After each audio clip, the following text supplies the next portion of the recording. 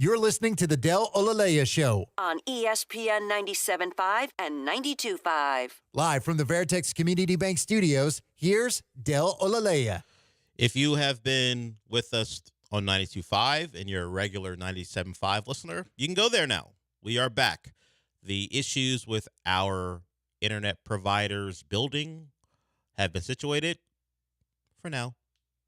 Quiet part out loud, because we were good to go yesterday too at one point, and then that through no fault of our own fell apart just because of the fluctuations in power around the city. But we are good to go now. So if you want to go back to 97.5, you can, or you are a regular person who listens on the stream or the app. Those are available for you as well. And of course, ESPN Houston, YouTube, and Twitch are back and ready to go. So for the most part, we are good to go. There's one other thing we're working on, but the main things you listen or you use to listen are good to go. So if you stuck with us, we appreciate it. And now we provide you with our regularly scheduled programming going forward. So after I'm done, Gallant George will be up next, and then the Killer Bees will follow them. So we ended the conversation with, at least last segment, with the Summer League. The Rockets will play in Summer League tonight. That starts off with them against Lakers. I would probably call it one of the premier games. You have the top three. You have a top three pick in Reed Sheppard, and of course the attention that Bronny James will bring to the table as well. And of course, those two will probably match up against each other at least quite a bit, as long as they're both on the floor. They're of similar size. Bronny James is supposed to be a point of attack defender, and if they're going to put the ball in Reed Sheppard's hands, you might see that matchup quite a bit. We'll see what Reed Sheppard has. The shooting. In fact, the funny thing is, generally in Summer League, guys don't shoot the ball that well, even if they're known as good shooters. There's just an adjustment period. So I'm not even all that interested in what he is as a shooter early on, because I just expect that to happen. There's clear evidence that he's a great shooter. So if he struggles early on to shoot the basketball, that's not going to concern me. What he is as a on-ball defender, people expect that to be a strength of his game, despite his lack of size. I want to see that. If he's, I don't know if he'll be targeted in the Summer League. There'll just be a lot of guys who want to get their own, so he may be the guy who's covering them. And also what he does on ball as an offensive player, as a playmaker. Maybe he's not a guy who will shoot the ball well early, but is he going to get to a spot? Is he going to get in the lane? Or is he going to have a little bit of an issue because maybe he's better off the ball, and maybe the use of screens is how he's going to get open. So that's what I'm going to be focusing on as Reed Sheppard gets his start in the NBA. And of course, all the caveats you throw in there. Don't take anything too seriously. It's Summer League. You just hope he looks the part. Even if the shooting isn't there for him, don't look outmatched. And I don't really expect him to. A lot of people think he was a best prospect in the draft. Certainly you hope that plays out. But I Reed Sheppard tonight against Bronny James and the rest of the Lakers. Some things we didn't get to, mostly because we couldn't talk to you, and now we can. Since last we spoke, did we even get to, were we on the air? We were on there on a Wednesday, and Berhalter was fired on Tuesday, right? What are you asking me, man? I don't have know. no I'm idea. trying to. I don't know. That's why I'm asking you. I don't know the timeline. I can't remember anything. I don't know anything that's happened this week. Fair enough. I don't know anything. Fair enough. I don't know which day anything happened. But I don't know either. That's why I'm looking for help. I knew I lost power, and so did most of Houston on Monday. Yes. That's all I know. That's all I got. That's really the only And irrefutable fact. Today's Friday. You do know that. And yes, you're a day away. This is your final day before you go on vacation. No, but you're working Monday. You're right, because the game doesn't download till later that afternoon anyway. God, I hope I have power. God, I was joking about that earlier this week. Again, whenever. Now it's Friday. And I still don't have power. The game I'm talking about is EA College Football 25, which is something that's been a focal point on this show. And remember, we had a call from Pena. He was trying to figure out. Now, his apparently he's going to get the game the day of. Maybe he's not doing the early release. So hopefully, with more lead time, he'll be able to get his power. The game shows up, and we'll get to the Berhalter thing. I'm distracted. the game shows up on the console to download on Sunday. That's when you can download it. No, tomorrow. It'll start to download on, I don't know what part of tomorrow, but you'll be able to download it tomorrow. You won't be able to play it till Monday. So, Sean, you're without power at your place? Yes. Are you still staying with someone who has power? Yes. Will you go home today, grab your console, just so you have a place to download the game? I mean, it can download when I get power, if I get power before Monday. This is what I'm saying. So do you? I'm saying on Sunday, if I still do not have power, you're going to get your console. I'm leaving there with something. Yeah. All right.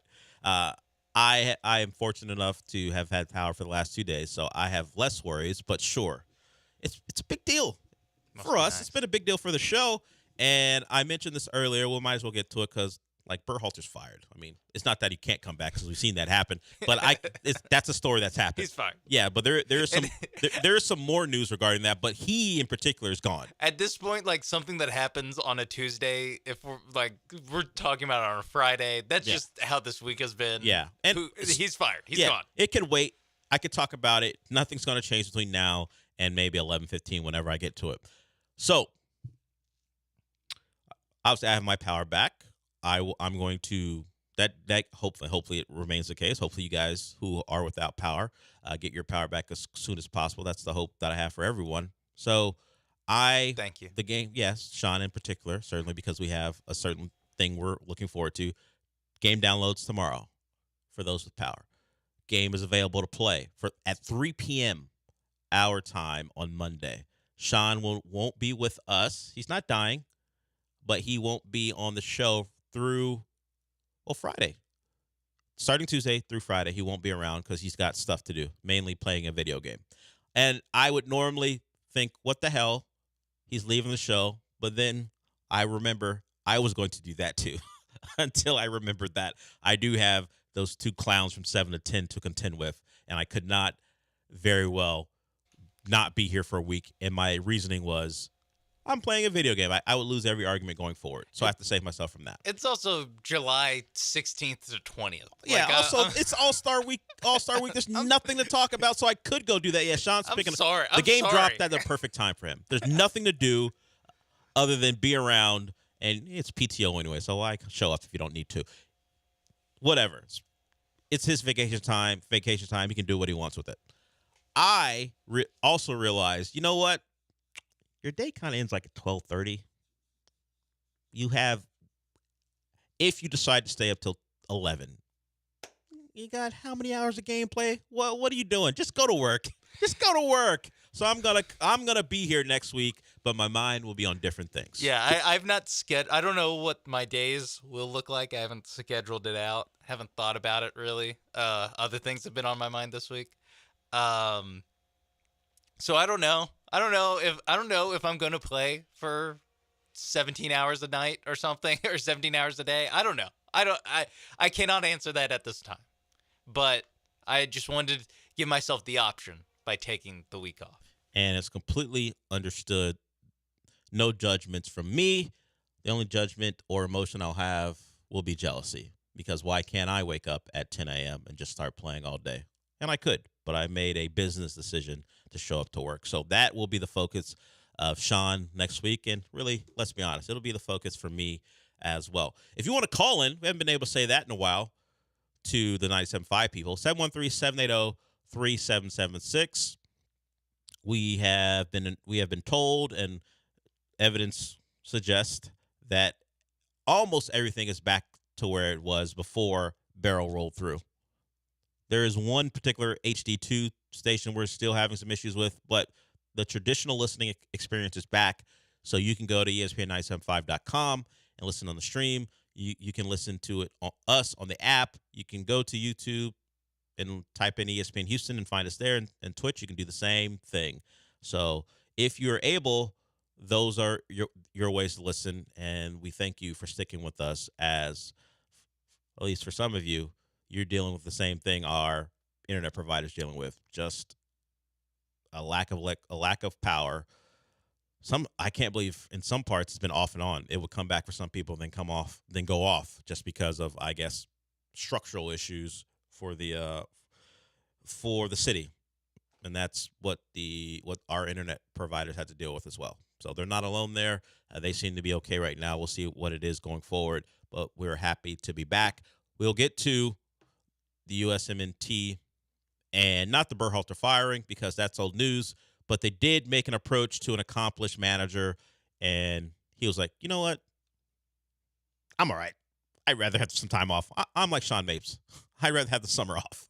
So we'll talk about that and what could possibly be at hand as they try to replace Greg with three Gs and get ready for the 2026 World Cup. We'll talk about that when we come back.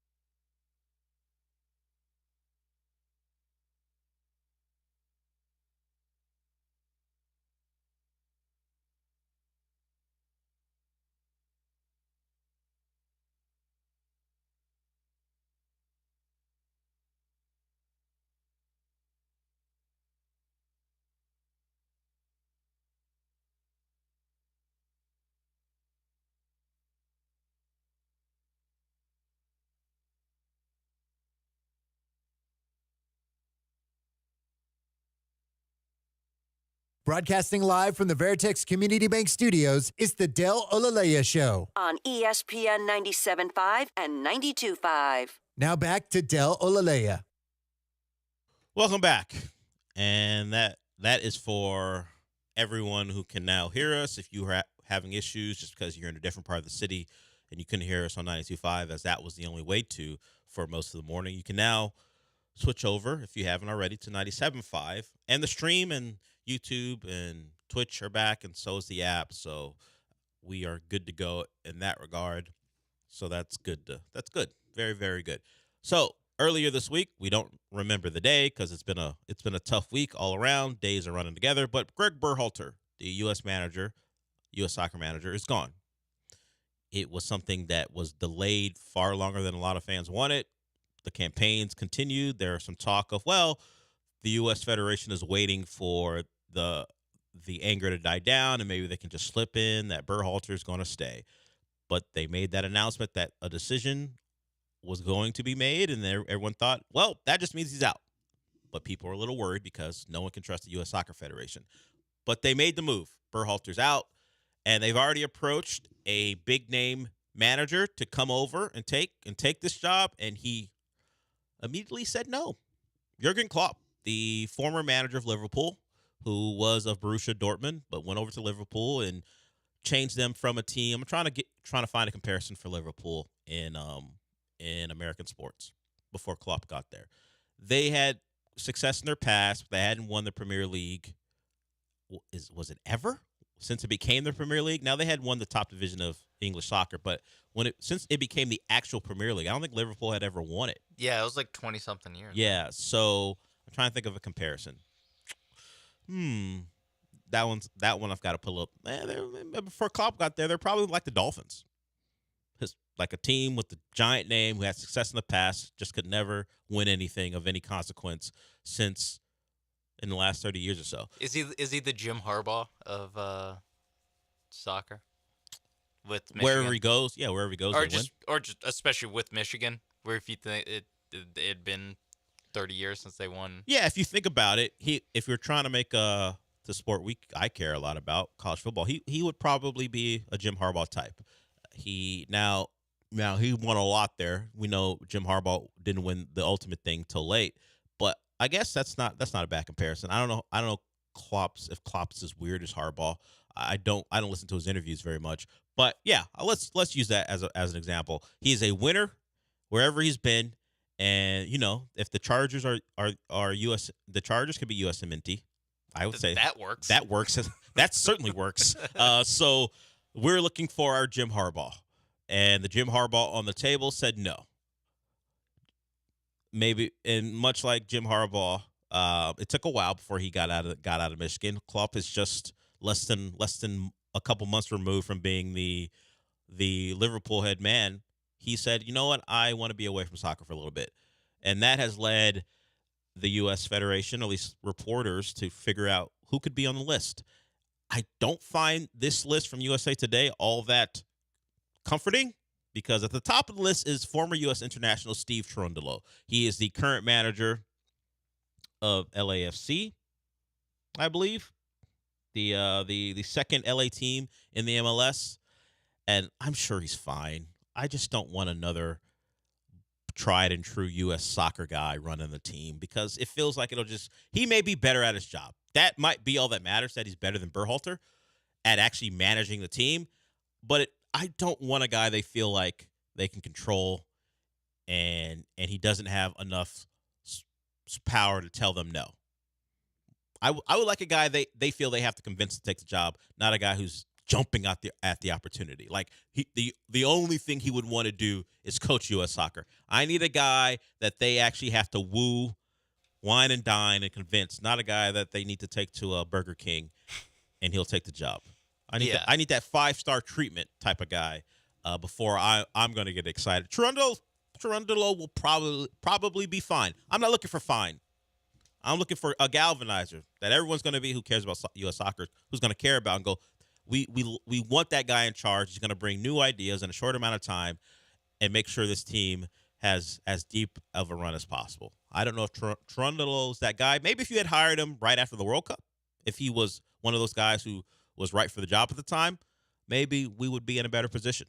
But we're not. We're in a position where we need to play well and advance. I don't care about some long-term project where he's changing the entire structure of U.S. soccer, which I question whether they would allow anyway.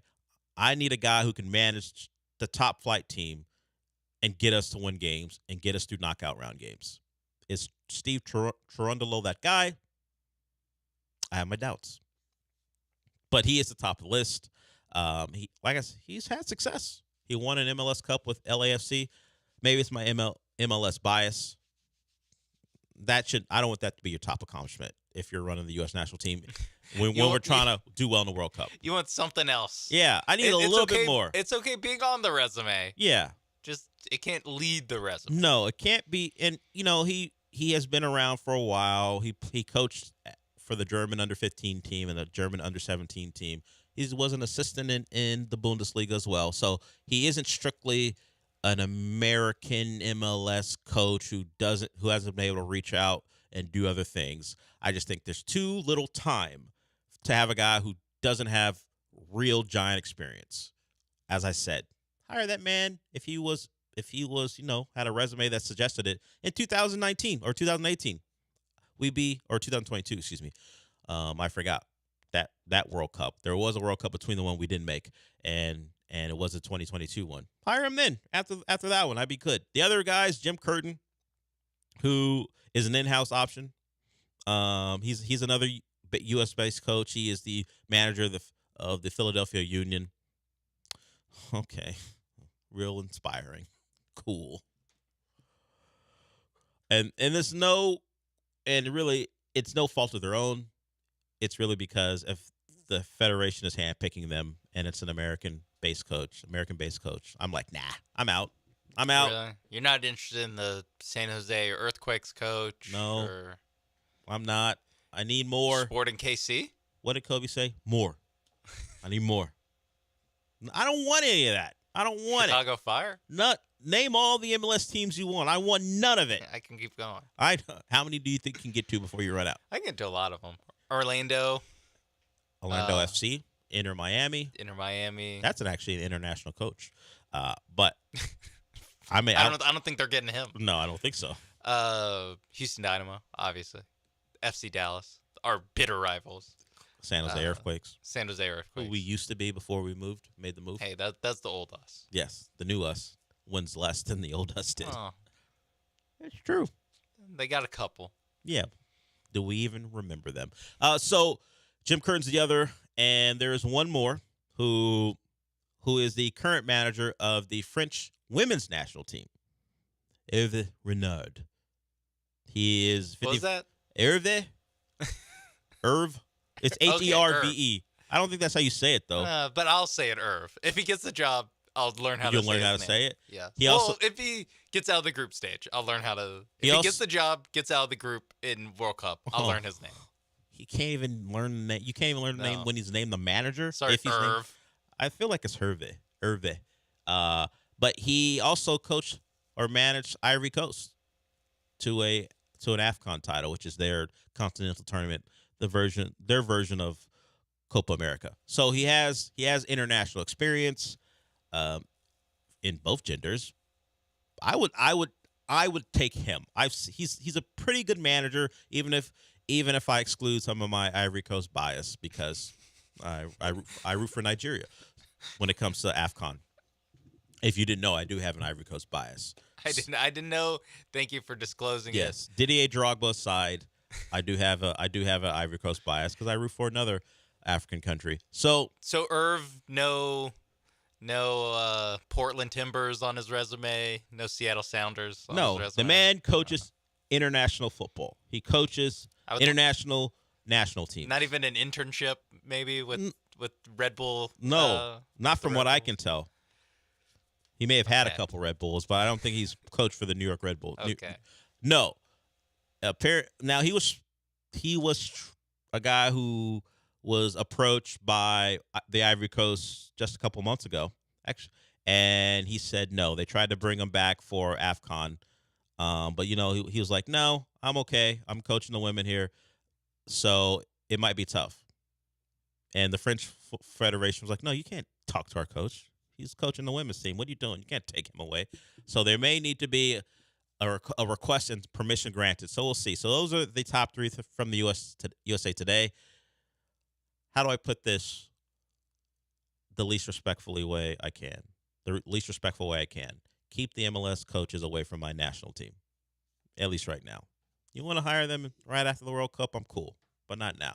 So that will go on. We just know the one guy they did approach rejected them, and apparently Steve Cherundolo might be the favorite because, of course, he would be. Just hire another USA guy. Cool. I don't have high hopes, to be honest with you. No. I mean, Klopp always felt like a pipe dream. It did. And just like there's so many parallels with college football with this, where you're like, fire him and hire that guy. Yeah, and the guy's like, wait a minute. No. Who said I wanted that job? I don't want that job. Yeah, my wife was looking for houses in Austin. Nick Saban isn't moving. Yeah. Are you kidding me? I just like the city. It's a real estate thing more than anything. Yeah. But yeah, and now it's like, oh well, we can see if this guy says yes. we can always go back to the old favorite. Yeah, the path of least resistance. Well, how are we going to convince the former U.S. player who's coaching in the MLS? How could we possibly convince him to take this job? Yeah. You mean the guy knocking down your door to take the job? It's like hiring alumni. Yeah, we're out here hiring the defensive coordinator from the guy we just fired. If we're making the college football parallels, you're hiring the guy from the failed staff. Cool. That's a good idea. Although Trundle is separate from Berhalter, I just don't like the optics.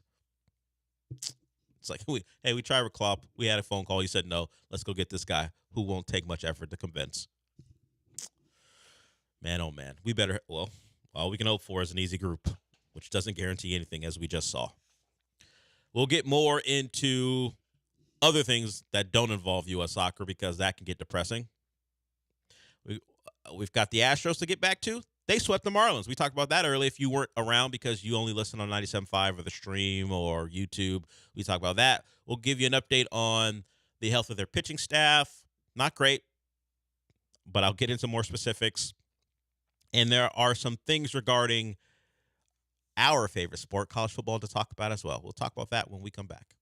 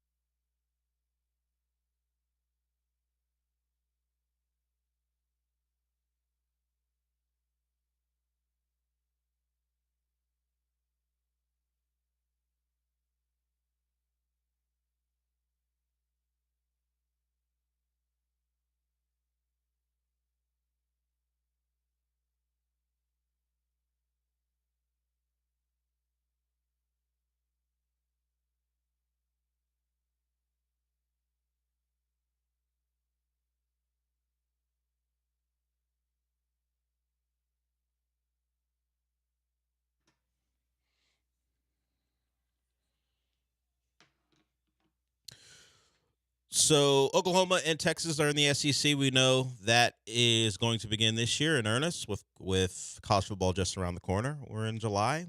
First games are late August, early September, so not that far away. In fact, I think I saw one of the accounts from Texas, I don't know if it was Instagram or Twitter, tweet out, we're 50 days away from college football being back. I don't know if that was in reference to their own schedule or just games in general, but 50 days, not that far away. And while the Big 12 lost those two, they are targeting Clemson and FSU. Now the rights to get out of that conference, and that conference is the ACC. It's a big number. In fact, those two schools, Clemson and Florida State, have been involved in lawsuits regarding that particular fact that the ACC isn't just going to let you go. We're not just going to let you go unless you pay an exorbitant amount to get out. Wasn't their buyout like supposedly going to be like $500 million, and that's why they're suing them, because they're like, that's ridiculous. I don't know if it was $500 million, but it was a thing that it wouldn't have been feasible. It was a number that wouldn't have been feasible for really any school to pay to leave. Like any institution. Yeah, and the Big 12 or whoever was going to bring one of those schools in wasn't going to pay the fee for them. They weren't going to buy it out. So it was a large number. Yeah, it was an absurdly large number. Now they're suing to get the what's it called? The grant of rights. The grant of rights. To be open so they can actually do a real appraisal of it's a whole bunch of boring lawyer stuff. Yeah, all it is an exit fee that's exorbitant. No school would be willing to pay it to leave. Yeah. And like Apple wouldn't be able to pay it. And now it would be a bad investment. So now those two schools are suing to have those exit fees kind of opened up so people can audit them and figure out what's real and what's normal and what's crazy about the setup. So the Big 12, them going to the Big 12 would be such a great twist. Yeah, the Big 12, after their two big schools left, have pillaged from the Pac-12, and now they want to pillage from the ACC. The ACC is if you're in the conference, a lot of people think it's a bias to Tobacco Road, and maybe the ACC wouldn't become a full basketball conference, but that's what it would be known for, because I wouldn't imagine Miami would stick around if those two are leaving. It would be a conference that would no longer be part, and it's barely there now, part of the Big Four.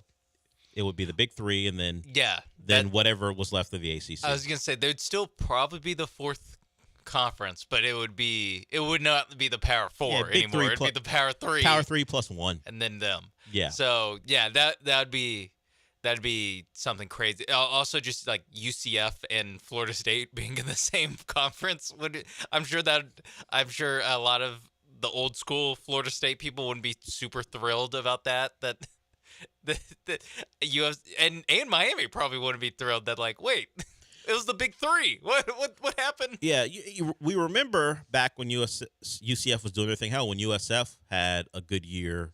Now we're talking about almost 17 years ago now. They were a school who was putting up the billboards that was calling themselves the Big Four. And UCF, when they were on their path to a national title, if we remember how they sold their undefeated season, was calling themselves the Big Four as well.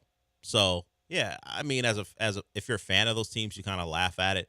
And the universities barely take the usurpers seriously when they do that stuff. But it's part of the equation. And now if you're in the same conference, it might be more serious. Yeah, particularly if you're in the same conference. So, but that speaks to some of the desperation when we talk about the conferences and trying to compete with the SEC and the Big Ten as far as bringing in money to make yourself viable for a national title. Now, it's easier to be in the competition for it because the playoff expansion, but if we're talking about actually winning it, that may still be something where it's an exclusive club, and being in a conference where you're not making as much money as the others hurts your cause when it comes to spending and recruiting and all the things it takes to be a viable title contender. So the Big 12 is trying to take Clemson and Florida State. We'll see what the domino effects are for that. Will the ACC survive on the likes of Tobacco Road if Miami doesn't follow them to the Big 12, or maybe the Miami has eyes on the Big 10? And really, for the final quote-unquote big school, Miami hasn't really lived up to that reputation football-wise. But if we're talking about them as a brand, their path, I think they would probably go to the Big 10 if they could, if the Big 10 would want them. But they're waiting for Clemson and Florida State to pave a way. Like, hey, you guys, you want to take all the bullets? You want to be cannon fodder and make it easy on us? cool. But, we're going to sit in the cut and be like, you know what? We love the ACC until there's a clear path to get out of it. Yeah. Miami and Washington being in the same conference. I mean, they have a history. It's history I don't have to get into, but they shared a national title. Now that I'm getting into it, Washington ended their long home winning streak, so there is a bit of a history between the two teams. I just meant that you could not think of two farther schools away. Cal and Miami right now. It's almost as far. You know what? Good point. Yeah, the Stanford and Cal and Miami in the conference, so it's you might as well throw in Washington. I forgot. You move to the Big Ten. I forgot. At this point, who cares? Yeah, who cares? Hey. Again, all of this would be okay in my eyes if they just were like, these are football-only moves. But the fact that they're like having to go through this charade of like, nope. Also, our volleyball teams are gonna have to be in these conferences. Like, Cal volleyball is gonna have to play in Miami at some point. You're like, well, why? For what? We all know this is only because of football. I mean, it's a cool trip, I guess, if you are someone from California and you've never been to Miami. What a sell! The couple days you get to spend there, I guess, are entertaining in the middle of the week for a volleyball match. They have to have like preseason tournaments and stuff where they can have them in Fort Lauderdale and get that full experience. Maybe I don't know how Cal's volleyball schedule works. Surprisingly enough, I don't look into it very much. Big of you to admit. Yeah, sometimes you just have to be honest about things, Sean. Hand up. I don't know if they go to the Bahamas, like the college basketball. Yeah, I haven't done the research, but hey, but we've heard this from the non-revenue sports athletes before, where they only went to those schools because of the ability of their families to see them play. Like you if you're born in one of those states, you go to the Pac-12 beyond the fact that you grew up with it. It's not a long drive or a long flight for my family to see me play, and they've always watched me play. I'm going to stay in the Pac-12, so they continue to do that. And it's different now, and as you said, it's all about football. And, I mean, for us, sure, once the season starts, our concerns about, oh, no, the tennis team has to go here are going to go fritter away. But when you think about it, it's crazy. It's nuts, but it's the way of the world.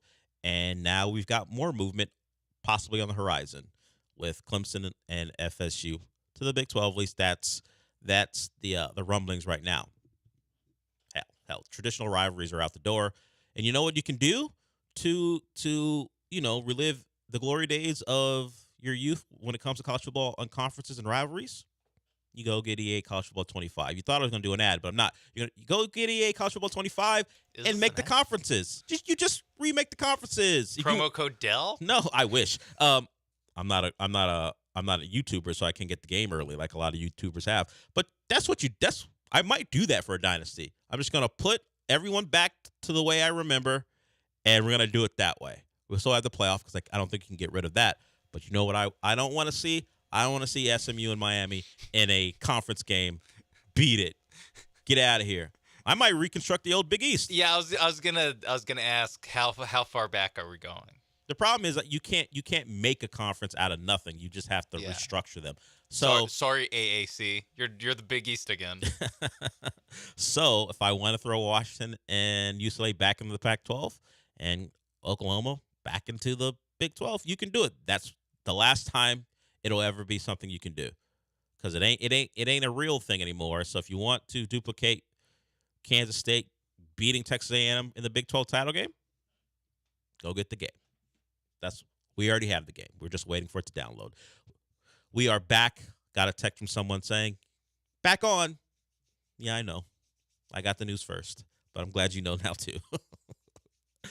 We are back on ESPN 97.5 and the stream and YouTube and the app and Twitch. So if those are your traditional ways of listening to us, we have those available for you once again, because the power has been restored at a building that has little to do with us other than they have our internet provider housed there. So we're glad to have that be the case, as a lot of people have been working on it, making calls, and we're good to go again. The Killer Bees follow Gallant George after me. We got a couple more segments here to go. We'll give you some updates on what is going on with the Astros and their pitching staff, because there's been a setback for one, And one guy was able to make it through an outing, which is great, without being injured. So we'll talk about that when we come back. But before I go, Sean has informed me that some people may have issues with their plumbing. And that may have nothing to do with Beryl, or maybe it did. Sometimes natural disasters cause things you didn't expect to happen. And sometimes plumbing issues pop up, and where you should go is Aqueduct Plumbing if you need a fix. AqueductPlumbingCompany.com is the website. I've told you a lot about the repiping. Repiping is a major issue in people's homes. Those old, dirty pipes produce old, dirty, nasty water. You don't want to shower in that. You don't want to cook with that. And if there's a leak, it'll get into your walls. But they do smaller jobs too, whether it be something like a water heater that you need replaced, or there's a leak, or just basic plumbing issues that you don't want to deal with. You have a local company headed by a local individual in Billy Brown who will help you out. They send out the contractors who are experienced and people who are from the community to help customers in the community. If you want to call them and get a free price quote, it's 281-488-6238. That's 281-488-6238. So plumbing needs can vary. Aqueduct Plumbing can cover them all. Just go to aqueductplumbingcompany.com.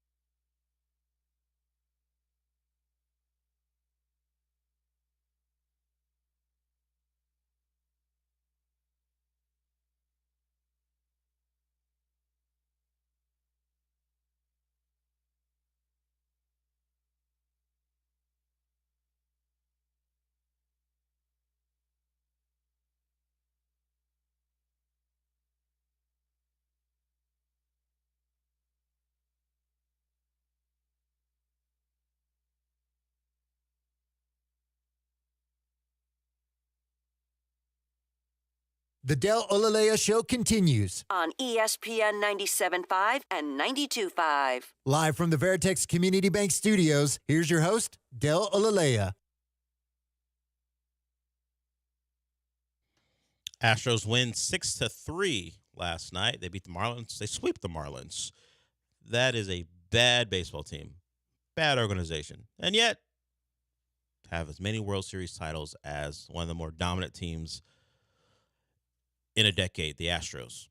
I mean, the Astros' run of making ALCSs that ended last year, you put that up, particularly in the modern era of dominance, stacks with anyone. I mean, sure, the Yankees have the World Series titles in a row, and that is the modern era, but it's been so long we forget the Yankees are actually a power in baseball, mostly because HD TV wasn't a thing, so I don't want to count it. But it was a thing. They were really great in the late 90s and early 2000s. That's changed, and thankfully we don't have to deal with them being great all the time, although despite what's happened recently, they were off to a really good year until things fell apart, and couldn't have happened to a better franchise, to be honest with you. But the Astros have been great, and they were able to take out the Marlins over the last 3 games, but it's crazy that the Marlins have 2 titles. One one of, it's several teams, but not many people can say in the last 30 years that they have 2 championships, and the Marlins are one of them. It just so happens they've done little beyond that. But the Astros took advantage of them being bad. Hader, Abreu, Presley, good yesterday. We'll certainly take that. The scoring, I think, ended in the 5th inning, and it was just kind of playing out the string at that point as the Marlins go down. Unfortunately, the Mariners are in Anaheim playing the Angels, and the Angels are certainly a soft touch, so they win 11-0 yesterday. I believe Cal Raleigh hit 2 home runs, 1 from each side of the plate. He of the "Isn't it always great when the Astros lose?" That quote from now maybe a couple weeks ago now. So they're in L.A. or Anaheim beating up on the Angels, so you don't gain any ground there. You have a series against the Rangers starting as you try to either gain ground or maintain where you are as you go into the All-Star break, one of the hottest teams in baseball, and you want that to continue. The Astros have played good baseball.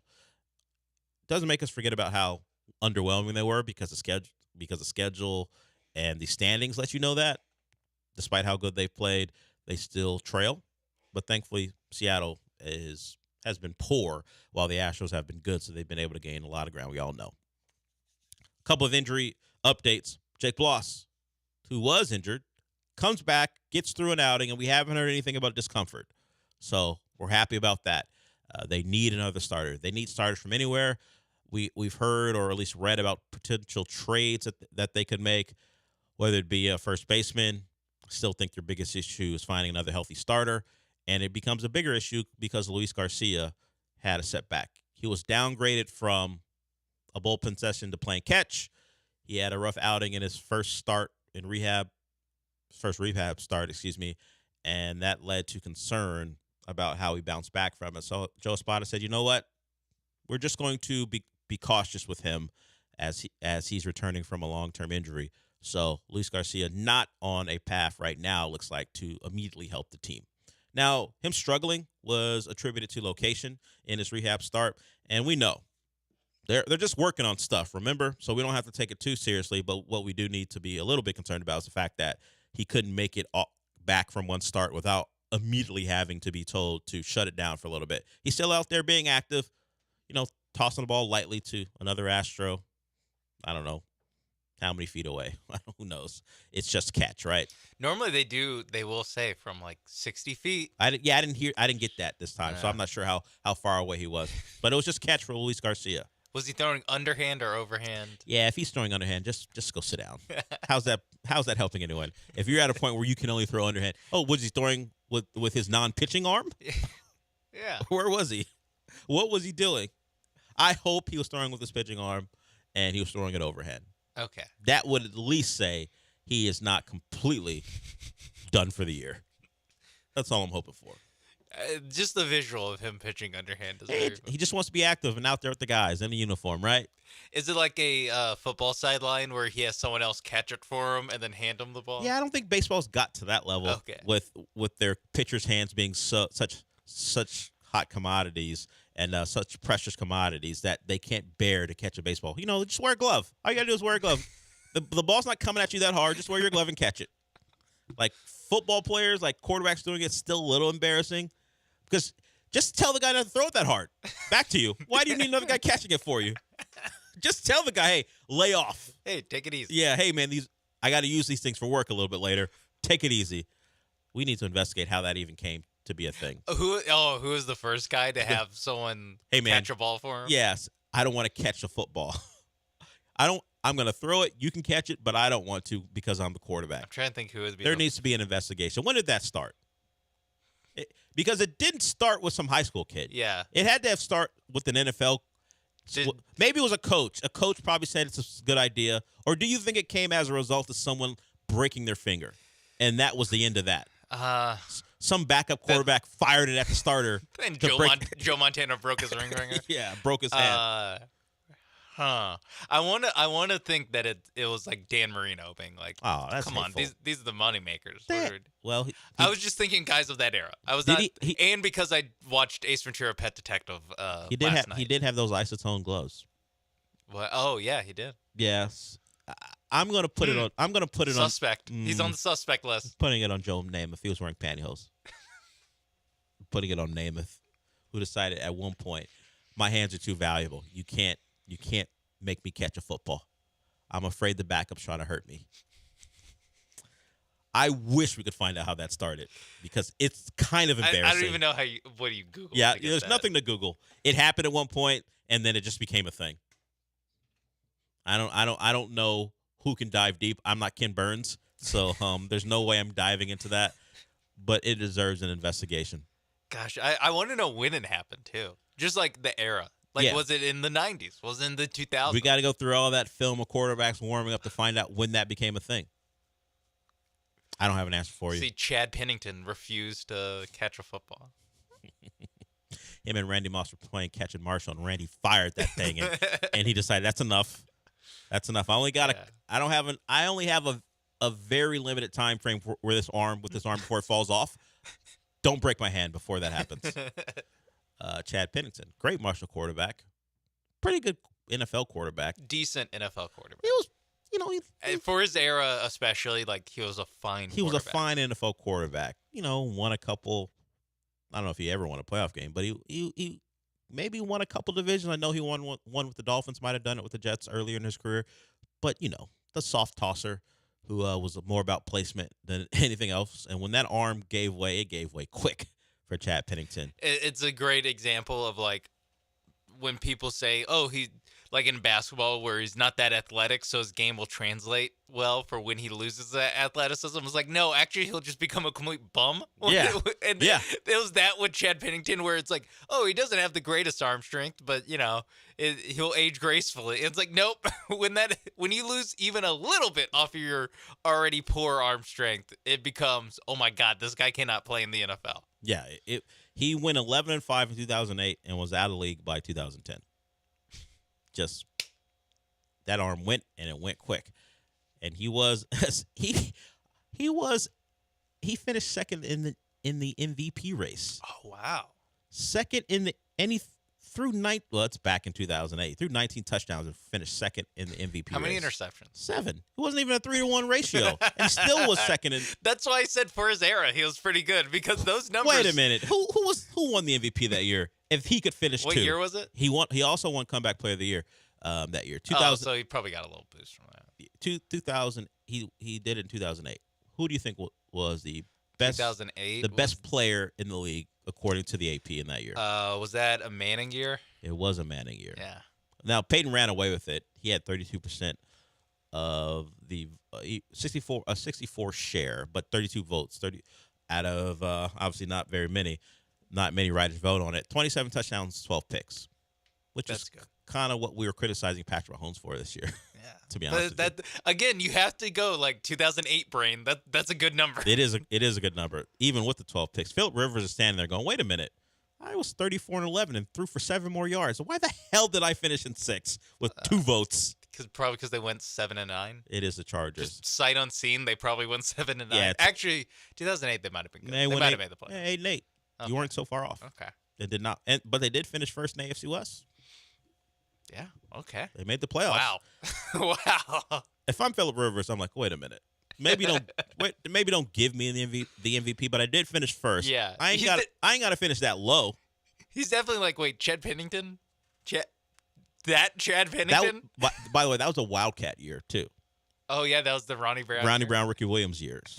So it wasn't like Chad Pennington was a driving force. Wait, they innovated football by taking him off the field, and he's second in MVP. Yeah, they started that year 0-2.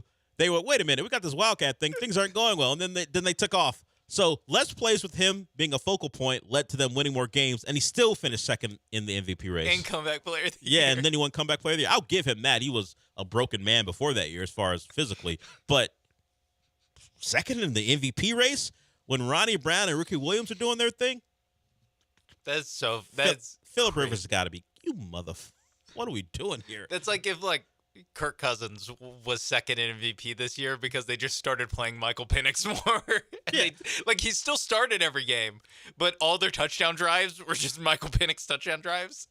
Then it's like, congratulations, comeback player of the year, how he responded from his torn Achilles. Or they just made Bijan Robinson the guy who they gave the ball to on direct snaps over and over again, and he made plays.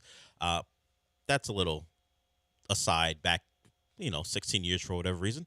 But hey, it was a different game back then. It was a different game, and as evidenced by all their stats. Yes, we were criticizing the best quarterbacks in the game this season for those stats, and one of those guys, Peyton Manning, won the MVP with those stats. Phil Rivers actually had a great year. The Chargers just weren't good enough. Yeah. Coming up next, we're going to talk to Michael Carroll. We got a new comic book trailer that dropped. We can talk about that.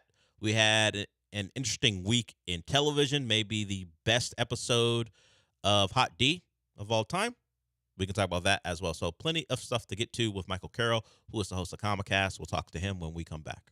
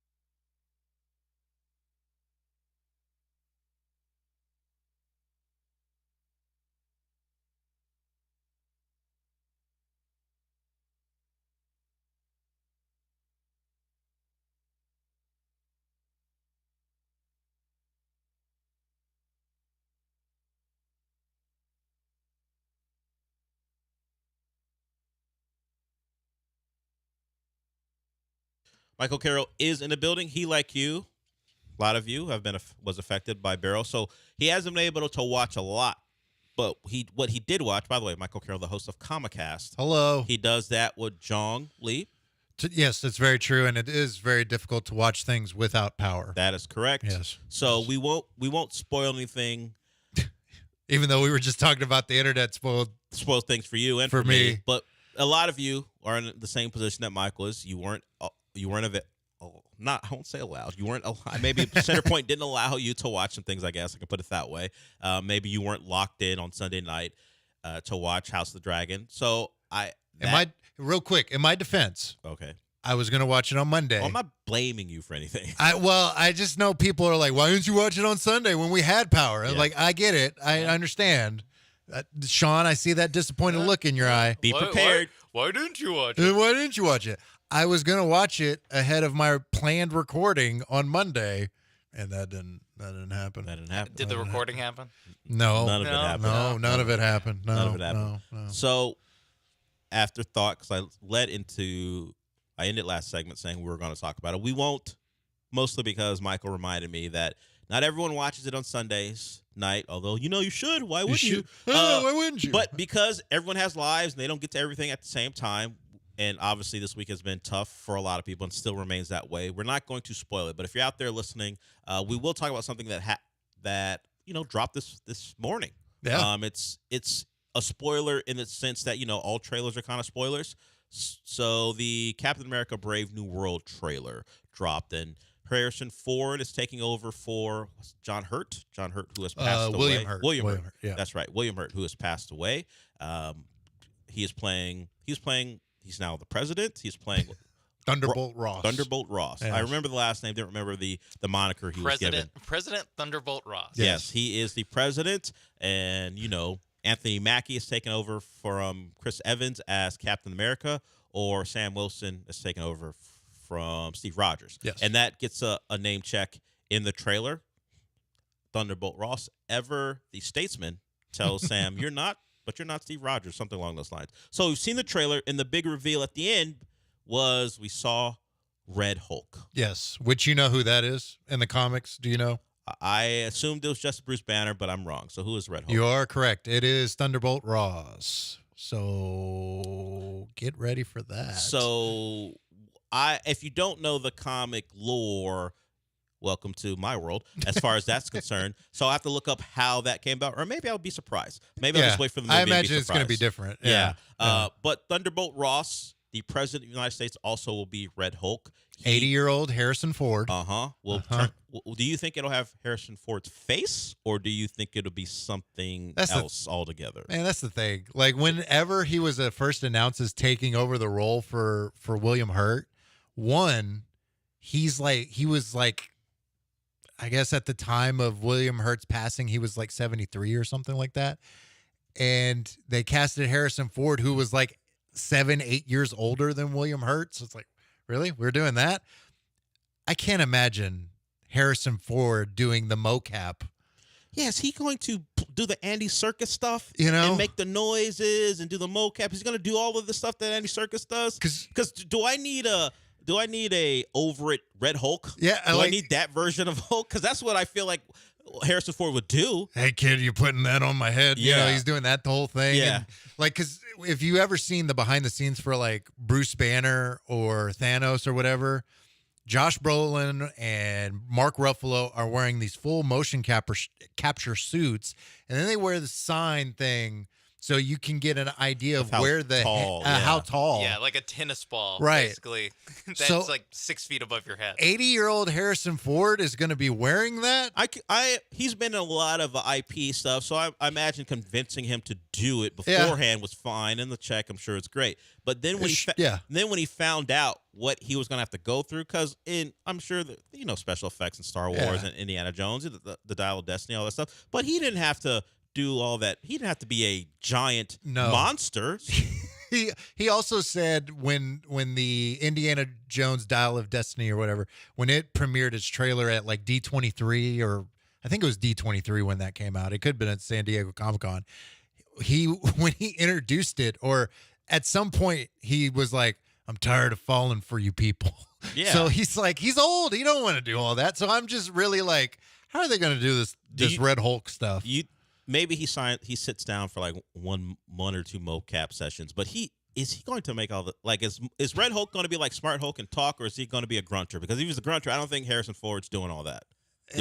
Although that's kind of his personality. Actually, I was going to say that's actually maybe more in line with it, honestly. But like, it's He could talk. Okay. He's not. So we're going to hear Harrison Ford as the Hulk. Yeah, more than likely. Or yes. Thunderbolt Ross, because he's going to get real deep into the character. Yes. Yeah, And it won't just be Harrison Ford. Or I think it'd be funny if it would. I'm just imagining him doing character study. Yeah, on the Hulk. You think he's going to read comics about what the Red Hulk was? This Hulk, yeah. He's just frowning the entire he's just frowning. he's just gonna frown the entire time. So they do make mention of he looks different, and the joke is shave a mustache. Yes. You can't be president with a mustache, as opposed to there's an entirely different actor and they've done this before. Yeah. When Don Cheadle took over for Terrence Howard. Mm-hmm. They did a similar check. Hey, yes, audience, we know there's a different character, a different person playing this character, and I saw this on my phone because at the time the internet wasn't up. Right. Was that Don Cheadle running around trying to assassinate someone? Was that? No. That wasn't a scroll pretending to be Don Cheadle. No, I could barely tell. I don't think so. You have to really zoom in when you're watching, because I watched it on my phone as well. Yeah. Did you watch Falcon and the Winter Soldier? I did. Remember Isaiah Bradley? Yes. That was him. The gentleman I know from Alias. Yes, him. Yes. He's in this movie, and he seems to be mind controlled. Okay. So, which would also, there's a brief shot of a character by the name of, let's name check this character for you, Del. Samuel Stearns. Do you have any idea who that is? Nope. Did you watch The Incredible Hulk? What was that? I don't know. With Eric Bana? No, with Edward Norton. I've seen it. I don't remember anything from that movie other than he winds up in the jungle at some point. At the end. Yeah, he does it at the very end. Yes. Tim Blake Nelson is in that movie. He's a character actor. He's one of those guys. You would recognize the face and not the name. Yes. Exactly. Yes. He was the character that was secretly helping Bruce Banner in that movie. Okay, I do remember that. But doesn't he become like something falls on his something head? happens to him? And something's happened to his head? Yeah. Well, he's back. Okay. After 14 years or whatever, I can't do the math right now, but it's 14 years or whatever, he's back. So we have a character who's never been in the MCU. Yes.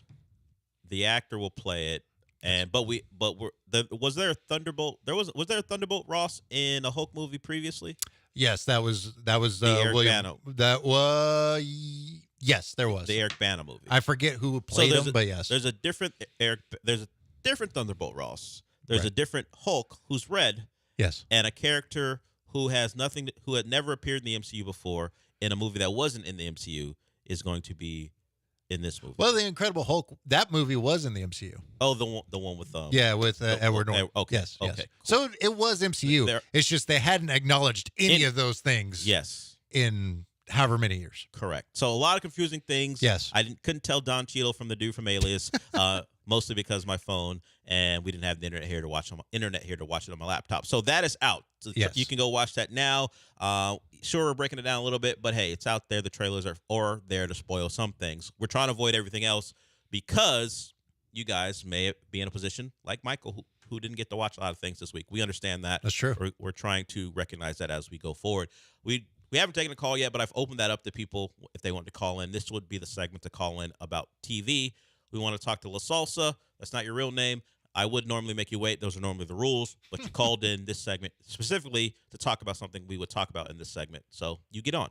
What does La Salsa want to talk about? Yes, sir. I hope y'all fared well during the storm. Movies and culture and stuff. But I watched In a Violent Nature last night, and I thought it was pretty rad. What do y'all think? I have not seen that movie. I think you've talked about it before. It's a horror movie, so Michael probably won't touch it. It's. I believe that's the movie told from the viewpoint of the killer, right? Yeah. Yes, he's called about it before. I did see it come up on my home screen on my TV, saying, "Hey, you've watched some horror stuff in the past. It's something you should watch." The algorithm got me. It didn't get me enough to pay for it, so I'll wait. But I haven't seen it yet. It's something on the on deck because it is gotten good reviews, and I am interested to see it from that aspect of it. I am very curious horror, as well. The killer's aspect. Yeah, of it, I'm very curious as well. I know it's gotten good reviews. So La Salsa, I'm with you on that. Mm-hmm. I haven't watched it as yet personally. but How it's does it definitely feel- something How I'm does going it to feel watch. to call a grown man La Salsa? I've done it, and I'm over it now. But You for know- you, the first time, It was a little weird. it is a little I weird. It can is a tell. little I weird. can tell it wasn't 100%. No, it was You like thought about I it. gotta roll with this. I gotta be confident about it, but I kind of wavered. Keep up. Yeah, you got to keep up the. I was trying to keep up the appearances, but like, yeah, I did waver on It's that a little bit. absurd. It's almost as absurd of a name as President Thunderbolt Ross. Yes. Is he not going to go by his actual first name, or is they going to reference him as Thunderbolt Ross the I entire bet time? they President reference him. Thunderbolt. I bet they reference him as Thunderbolt Ross the entire time. Also, like people commenting on this trailer, being like, "Oh, very topical. 80-year-old president." It Yes, fits. you know? It fits. Although that one much more spry than the candidates today You in real know. life. Yeah, As old as he is, Thunderbolt. he seems to need some sort of chemical help, I guess, in this movie. And I'm guessing it goes awry and he becomes Red Hulk. Yes. Yes. What was your first clue that he needed chemical help, Michael? Oh, I don't know. When he becomes the Red Hulk. And obviously, this all sets up. You hear about the Thunderbolt Ross name. It's Thaddeus, by the way. I might go by Thunderbolt too if my first name is Thaddeus. Yeah. It's Really? an old, Bad Ross? it's old school. Yeah. But Yeah. he goes by Thaddeus. He doesn't go by Thad. I mean, Thunderbolt is a pretty cool name. It is. Like, It is. you know, It is. And if it's a moniker, particularly if you Yeah. spent time in the military, you can go by Thunderbolt Ross. I just like the idea that he had to shave his mustache to be president, but he did not have to change his name from Thunderbolt Ross That was to the line. become president. that was the line. There's something- Facial hair, no. There are No, some no, things no. the American public won't stand for. Yeah. And the And one it- thing is a president with facial hair. Especially an American public who like have had aliens descend upon their cities. Half the planet disappear. Yeah, there's a There- giant that elemental dude have a still sticking. mustache? There's a giant elemental still sticking out part of the earth that they're finally going to reference Yes. because you see it in the trailer. But hey, mustache beat it. That Well, guy, good luck winning a swing state, buddy. yeah, you think Wisconsin's going to vote for a guy with a mustache? No. Well, Get out of to here his with point, since what? Since 19 whatever. When's the last time a president's had a mustache? that. Good point. Good point. got a- Point counterpoint. He's got a point. The- Got a point. Of course, Chester A. Arthur. of course, maybe. Of course, Thunderbolt Ross will lead to the Thunderbolts at some point. Yes. That movie will have. Hence you see what they did there with the name? Huh? See? I'm there, right there with you. Ah. It'll have. See? It'll have U.S. Agent in it. Yes. It'll have Florence Pugh, who will play the new Black Widow in it, and Stephen Yeun. We remember him from The Walking Dead. Glenn from The Walking Dead. He'll be in it too.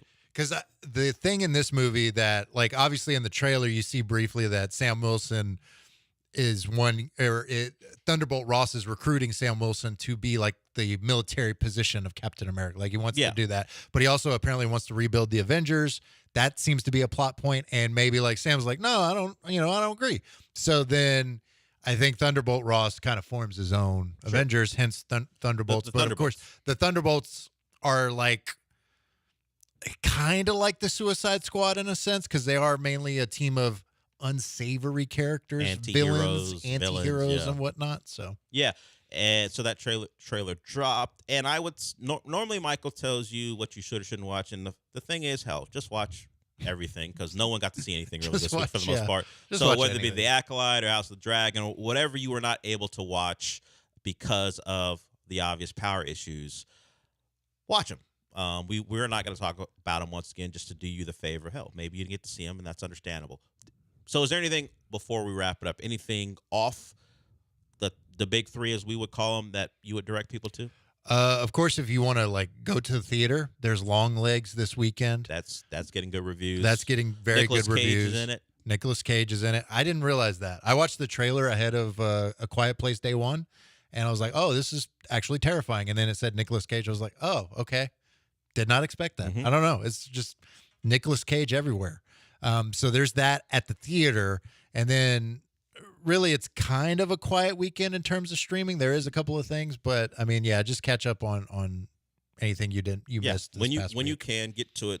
I would say if I'm ranking things, Hot D as I'm going to call it, was great this past week. The Acolyte, it's fine. I mean, the kid actors are whatever. As far as adding to the plot point, but they rehash something that happened in a previous episode. this yeah, the season. mystery. Yeah, we find out what actually happened. Yeah, and yeah. look at that. The Jedi's cops aren't great. Look at that. What a shock. And then we also have, obviously the boys, which, well, it's the boys. I mean, Yeah, I can't say it went off the rails. It's the boys. It's It's the always boys. stuff like Yeah, that. So you can yeah. watch. Those are the big three we kind of call on this show. And Michael, want to thank you for that. Thank you. Obviously, because of issues that you all went through, Michael didn't put up a podcast this week. But No. as always, you can listen to Comicast when it's available on podcast, whether it be Apple or Spotify or wherever you listen to them. And obviously 9 to 10 when we're good to go on Fridays. Comicast, you can find it here on 97.5. Michael, thank you. Hopefully it's a more normal week for you and everyone else next week. We can get into our normal conversation. Thank you for joining us. We got one more very short segment to go before Gallant George come up next. We'll be back.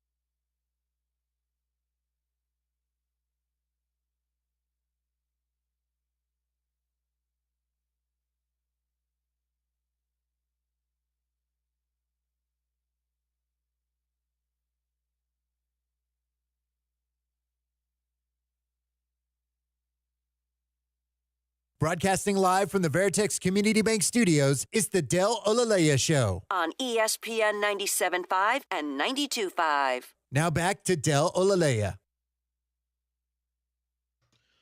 We'll be quick here, at least as quick as I can. I've talked about this a little bit, so let's get to it before we wrap it up. We have a new favorite for the Heisman. Former Oklahoma quarterback, Dillon Gabriel. He has taken over from Quinn Ewers as the Heisman favorite. Apparently, these things rarely happen in July, and it makes some sense. What the hell has gone on since the last time they put the odds out that would make Dillon Gabriel the favorite? There's nothing. None of the guys are injured. You haven't seen him throw a football, but he has shifted to the favorite in the Heisman race. He will lead that Oregon team that's pretty talented. He has, well, I guess maybe you say they've added Evan Stewart at wide receiver, the former Texas A&M receiver, so maybe that's the reason he's going to have more talent around him. But, I mean, it was Carson Beck and Ewers. They're the favorites in February, plus 800 and plus 900. They remain that way. Dillon Gabriel somehow, some way, has shot up. He's now plus 750. So if you want to go to MyBookie, I don't know if you'll get those same odds there. You can go to mybookie.ag and put some money down on the Heisman race. And in no surprise, there is not one non-quarterback on this list. I don't know if Dillon Gabriel should be number one, but he's going to have a good team around him. The top five is Beck, after Gabriel, Ewers, then Jackson Dart. Was Jackson Dart a Texas quarterback too? Maybe he was recruited by them. But yeah, maybe. USC. You're right, USC. You're thinking of Hudson Card. No, I've never thought of Hudson Card again. You are wrong on that. I was not thinking of him, although he may be at the forefront of your heart at all times. I am done. Gallant and George up next. First time I could finish a show all week, so that's cool. Gallant and George follow me, then the Killer Bees, and we hope that the internet stays up because it means everything else works the way it should, and we will hope for that. I'll talk to you on Monday.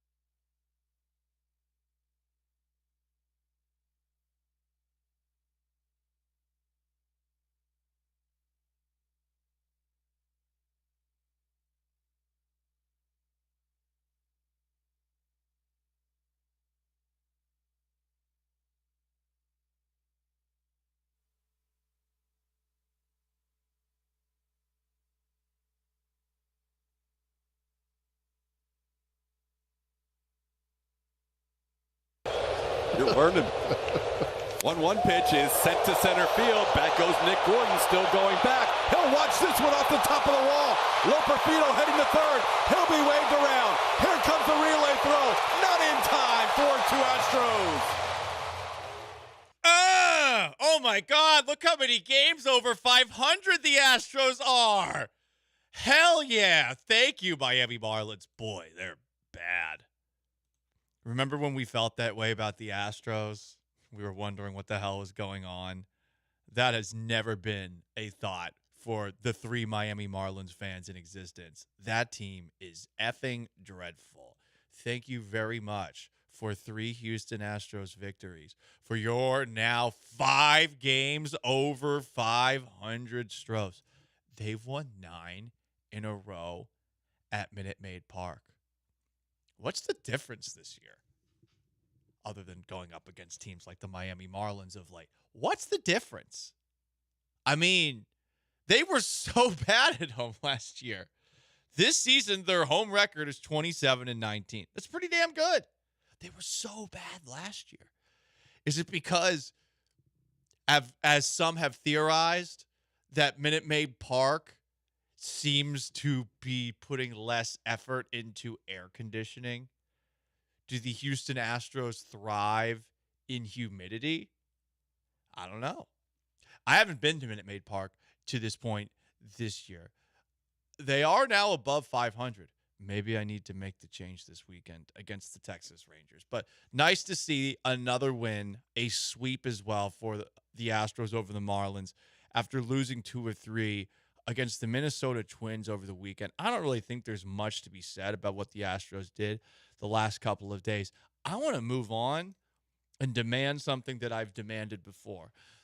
I want a sweep of the Texas Rangers. I want vengeance for last year, but I'm not sure it's really going to feel like vengeance. If you take a look at where the Rangers stand at this moment in time, they're 44-49, and you've seen reports from baseball insiders that they could be about to get rid of everybody. This is from Bob Nightingale. Rival executives expect the Rangers to make Max Scherzer, Michael Lorenzen, Andrew Haney, David Robertson, and Kirby Yates available ahead of the 2024 trade deadline, barring a dramatic turnaround. Is that dramatic turnaround going to happen? Do you want to do something that we did last year? We were keeping tabs on the Texas Rangers. Usually we put this out hoping it would be like the bat signal for one of our favorite callers, Tab, the friendly Rangers fan. I like to play this mainly because of a fun moment from the TV show Walker, Texas Rangers. So let's do a Texas Rangers watch. Eyes of a ranger, the unsuspecting stranger, had better know the truth of wrong from right. 'Cause the eyes of the ranger are upon you. Any wrong you do, he's gonna see. When you're in Texas, look behind you. But also in front? 'Cause that's where the Rangers gonna be. Not this year. And that's where Haley Joel Osment says, Walker told me I have AIDS. What a touching moment on Walker, Texas Ranger, a family-friendly television show. So, the Rangers, as things currently stand, are 44-49 in their World Series title defense. They do have an all-star game starter in Marcus Semien since Jose Altuve opted out. But whatever is going on this year, they do not look anything like the team that they were last season. I'm taking a look at the numbers, and while there's a couple of guys that have hit home runs for them, Adolis Garcia and Corey Seager, their numbers as a whole, woof. Marcus Semien is an all-star game starter with a batting average of .235 and a .686 OPS. Adolis Garcia is hitting just .215 this year. He does have the 17 dingers. This team can't hit worth a damn. I mean, take a look at the batting averages for guys who have actually played enough time, and there are 2 guys that are hitting above .270. That's it. What the hell happened? I mean, that was their forte last year. You took a look at their lineup, especially with some of the young bats that they brought through the ranks the last couple of months of the year.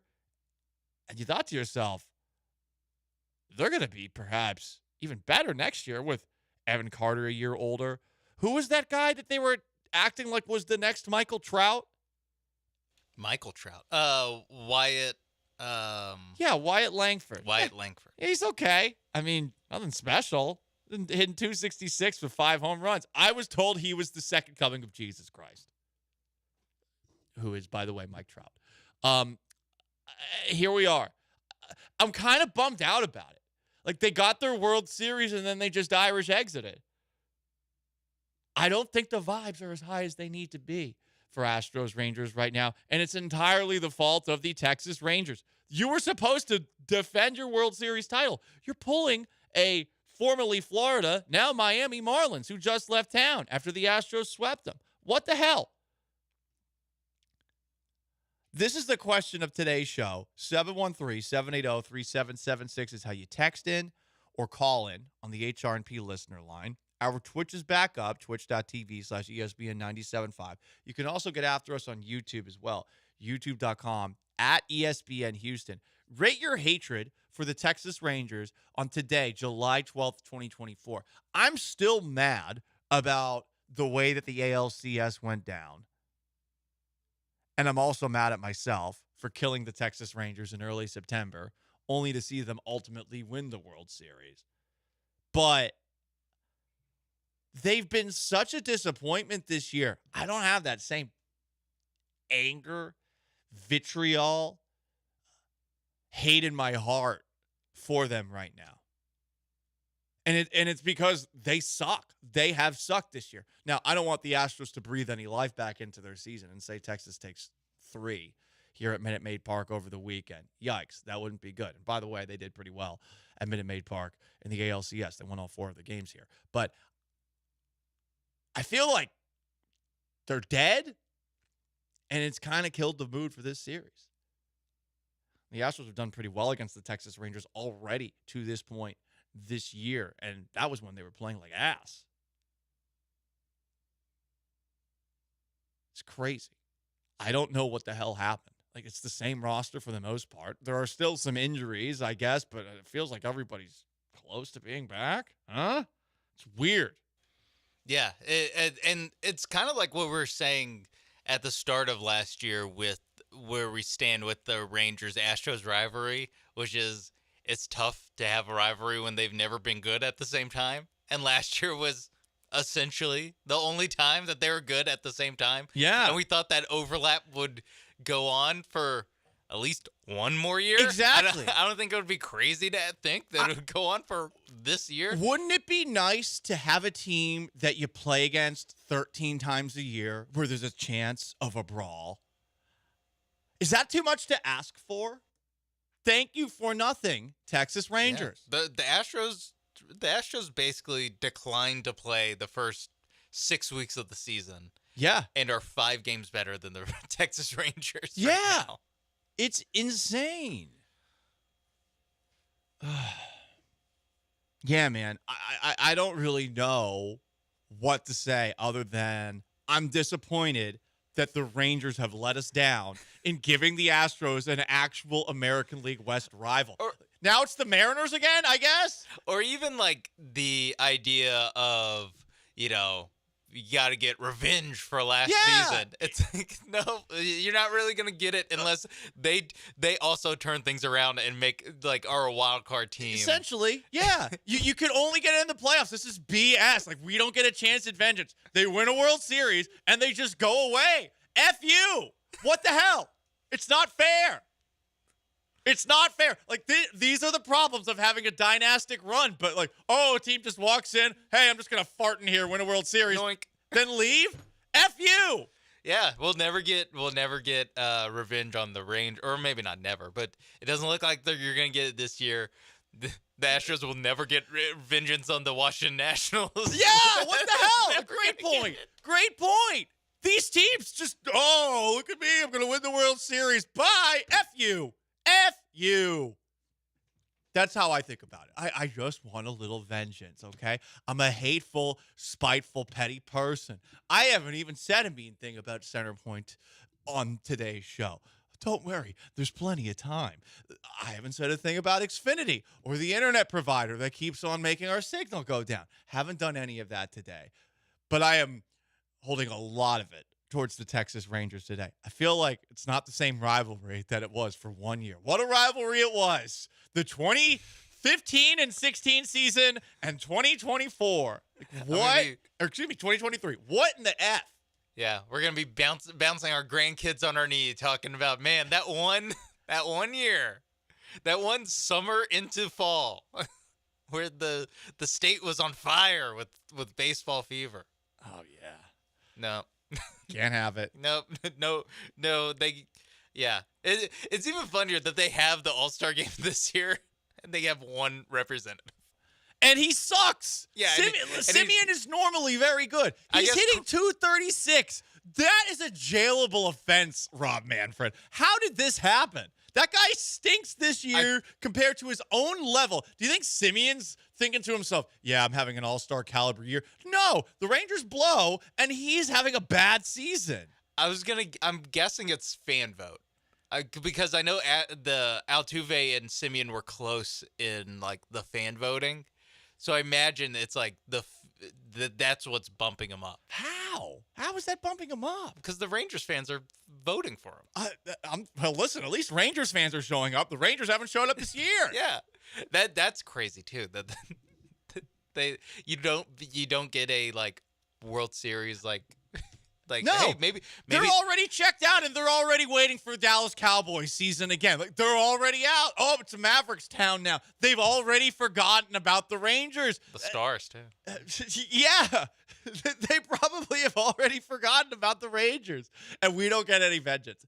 BS. So that's what I'm annoyed with today. 713-780-3776 to call it. It's how you text in as well. You can get after me on Twitter. Chalupa Batman is complaining. Can we talk Stros? What is there to talk about last night? Want me to dissect the Marlins game? No, sorry. Hard pass. Also, I couldn't watch it. So there you go. Coming up next. Guys, we all make mistakes. We all make mistakes. Some of us, when we're trying to put our big boy pants on, make the biggest mistakes of all. It has me thinking about some of my favorite press conference moments while covering Houston sports. You'll get to hear some of them next. Gallant George, no Joe, just Paul. Stick around.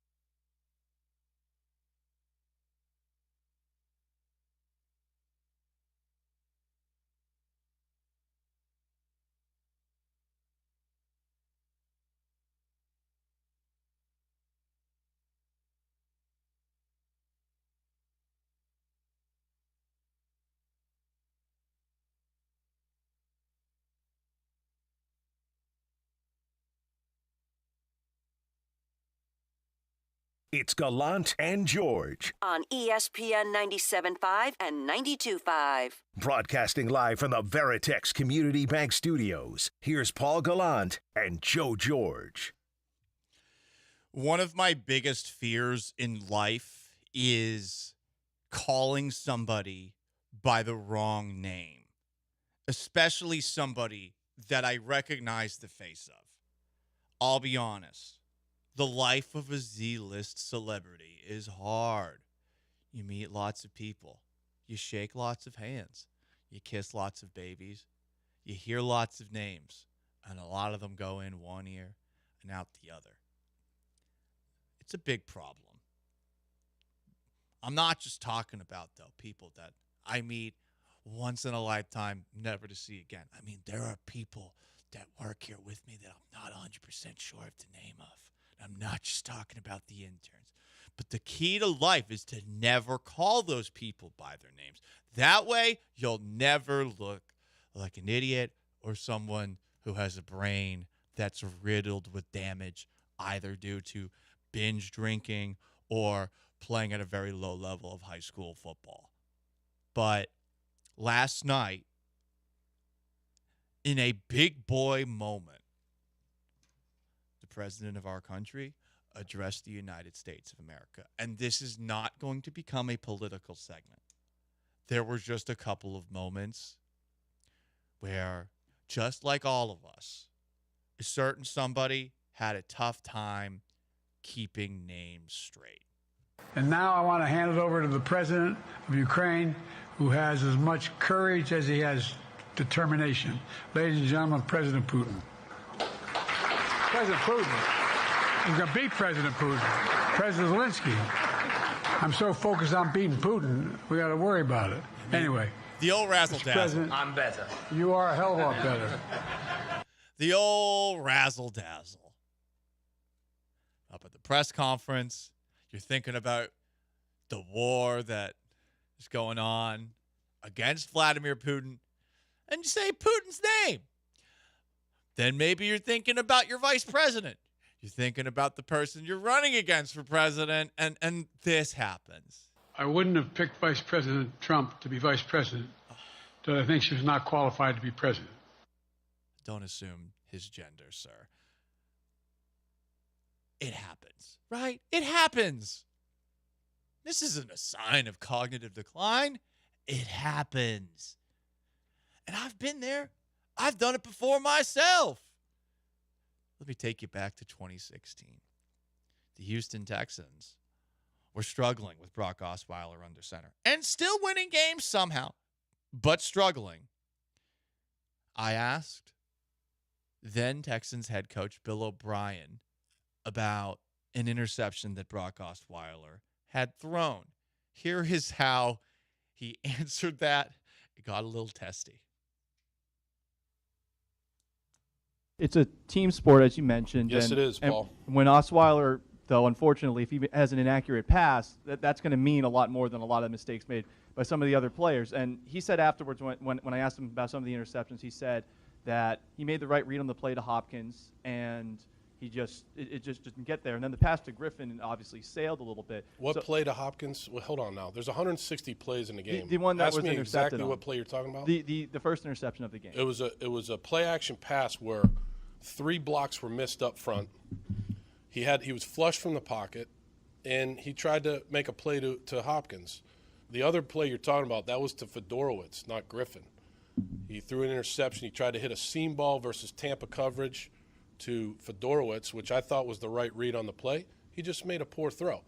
That's one play out of 160 plays. Of course, we have to take care of the ball better. We can't turn it over. I mean, I'll go through every single play with you. I got them. You know what I mean? Any play you want to ask me about, I'll go through it. But I'll correct you when you're not right about asking about what play. He was going to Fedorowicz on that play. But on the accuracy front, and I understand what you're saying on those 2 plays. We could be here all day. I enjoy your questions. I really do. We could have been there all day, just going back and forth there. Listen, sometimes, just like the president confuses the president of Ukraine with the president of Russia, or is he the premier? I don't know. Sometimes he confuses the person he's running against for president with his vice president. And sometimes Paul Gallant confuses two white tight ends on the Houston Texans. It happens to all of us, okay? Everything is fine. It's fine. I was in the 800 level of NRG Stadium. Joe Biden's in his 80s, I think. It happens, okay? Yeah. You just saw two square-bodied white guys wearing a number 80. Right. And Joe Biden saw a man in his 70s and a black woman. And he doesn't see race or gender, okay? Or age. Good for him. He sees two people from Eastern Europe and he thinks they all look the same. It's true. They do. I'm kidding. I wouldn't say that near any of them because I don't want to end up in a dumpster. Well, you confuse Ukrainian with Russian? The funny thing was about that moment between me and Bill O'Brien kept that one in the bank. And it's weird because he was trying to defend Brock Osweiler there. I mean, hey, I'm going to bring up the fact that you confused the two tight ends that the pass was intended for. And it was clearly an accurate pass. That's all he needed to say. It was an inaccurate throw. He could have probably just moved on. But he dug in and he got combative with me. And he held on to this. I think this is a year later. I want to say this is in November of the next year. It might have been a couple of weeks later. I'm hoping it was a couple of weeks later. But I had another exchange because after the Texans had played a game on Sunday, Bill O'Brien implied that he didn't have a lot of control over the roster. So I asked him about those comments, but I didn't read the quote word for word at the Monday press conference. And Bill O'Brien pulled out the time that I confused the two white tight ends from the 800 level out and just plopped that card on the table. You didn't have a whole lot of control yesterday when you were talking about things outside of just deciding who plays in the games and who doesn't play in the games. What did you mean when you said that? I'm not sure what I said. Can you read that? I don't know what I said. We were talking about putting in Tom instead of Brock, and you said I don't have a whole lot of control over anything outside of just putting. Yeah, I don't remember that one. I mean, you'd have to read that one back to me. That's like your one a couple weeks ago about Griffin over the middle. I think it was Fedorowicz, so I think you're pulling one out again. But I'm in charge of who plays, so that's what I control. I'm in charge of who plays on Sundays, or in this case, Saturday night. So then the press conference ended. I like even on the where he says on Sundays, and then he goes, or in this case, Saturday night, to slam the door of he won't get me on the BS technicalities, I get him Exactly. Exactly.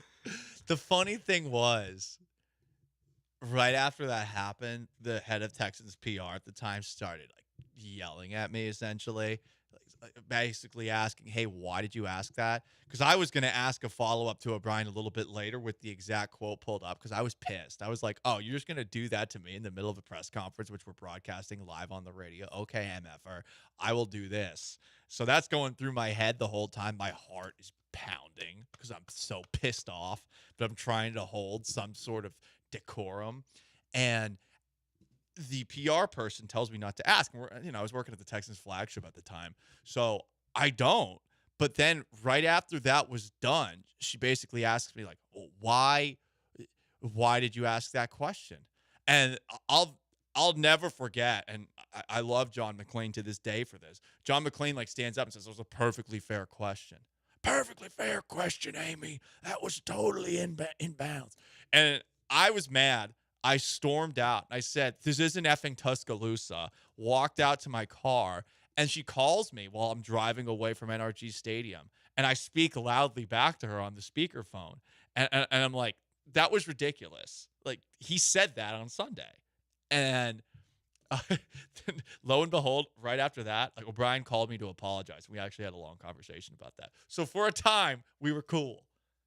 And there you go, guys. We all make mistakes. Sometimes we confuse people at press conferences, whether you're a really handsome sports radio host in Houston, Texas, or you're a very geriatric president of the United States. Sometimes you just confuse names at press conferences. You know what we need now? Next What's press that? conference. Who that? Joe Biden to confuse someone with CJ Fedorowicz. Oh, that would be great. That would be great. But how do we get CJ Fedorowicz back in there? Well, he doesn't have to be there. He can just be like, and then, here's the president of France, CJ Fedorowicz. President of France. I don't know. CJ Fedorowicz sounds like someone Yeah. who wouldn't be Or president Germany. of Ukraine. Maybe Germany. I don't know. I think we're like a little east. Maybe Poland. Sure. Screw it. It's Gallant George. No Joe George. By the way, I believe Joe George played CJ Fedorowicz in high school. You want to? Oh, yes. To Several close the degrees loop. of Kevin Yeah. Bacon. There you go. Yeah. They're in the same high school division. And with each now you know the rest of the story. Okay? Gallant George, just Paul, 713-780-3776 to call in, to text in. What's the worst sports press conference of all time? I want to keep this on the table because we got more blasts from the past to get to when it comes to my press conference interactions with certain Houston Texans back in the day. And do you have the same juice, the same hate in your heart for the terrible in 2024 Texas Rangers? All of that's on the table. It's Gallant George, ESPN 97.5 and 92.5.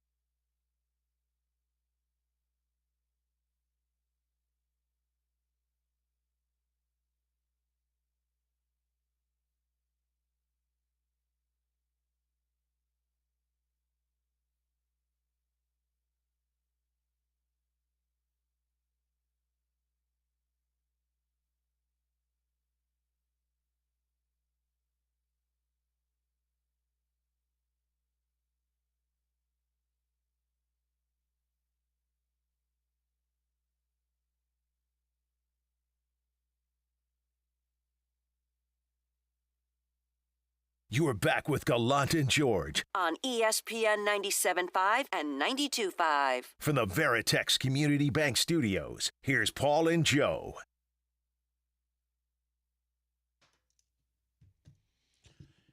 No Joe, just Paul. 713-780-3776 to call in or to text in.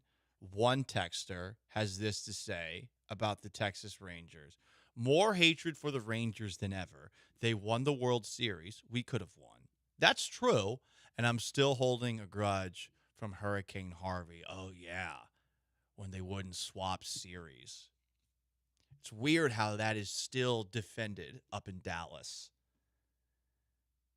Can't swap the home and home during a hurricane. Would it really have been that hard? But hey, it's in the past, right? And the Rangers being a good team, clearly in the past. And that's what's frustrating me today. This team stinks. Could they turn it around? I guess. But unlike the Astros, who while they were struggling, were towards the top of baseball in just about every single offensive category, the Rangers are not that. And their pitching has not been very good. And we're already hearing rumors that they're going to be sellers at the trade deadline. And I feel like they are taking vengeance away from us before we even have a proper crack at it. I mean, even just the fact that they're talking about being sellers at the deadline. I mean, we made fun of Dana Brown for at the lowest of lows in this Astros season. He was like, we're not going to be sellers at the deadline. Yeah. If anything, we're going to buy. We're going to be buyers. Yeah.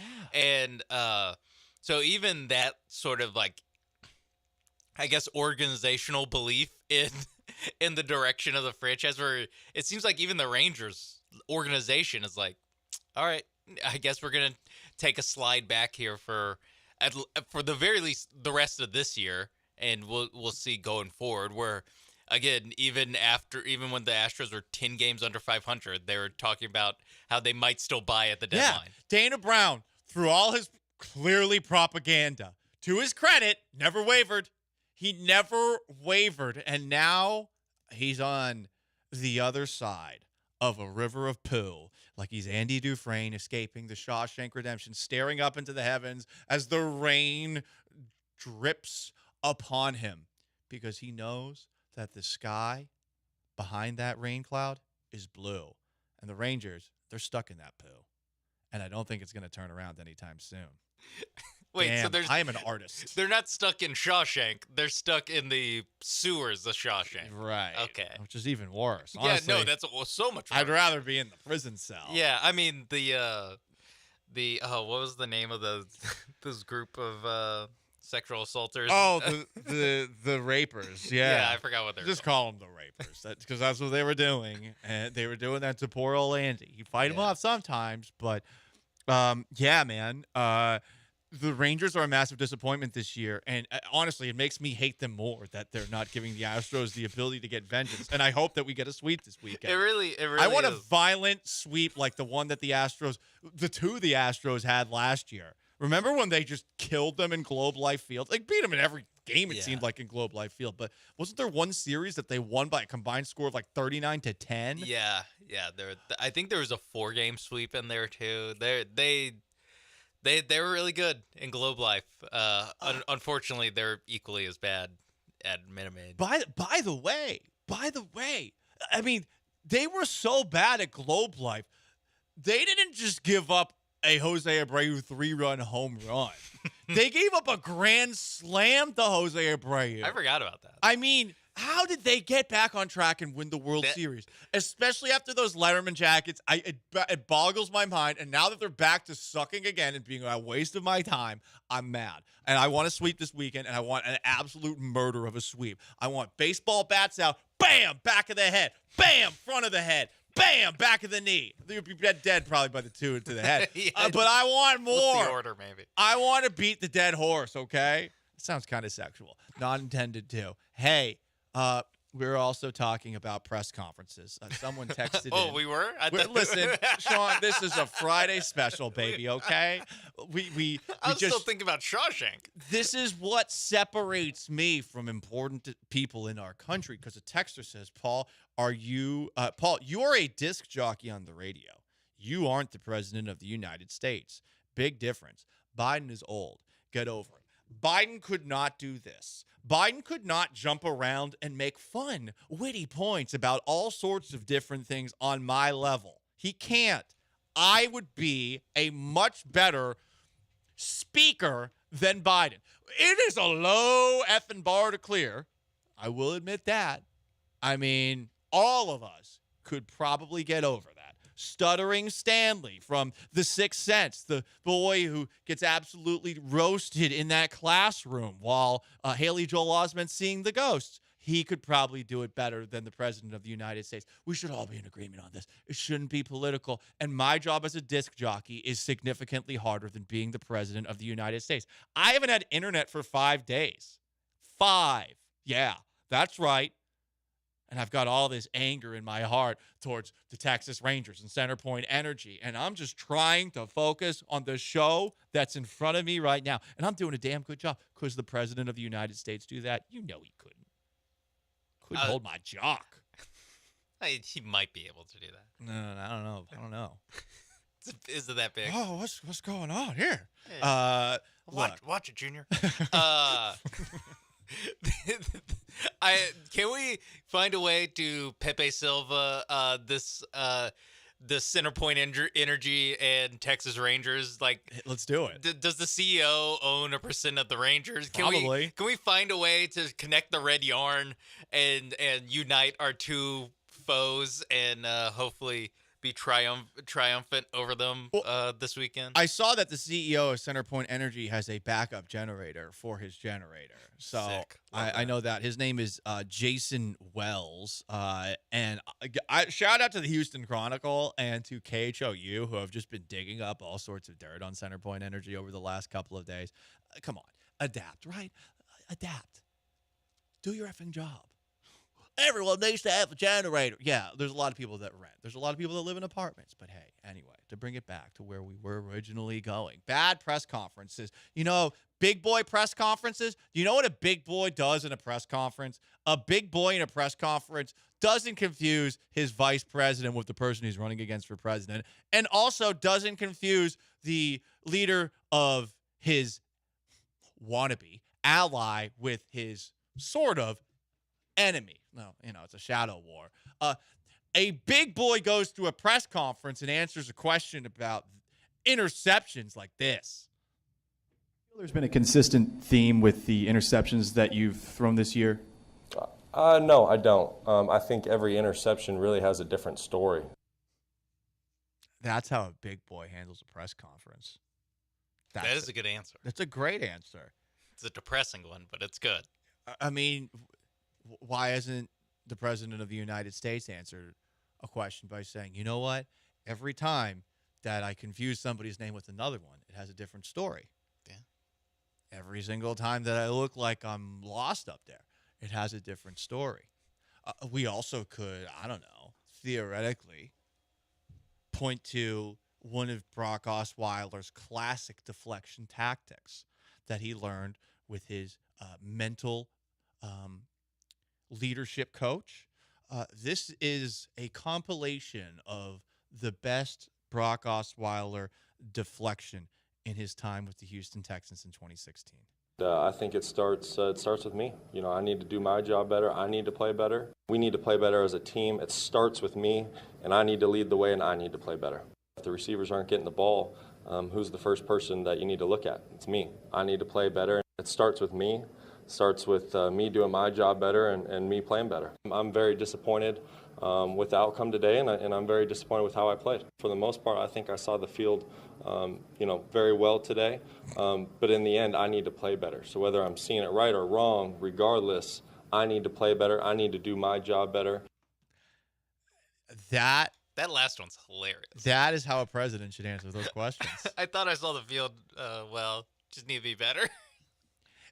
It's surprising that politicians don't do that more, like use just generic coach speak or player speak when they're not doing so well, Instead of saying, like, I've done this, I've done that, why not say, no, it starts with me, and I need to do better. We're taking it one day at a time. Right. tomorrow is a new day. It's another We'll- day. We'll be better tomorrow. Tomorrow could be the greatest day of your life. While today is the greatest day of your life, there's always tomorrow to be the second greatest day of your life or the first greatest day of your life. Should Brock Osweiler run for office? Mm-hmm. He's tall. That's true. His polling be out of the. Looks like a more handsome Robert Pattinson. Does he look like a more? Okay. I think he looks like Robert Pattinson. Hey, he does. No, I But agree. he looks like he's less of a chain smoker. So there's yeah. that going for him. Yeah. More clean cut. The Robert Pattinson you can take home to mom. He's got a face made for TV, and that's why he's doing color commentary for college football games on ESPN now. It is Gallant and George, no Joe, just Paul. ESPN 97.5 and 92.5, 713-780-3776 to call and to text. And you can join us on YouTube at ESPN Houston. Texas Tag says the Rangers are putting up points right now. The Astros can't take the Rangers lightly. That is true. King of Twitch says Bryce Matthews is tearing the cover off the ball. That's neato. Don't care. It's in Corpus Christi. Who effing cares? Who cares? Guys, it's not playing this year. You want to talk minor league baseball? The only minor league baseball that we ever should have talked about was how Joey Loperfido was being kept down in the minor leagues so that Jose Abreu could continue to have rope to hang himself with. And ultimately, he finished the job. Or I guess Dana Brown did.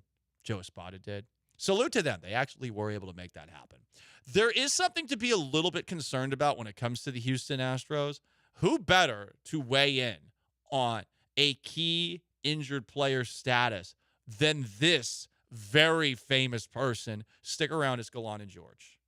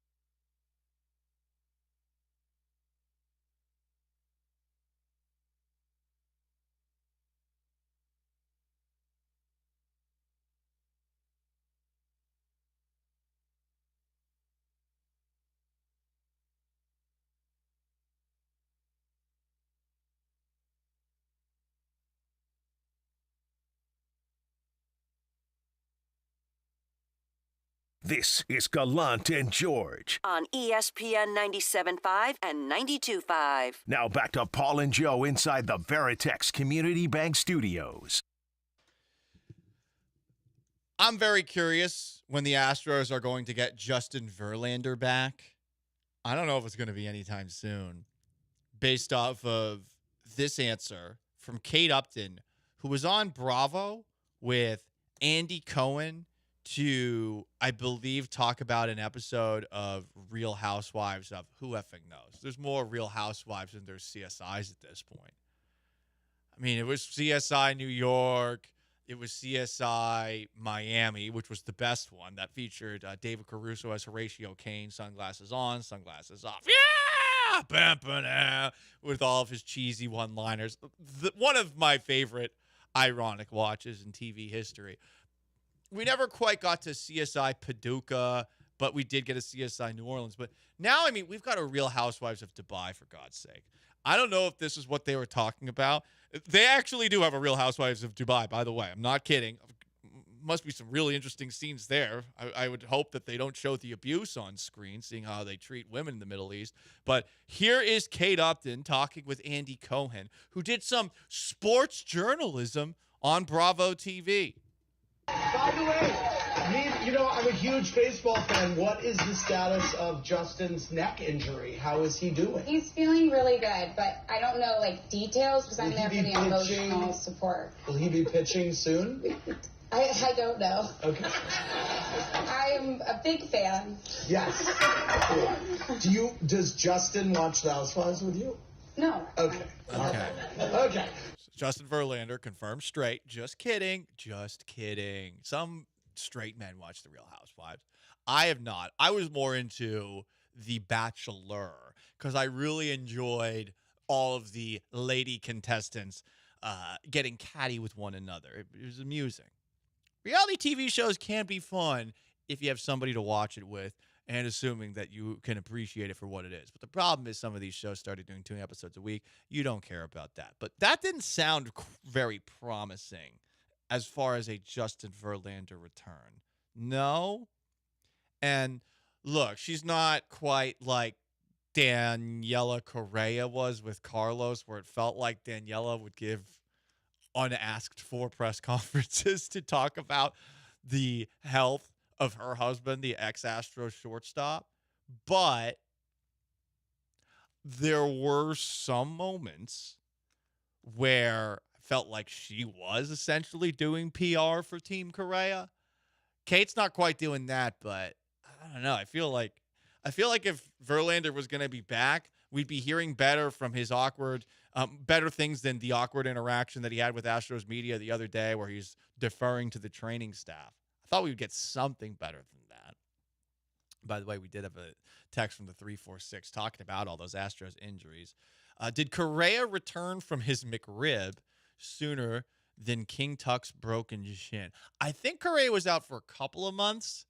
With Kyle Tucker, we're at a month plus. We're at a month and a week. So we're at 5 weeks now. It's been a while. Hopefully he's back after the All-Star break. Altuve is officially out for the All-Star break with a sore wrist. I don't know if that means he doesn't play against the Texas Rangers over the weekend. It was weird that they announced that via statement on their Twitter account yesterday. But these are things that the Astros have to deal with. Lance McCullers, too, they're pulling back on him. I saw Will Kunkel of Fox 26 push back to an interaction that he had with him on his Kickin' with Kunkel show. And this is something that he encouraged people to watch because McCullers gets crushed on a level that seems unfair still. A lot of it has to do with the contract he was given. The Astros gave him that contract, just like they gave the contract to Rafael Montero, just like they gave the contract to Jose Abreu. It's not Lance McCullers' fault that his arm keeps getting injured. Here's Lance McCullers with Will Kunkel. I was so stressed, so anxiety-ridden, so on edge every day, just about is my arm going to hurt? Is it not going to hurt? Am I going to be able to come back? Am I not going to be able to come back? So for me, it was really just that first moment where I was really talking to God and I was praying to Jesus and I was just saying, listen, I really am turning it over. I'm not for real this time. Well, I've never really kind of I've always believed and I've always trusted, right? And I've always known God will take care of me. Everything in my life, even if it was going all the way back to the draft. I remember,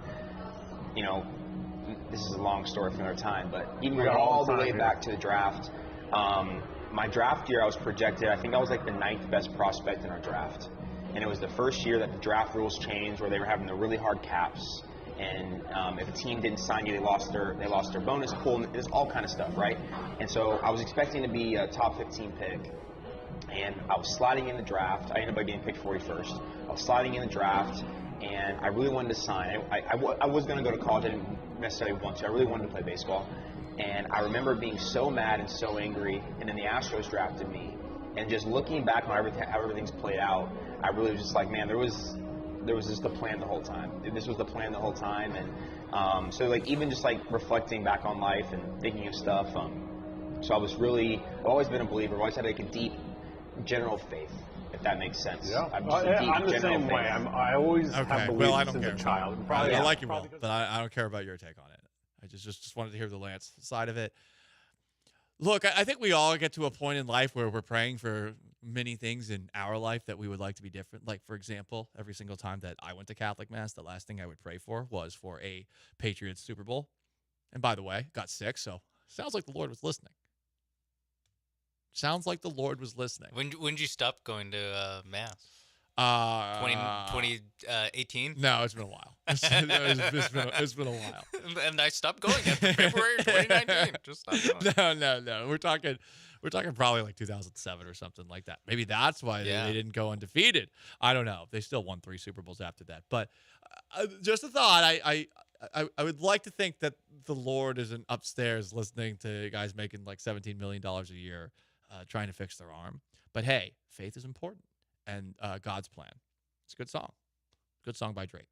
713-780-3776 to call in, to text in. You can jump in twitch.tv/ESPN975. You can also get after us on YouTube as well at ESPN Houston. A couple of interesting texts here.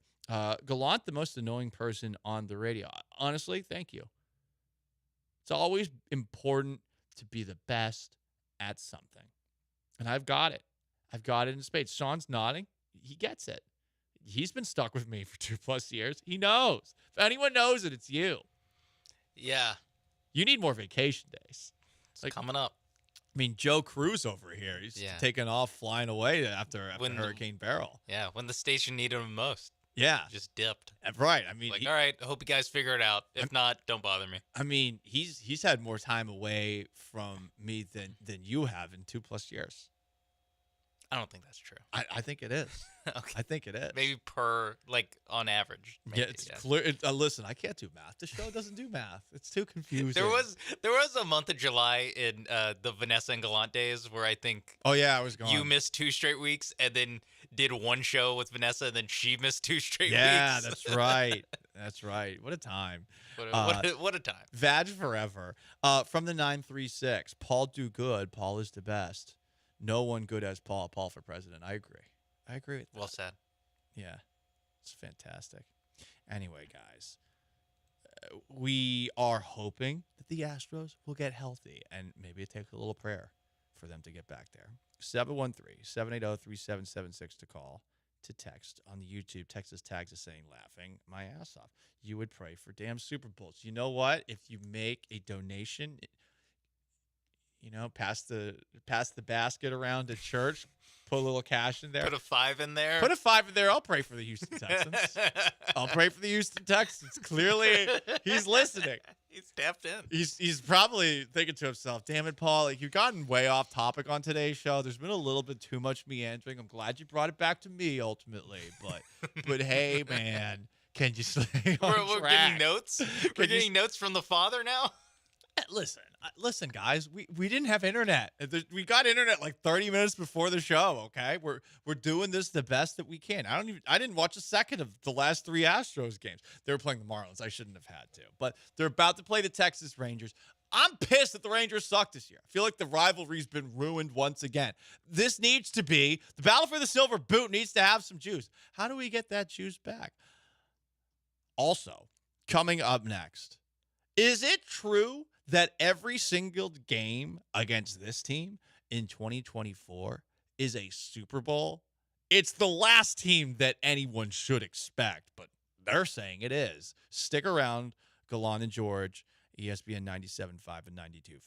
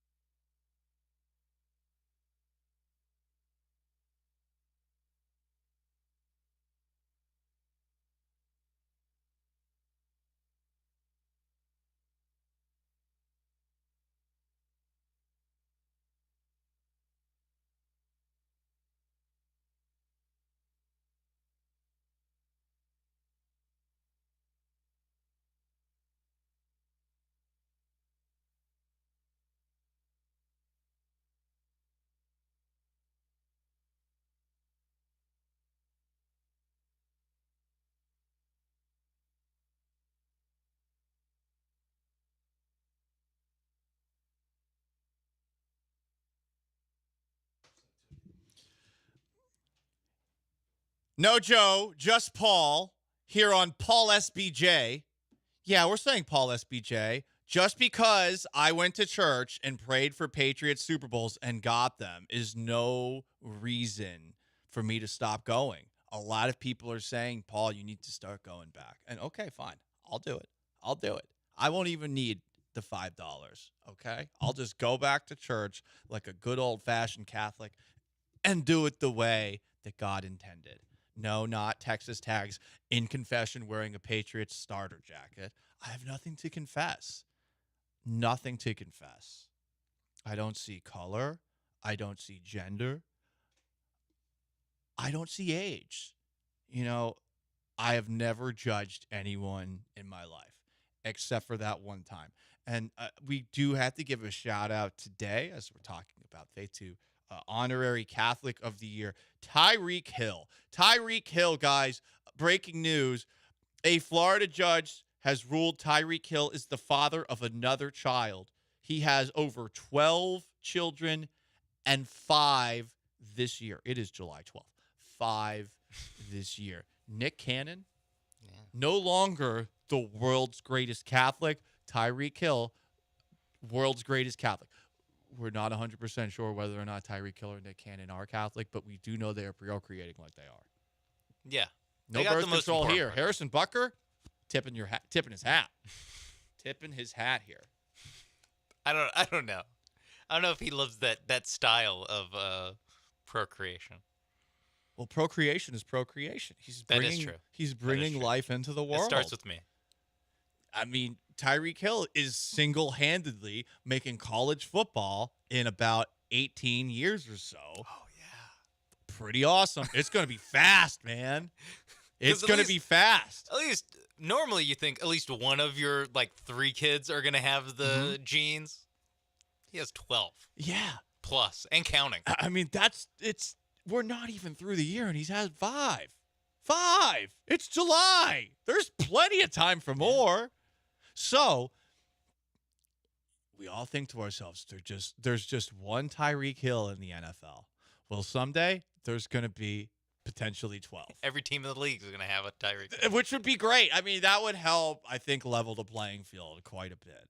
Though it's not really helping the Miami Dolphins out. Changing gears here, if you want to talk about the Astros playing the Texas Rangers and how disappointing the Rangers have been, ruining the rivalry, I think, and ruining a chance at Astros vengeance, you can. 713-780-3776 to call, to text, twitch.tv/ESPN975 on YouTube, at ESPN Houston. Shedeur Sanders is probably going to be a top 10 pick in the NFL this coming season. Colorado has joined the Big 12, and I think there's a rumor that the Big 12 is going to add Florida State and Clemson as early as next year. But right now, the Big 12 is weird. It's got some old Big 12 teams. It's got some Pac-12 teams. It's got the University of Houston. It doesn't have Texas or Oklahoma anymore. It is wide open, even on the football side of things. And Shedeur Sanders, quarterback of the Colorado Buffaloes, fresh off of a 4-8 season, had this to say about the way that people are looking at the Buffs now that they're in the Big 12. In terms of him operating with a certain obligation, does that sort of flow over to you as his son and being in the spotlight, as you just answered, that it's a different level in how you feel you have to perform? Do you have an obligation to perform at a different level? It's been that since day one. I remember first media day when I was in HBCU, I said, well, we won't lose a game. I'm undefeated in the SWAC, so I already know what the expectation comes with. I know where everybody's Super Bowl, so I'm really just, I always stay level-headed, stay grounded, because I would never want to be that guy, look back, and not being able to take advantage of the moment that we have right now. Did he brag about being undefeated in the SWAC? And nothing against the SWAC. I know there's a lot of history in it, but I think there's also a lot of evidence that from a football program perspective, there is a lot lacking. Remember when Ed Reed took over a job there and then got pissy and was done with the job basically a week into it? Weren't there some rumors as well about Deion Sanders being annoyed with some of the power struggles that he had to do behind the scenes? It might have been Deion just being Deion and patting himself on the back and saying, I overcame all of this, but also giving himself a little bit of plausible deniability for leaving, where was he, Jackson State? For Colorado. I don't know. But Shedeur Sanders saying that Colorado is everybody's Super Bowl. I mean, they're not doing so well if that's the case in their own Super Bowls. Actually, every game for Colorado is a Super Bowl because everyone wants to shut them the hell up. I don't totally disagree with Sanders here. He's right. But they're getting their asses kicked, and I don't think it's going to be. The Buffalo Bills? It's not going to be quite. They're like the Buffalo Bills the last 3 Super Bowls, because at least the first Super Bowl, the Bills lost on a missed field goal. The Super Bowls that they had the 2 against the Cowboys, and the other one was against the Washington Redskins, I think, they got killed. Just absolutely clobbered in those games. And that's what Colorado was last year. Like AFC versus NFC in the early 90s and before, well before. I think the entire 80s, was all NFC, just trouncing AFC teams. This is one of those things where he is going to regret this very, very early. And I am baffled by the amount of arrogance that Colorado is still strutting around with. At a certain point, you should maybe look in the mirror and say, how about we win a couple of games before we start puffing our chests up again? Yeah, it's also like an answer like this is it's a self-fulfilling prophecy, because him answering a question the way he did, it's right. That is why they're everyone's Super Bowl is because of stuff like that, and their the YouTube documentary that they have at all times going on, like that. It's all this stuff that, we saw it last year when they played Oregon, who in most situations, a team that's the probably the best or second best team not to make the playoff in a year, isn't really sweating a game against a 4-8 team who's coming off a 1-11 year. But we saw with the Dan Lanning clip that they're like, no, we're going to go in there and kick their ass. Like, they're talking to all this mess. We're going to go shut them up. And that's what you do when you talk like you're going to make the playoff. And, again, you won 4 games last year. There's a certain point where you got to be self-aware. When I play football on Saturdays at Clements High School, there's this one guy who looks the part. But he's so bad. He's got terrible hands. He should be a lot better than he is. I have never heard someone talk more with less skill than this guy. And that's what Colorado is right now. They are the kind of person that will have a pass thrown to them when they beat somebody by 15 yards and it bounces right off of their chest, and they'll claim that it was deflected. And then start yelling at the other team. That's what this guy does. It happens. We've all got someone like that in our life. I can't believe, though, that Colorado is still doing it. It's a new year. Come on, guys. Like, stop making yourself the target. You don't want to be the target. You can't handle being the target. And you're in a conference that's not even that good, football-wise. Certainly deep, but there's no one that's jumping off the table, right? Like, maybe it's Oklahoma State. I don't know. Yeah, Oklahoma State, Kansas State, Utah are kind of the three favorites. You know, if I had to pick all those teams, I'd pick Utah. Yeah, those are 3 favorites. I think Utah did win the preseason poll. Among the Big 12 teams. So, yeah, that's what you're talking about here in the Big 12. Or in the Big 12 now. There's no. I mean, there was a stretch last year where they played Oregon and USC, and they played all the good teams in the Pac-12. They don't really play any of them other than Utah now. While we're in the Big 12, you mentioned Oklahoma State a moment ago, Sean. The other big quote that came out of the Big 12 Media Day was something that Mike Gundy had to say about star running back Ollie Gordon, who got a DUI this offseason. I think that when you hear Gundy speak here, you're going to agree with some of what he has to say until one key moment. This is Mike Gundy at Big 12 Media Day. So I looked it up on my phone. What would be the legal limit? Like in Oklahoma is 0.08, and Ollie was 0.1. So I looked it up, and it was based on body weight. Not to get into the legal side of it, but I thought, really 2 or 3 beers or 4. I'm not justifying what Ollie did. I'm telling you what decision I made. Well, I thought I've probably done that 1,000 times in my life. And I, it's just fine. So I got lucky. People get lucky. Ollie made a decision that he wished he could have done better. But when I talked to Ollie, I told him, I said, you're lucky you got out light because you make a lot of money to play football. And most college athletes who are getting that NIL money do make a lot of money. So along the way, you heard Mike Gundy say, TL, DL, we've all done this before. And that is true. I think all of us have probably gotten behind the wheel of a car at a level where we would have been over the legal limit, even if we thought to ourselves that we were totally fine to drive. This is not justifying it. I think everyone has done it probably once, at least. You should Uber if you can. It's a little more expensive these days. It's the smarter way to go about things. But he said that he's done that 1,000 times in the quote.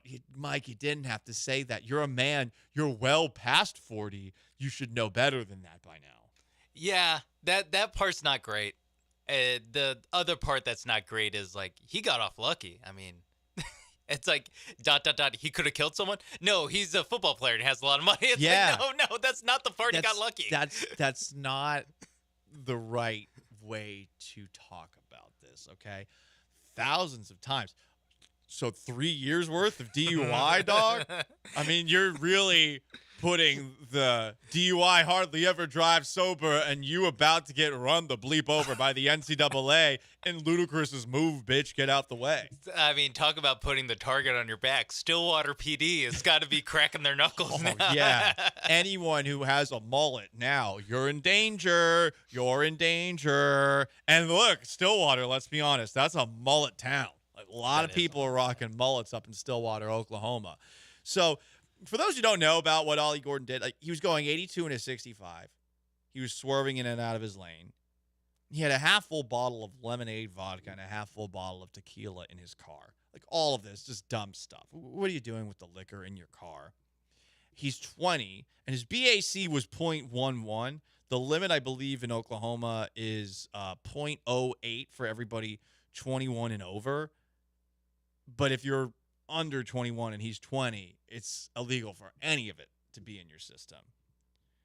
And it is weird what that limit is, but the limit is more a way to confirm behavior that's erratic on the roads for those police officers. And if he's swerving in his lane, like, that's the most telltale sign. The going 17 miles over the speed limit thing, well, to quote Mike Gundy, I've done that thousands of times. Yes, that is something, especially driving in Texas. I don't know where Ollie Gordon is from, but if he's from Texas, that's just okay. That part, thousands of times, everyone's done it. The swerving in and out of lanes, that's probably why he got pulled over. I would think so. Mike Gundy talked about the potential punishment for Ollie Gordon as well. And again, different answers. Things are a little different up in Stillwater, Oklahoma. Gundy implied that his punishment is going to be playing. We're in a time where you guys are essentially employees. You guys make lots of money to play this game. It's different than it was 5 years ago. And your punishment's going to be facing the facts. That's why we brought him here today. I said, you're not going into hiding.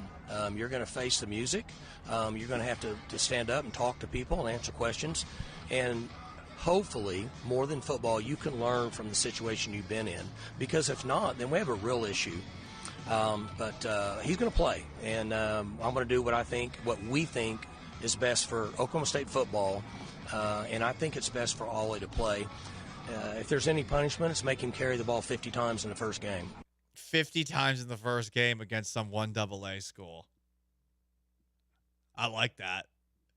I mean, that is definitely more of a punishment than having him sit out the first game of the year, which many people argue is basically the college football preseason game for most Power 5 programs. Is it the Power 4 now? That's weird. It's going to take some getting used to. Can't wait for the big ACC football games between Syracuse and Cal. Hell yeah, baby. Hey, Fran Brown's going to have them ready to go. Fran Brown will have them ready to go. San Diego State is like, oh, come on, man. Or not San Diego, South Dakota State. Oh, hey. I saw SDSU and I didn't look at what the logo was. They're not bad, if I'm mistaken. They're decent. The Jackrabbits are decent. The Jackrabbits, yeah. The Dakota States are like the two 1AA football powerhouses. There's the North Dakota State Bison, Jordan Love, Carson Wentz, Trey Lance. Whoops. Well, 1 for 3. Oh.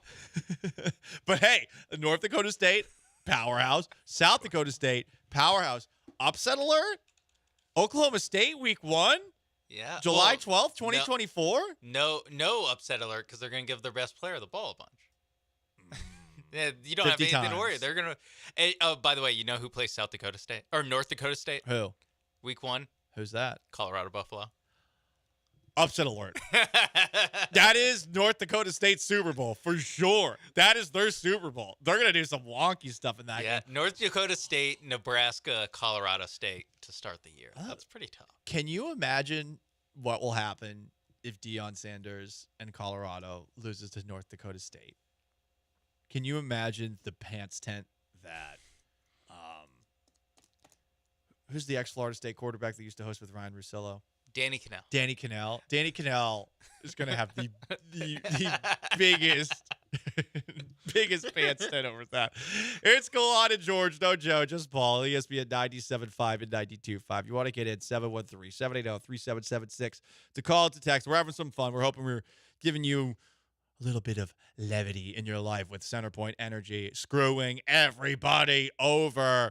Coming up next on Gallant and George, ESPN 97.5 and 92.5. Did you know that the ESPYs took place last night? There were some zingers. Stick around.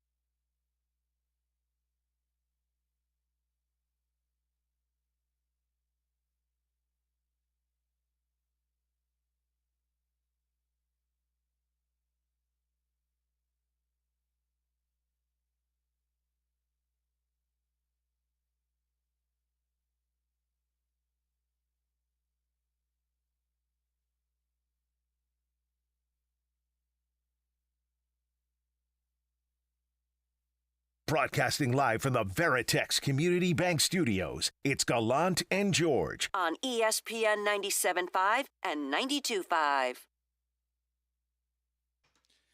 Astros get 3 against the Texas Rangers over the weekend after sweeping the Miami Marlins with a 6-3 victory yesterday. One of those games where 4 of the 6 runs were scored via small ball and various Marlins bleepery. They stink. I can't believe they only have 60 losses.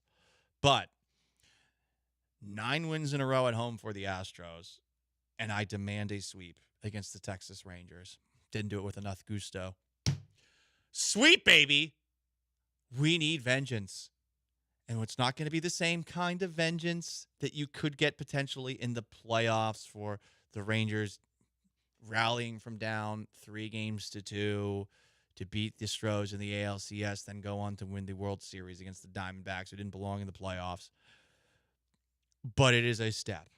in the right direction. And honestly, it might make Texas sellers sooner rather than later. There's already some rumors about that potentially happening. We've got some fun highlights from the Astros and Rangers last year that we have to get to because there's nothing quite like hearing the Rangers television play-by-play whining when the Astros are kicking their ass. Did anyone know that the ESPYs were last night?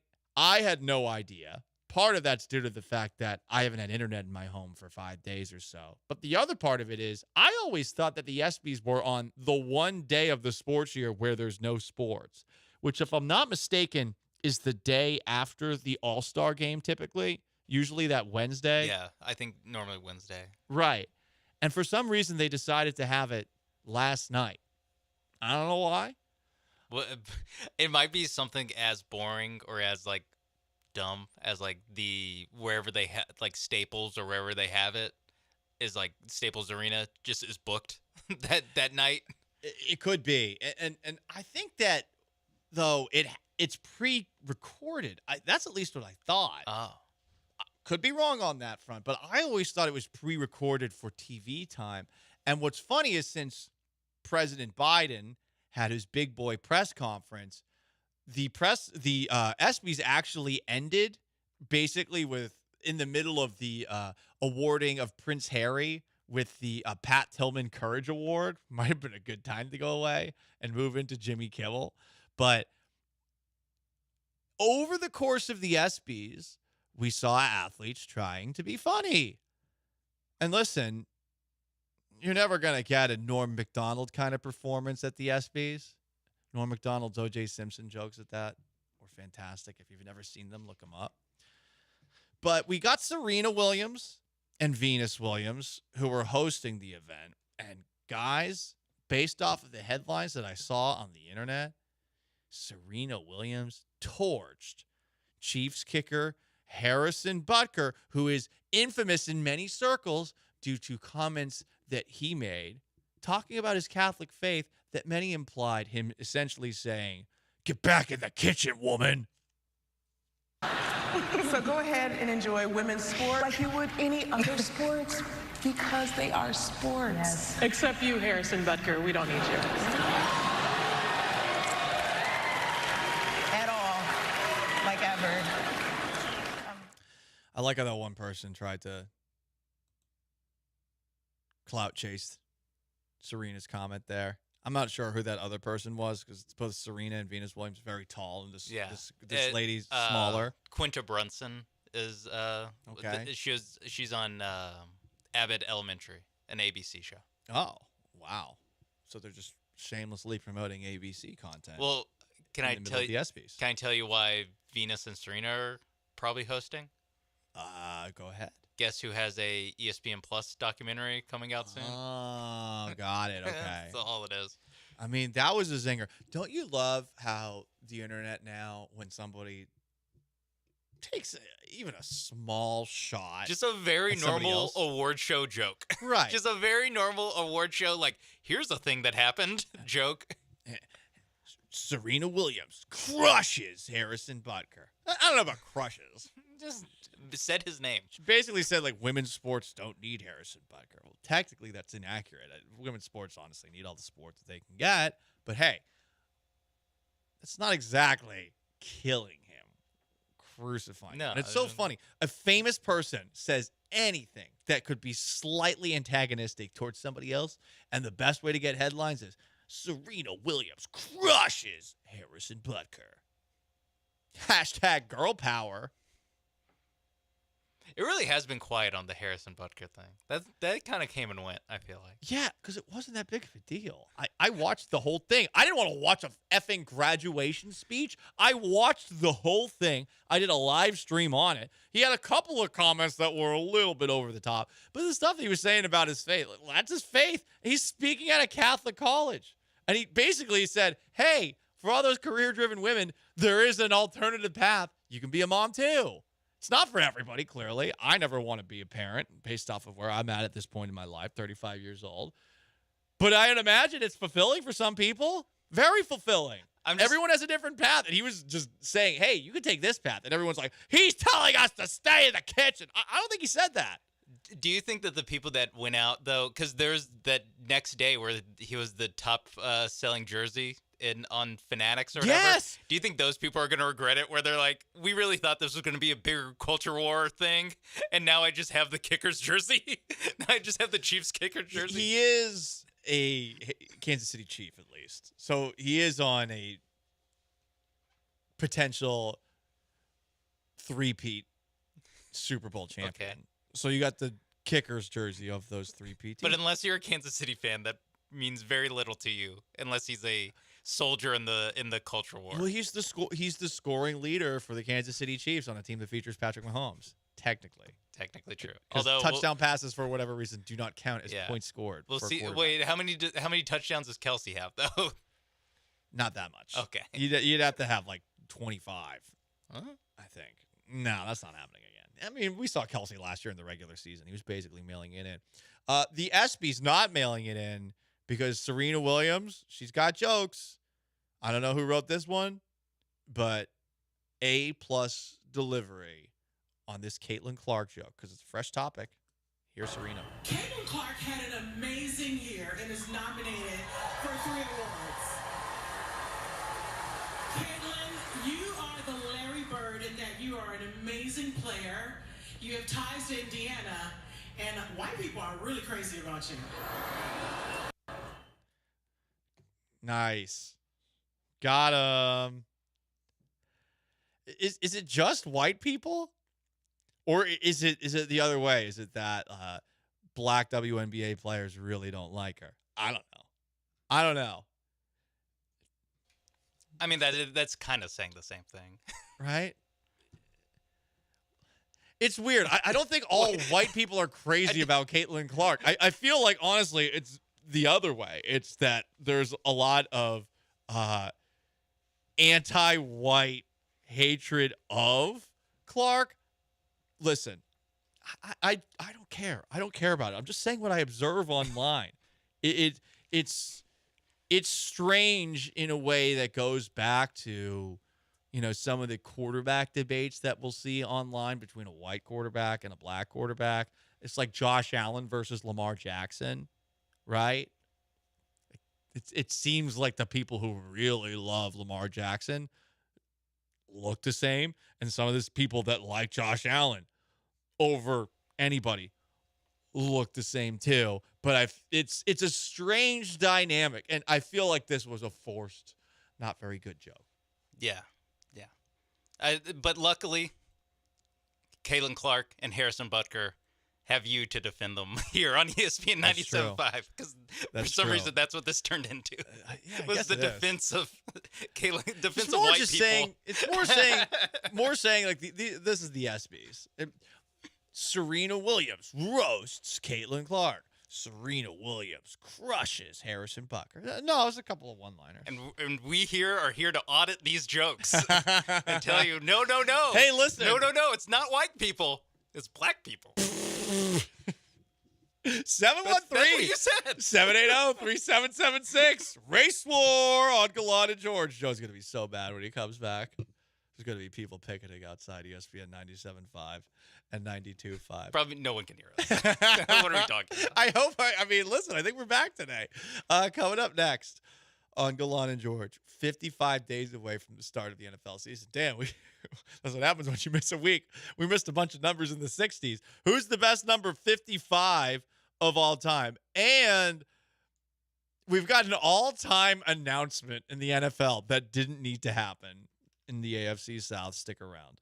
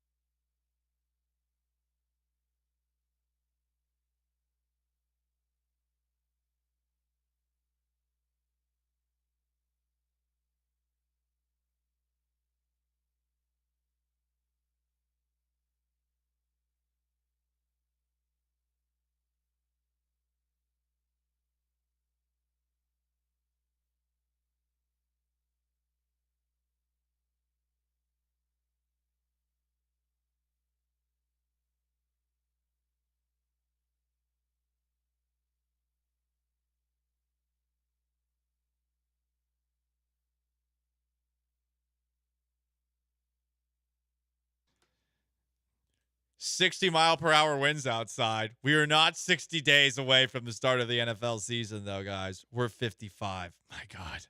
I hope we make it through today's show. I am a little concerned about the power. Apparently, a transformer blew at Westheimer and Chimney Rock. The people at KHOU, who are right down the road from us, were able to witness it. This is basically a power line that's right by where I live. Oh, boy. Here we go again. Love that. Didn't they also say that, like, transformers are the last thing that they fix, too? Yes. Transformers, center point's a scam. 55 days away from the start of the NFL season. We could go the late Junior Seau, but I believe in last year's countdown, we did him. R.I.P. Instead, we're going to do Derek Brooks of the Tampa Bay Buccaneers because I want a little John Madden and Al Michaels in my life. Sims, and he goes right through Middleton, goes right through that double team. 3rd and 18, and this is going to write a finish. Derek Brooks, who ran back 3 interceptions for touchdowns in the regular season, does it to cement the Super Bowl.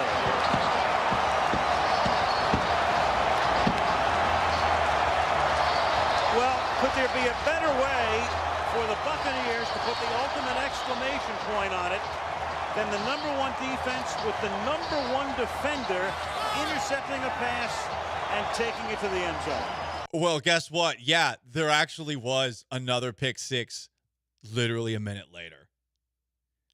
Can you guess, Sean Mapes, off the top of your head, in Super Bowl 38, who won MVP with 2 pick sixes, including one that finished with 2 seconds left on the clock? Running up the score a little bit? Yeah, come on. Take a slide. Was it Derek Brooks? It was Dwight Smith. Dwight Smith had an interception return for a touchdown in the third quarter that made it 34-3, and then had an interception 50 yards right after that Derek Brooks touchdown, made it 41-21 to make it 48-21 at the very end. Wow. They had 3 pick sixes in the last 20 minutes of the game. 2 of them by one guy? 2 of them by one guy, yeah. That's crazy. There was a brief moment where the Raiders made it a game. It was 34-21 after being 34-3 with 6:06 to play in the fourth quarter, and the 2 pick sixes happened. But the Raiders had a chance to actually make that a game. It was a weird Super Bowl. That was also the one where I want to say was it Barrett Robbins who went missing essentially in Mexico. He's one of the Raiders' starting offensive linemen before the game. Weird Super Bowl with John Gruden going up against his old team right after being traded from his old team because I think there were some disagreements with Al Davis, and then he goes back to the Raiders, and now he's out of the NFL. What a journey for John Gruden. But Derek Brooks, number 55, one of the reasons that the Tampa Bay Buccaneers Tampa 2 defense was as successful as it was because of his great coverage ability. And RIP to Monty Kiffin, who was the famous architect of those early 2000s late 90s Buccaneers defenses, first with Tony Dungy and then with John Gruden. He passed away yesterday, which is very sad to see. As we go around the NFL, I saw a really funny post from at NFL Draft Bites, and I think it's a good point. The Cleveland Browns have paid Deshaun Watson $143 million to this point to play 12 games. They didn't resign Joe Flacco because they were scared it would create controversy in the locker room.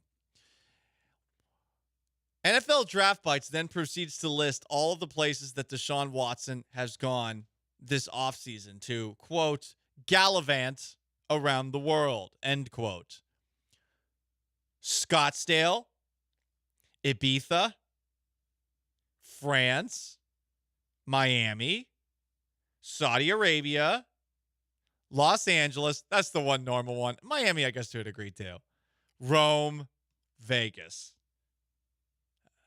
All that guaranteed money will do you a lot of good when you're traveling. Shout out to David Mulligata making it happen for Deshaun Watson. You can have, I'll even give him all 3 of the domestic trips to LA, Miami, Vegas. Okay. Then you only get like one of the international ones before someone has to put their foot down and be like, what the hell are we doing? I know. Ibiza and Saudi Arabia and Rome? Like, it's not even, It's not even like something where, oh, they went to Paris, then took the train to somewhere. Nope, this is very different places that he's going. Very different. Wow. I didn't know. Having it all listed out where he's, quote, gallivanting towards. That's crazy. He's having himself a time. There was a TMZ sports story about a week ago, and it just shows Deshaun Watson with his girlfriend who stuck with him. Girlfriend of 5 years, Jilly Anas. And it's like a picture of him grabbing her ass while she's like basically humping him. And TMZ Sports had this write-up about the pictures of them on vacation. These write-ups are fantastic. It's obvious they're both having a great time doing everything from jet skiing in the blue ocean to eating delicious food and sipping champagne. Anas posted photos of herself in a teeny brown bikini, and the 3-time Pro Bowler couldn't keep himself, grabbing her butt! Exclamation point. With all this love in the air, fans are hoping for a proposal from Watson, especially since Anas has stuck by his side through the ups and downs. Deshaun also got her face tatted on his back. Question for TMZ: what were the ups and downs? Can we have a link to what the ups and downs were? The massage motions by the people that Deshaun Watson was forcing on himself on. What were the ups and downs? What were the downs, actually? We know the ups. It's crazy. This write-up just completely glosses over that side of things. Yeah. Have people already forgotten that? I mean, that was such an insane story, and we're already past the fact that we're like not saying that Deshaun Watson is not a member of the Houston Texans, largely due to the fact that he was a serial predator when it came to massage therapists who he would often forget and DM again online, people that he had already sort of forced himself on.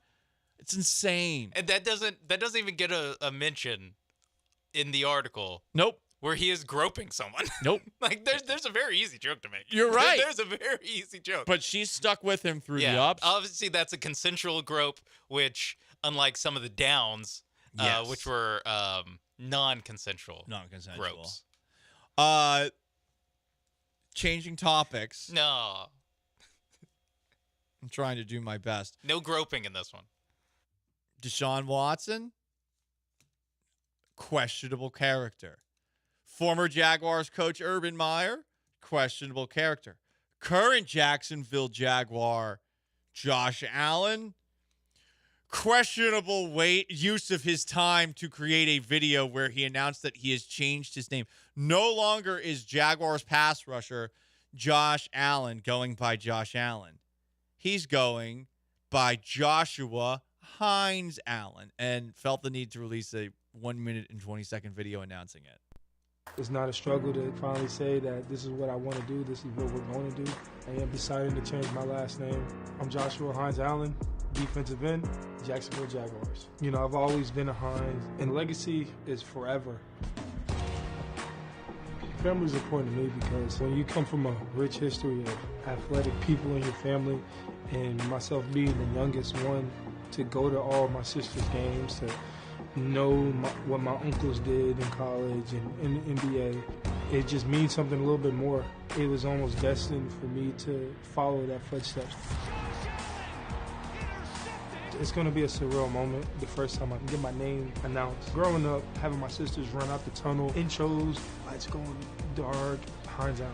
Everybody's watching. And I just thought that was the coolest thing. My last name has changed, but I am still that person. And I'm going to continue to play like it and play even better.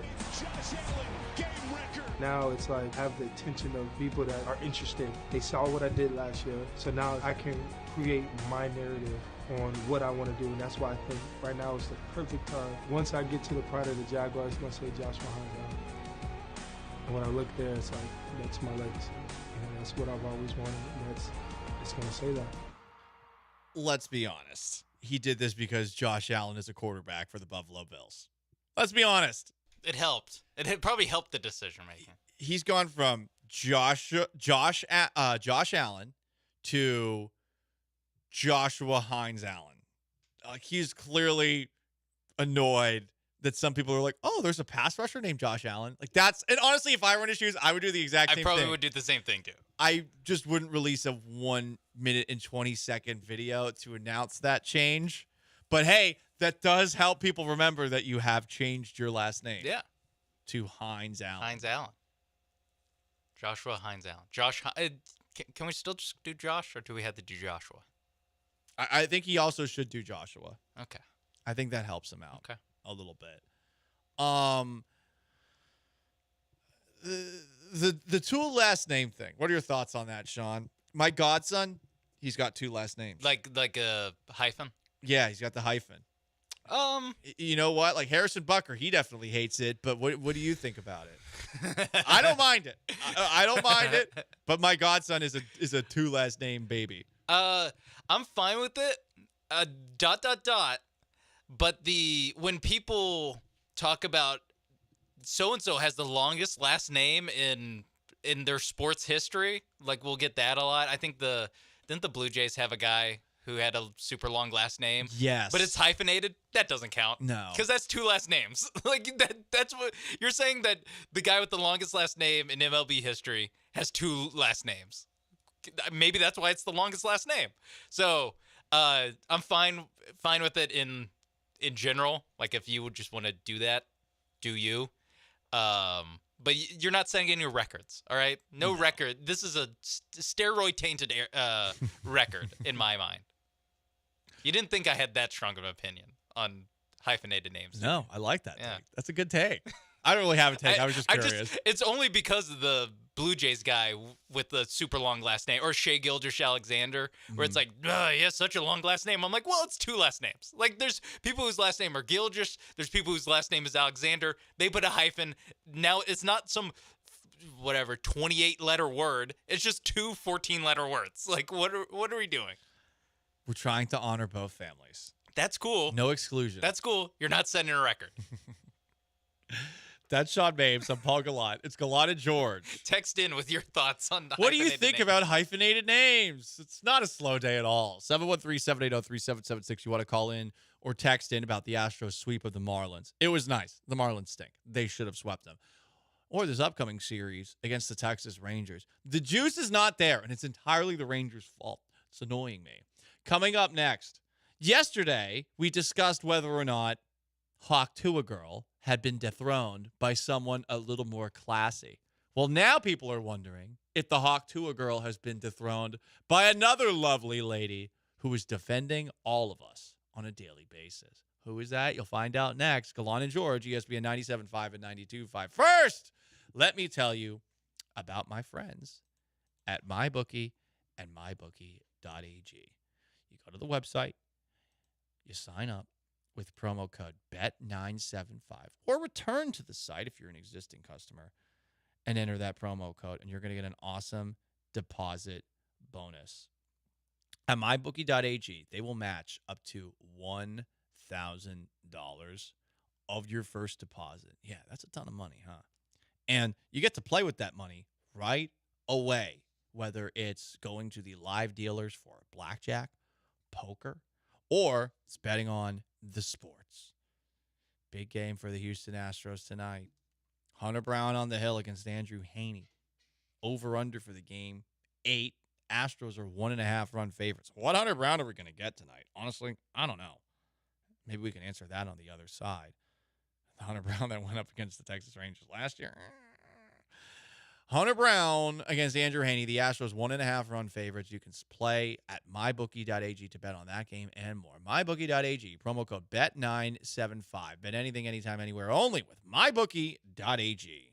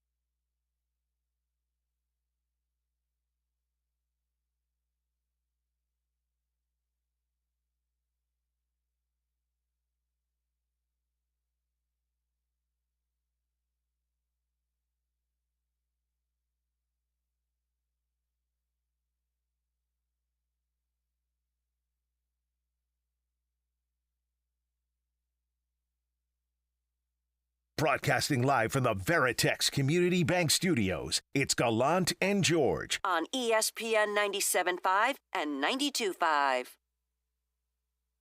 Leclerc ready to deliver the 0-1 to Altuve. Here it comes. Swings and drives this one to left. Carter going back. Did Altuve do it? Carter leaps. He cannot catch it. A 3-run home run. Jose Altuve.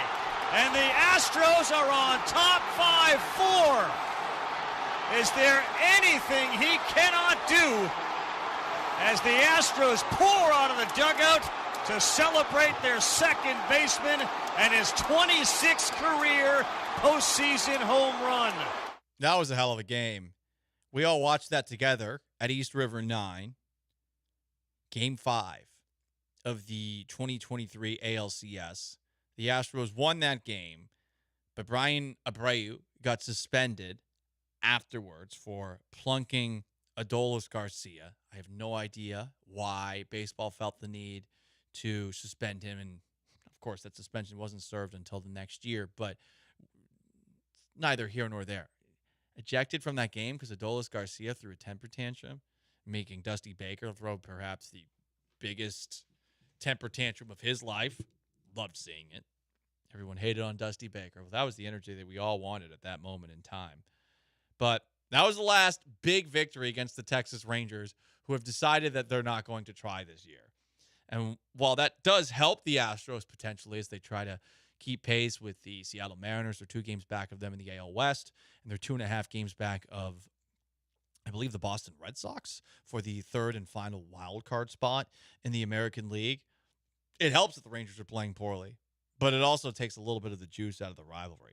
I am curious to see what Hunter Brown is going to look like tonight on the Hill against Texas. He pitched against Texas earlier this year before he started incorporating that 2-seam fastball, and it was rough. I mean, he had that week where on April 5th, he only lasted 3 innings against the Rangers. He allowed 8 hits and 5 earned runs over those 3 innings. And then he had that disastrous start against Kansas City where he didn't even make it out of the first inning, allowing 11 hits and 9 earned runs. But since then, and specifically since early June, he has been, for the most part, really good. And then he gave up 12 hits on Saturday and 7 earned runs against Minnesota. And now the thing that I had been waiting to happened. Is he going to be able to bounce back from it? Because I was looking at Hunter Brown's stats, and I was impressed by what he was doing, but I felt like at some point there was going to be an adjustment. This is a very unforgiving game, baseball. At some point, someone's going to figure him out. Brown against Texas last year pitched in the ALCS, and in that 11-4 loss to Texas that allowed Texas to advance to the World Series in Game 7. He pitched 2 innings. He allowed a home run, just 1 earned run. Looking for other games against Texas that he had last year.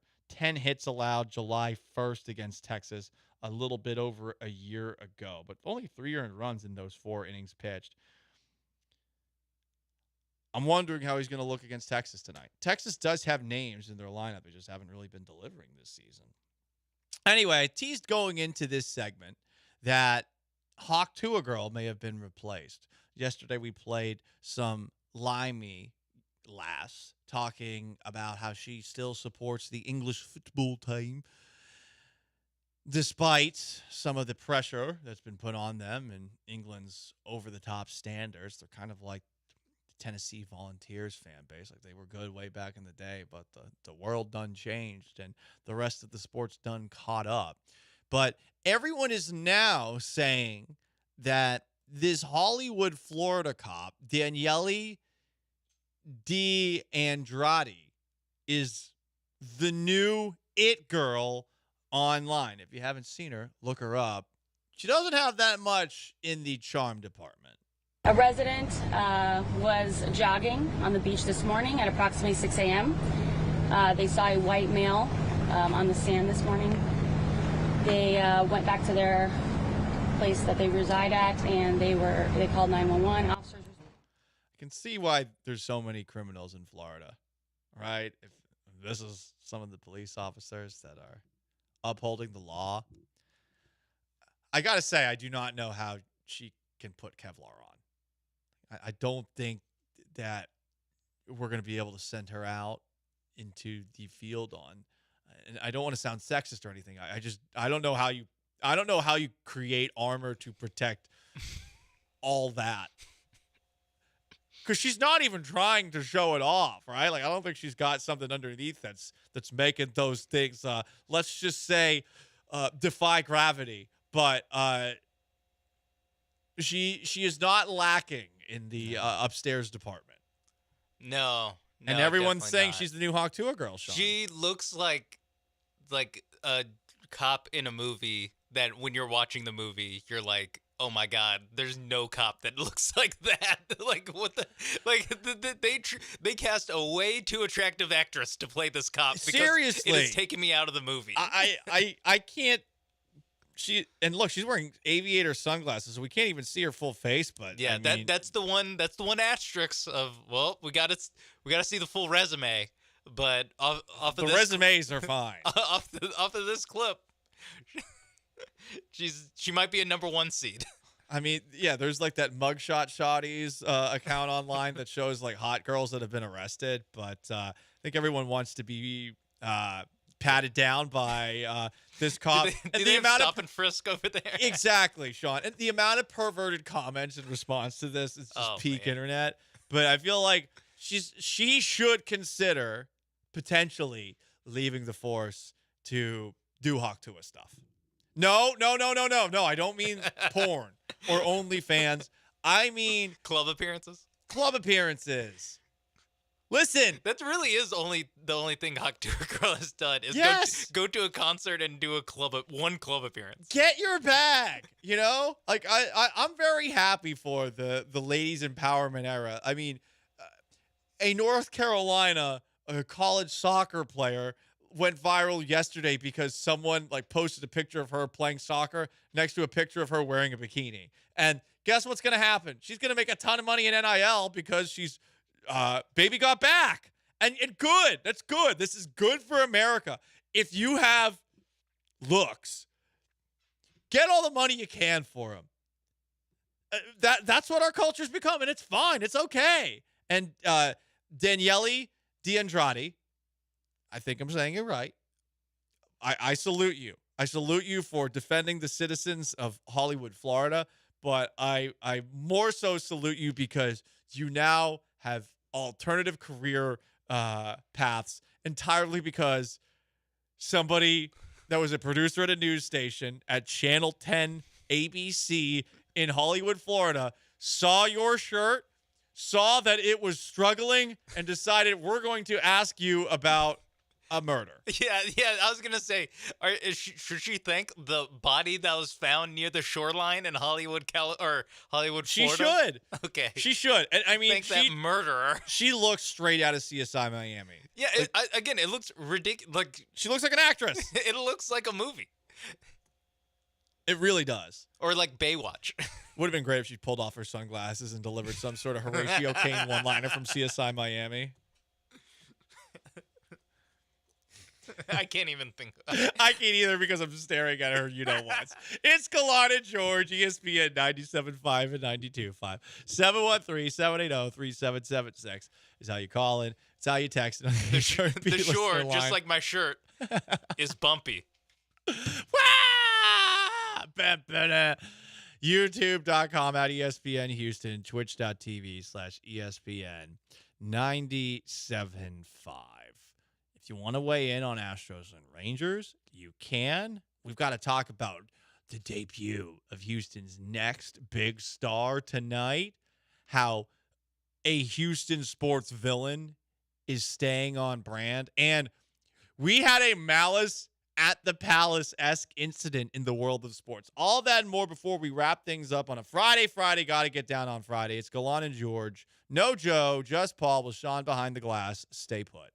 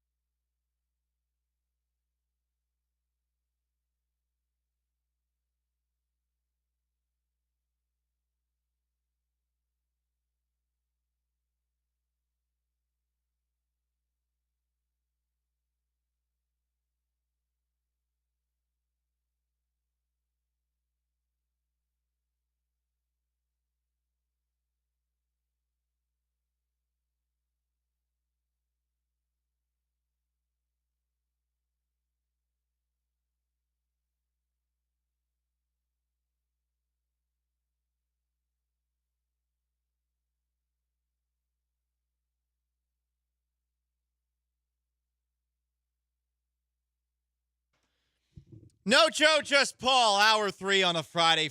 Got to get down on Friday. The Astros, who just swept the Miami Marlins, who have won 9 straight home games, are taking on the Texas Rangers this weekend in a rematch of the 2023 American League Championship Series. I demand a sweep. I want my sweep, and I'm pissed off at the Texas Rangers, who have honestly made it so that it's going to be hard for the Astros to get that vengeance in any way, shape, or form this weekend. And the Astros have had the Rangers' number to this point this year, even when the Astros were playing poorly, even when Jose Abreu was stuck in the lineup, ruining everything. They still had some success against Texas.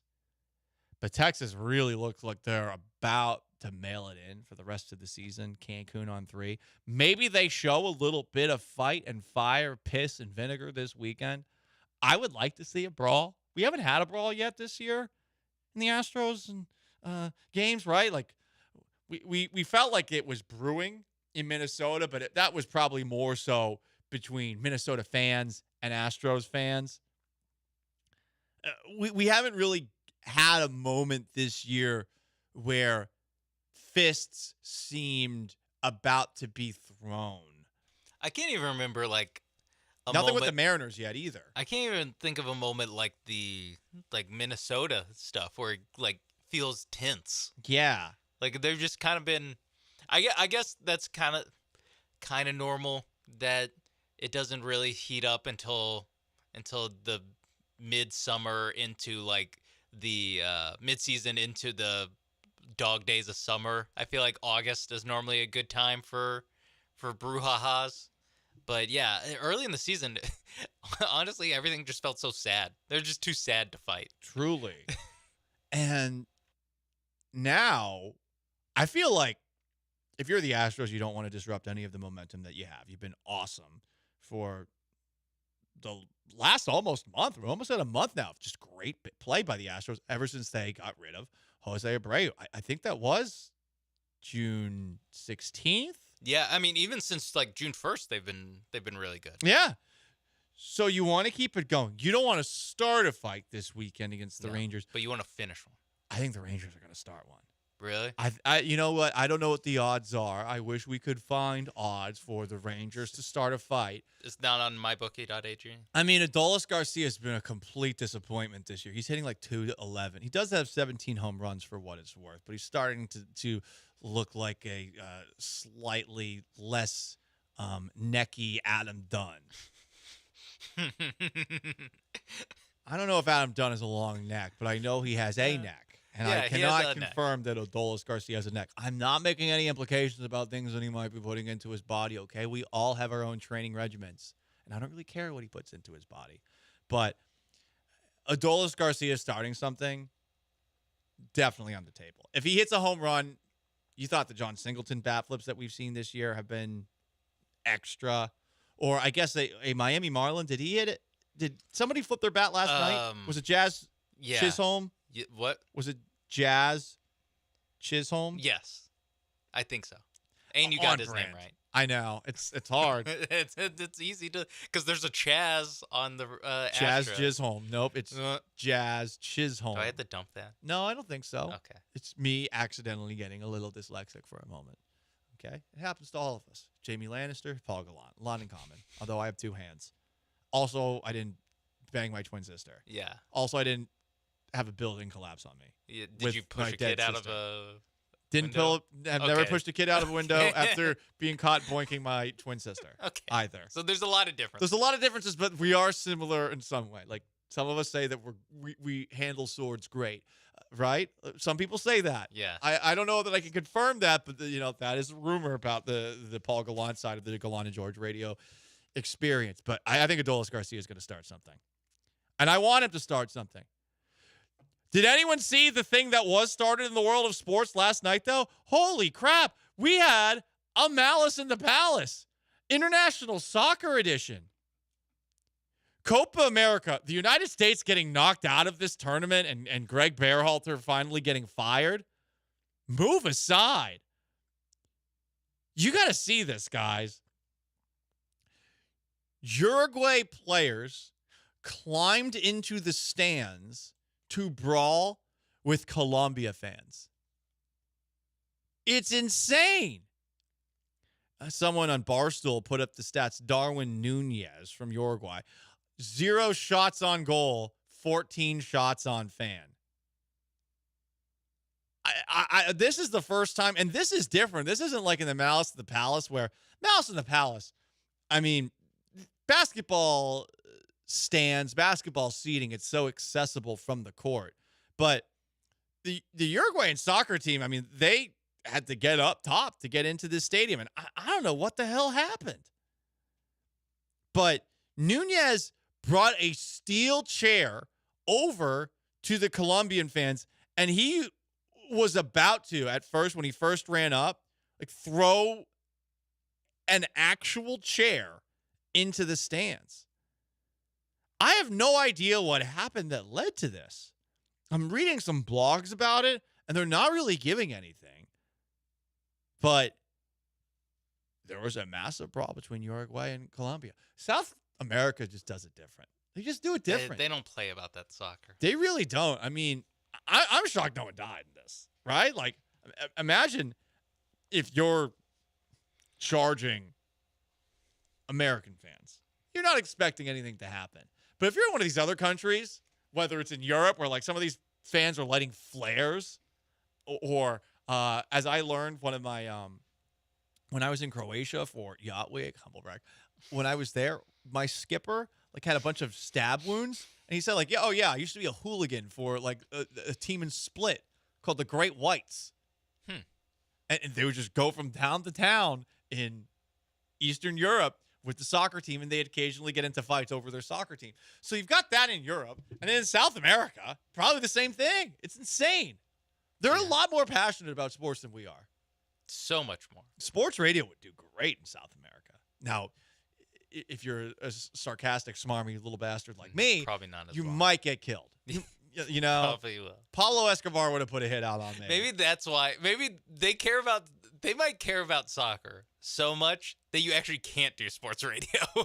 Yeah, because probably not. you just get murdered the first time you say something like, I think they should fire the coach or something. And then the group of fans that don't think you should fire the coach come to the studio and beat your brains in. From the sound of things, the backstory to these Colombia, Uruguay, Malice in the Palace is that Colombian soccer fans were endangering the families of the Uruguayan soccer players. Oh, like the friends and family section was, yeah, okay. You know what? That makes sense. Might be a good idea. Separate those? To have the friends and family section in a box. No? I mean, to keep them away from everybody? Where'd they play this game? In a stadium that looked like it was largely empty. It's insane. Well, because it was after the game. It was after the game. I think the game, okay. Yeah. So you know what might have happened? The Colombian fans might have still been in the stadium, and the Uruguayan friends and family were like coming down to greet the players. You know what? That's a good point. And apparently, Colombia soccer fans caused problems with a Uruguayan player's toddler. I mean, they don't screw around. Holy crap! Can you imagine that? And Colombia doesn't screw around. As someone texts in, the '94 World Cup, the Colombian fans killed a player for an own goal. That's why I feel pretty comfortable saying that you probably couldn't host a radio show in Colombia. But imagine, like, you have this kind of vitriol, and it's in Charlotte, North Carolina, which is like just a boring nothing city in North Carolina. They're this pissed off, this close to a Bojangles. Yeah, just go to Bojangles. They're gonna cool off at Bojangles after throwing fists with Darwin Nunez and like the starting midfielder with Uruguay. Yeah, that is something else, and it was at the Panther Stadium, so there's definitely boxes, and there should have been security. It's insane, man. Do you think Dave Tepper knows about this yet? Do you think this came across his desk? What do you think his reaction? Not my problem. Not my problem. Just brushes. Hey, clean it up before week 1. That's all I need. That's all we need. Just clean it up and make sure that we don't have these South Americans in our stadium anymore. Whoa. That's what he's going to say. Whoa, David Tepper, not Paul Gallant. That's Dave. Well, or it could be Jerry Richardson. I want to see some of those Colombians in those jeans. Something tells me they wouldn't have hosted this game with Jerry Richardson. Jerry Richardson would have.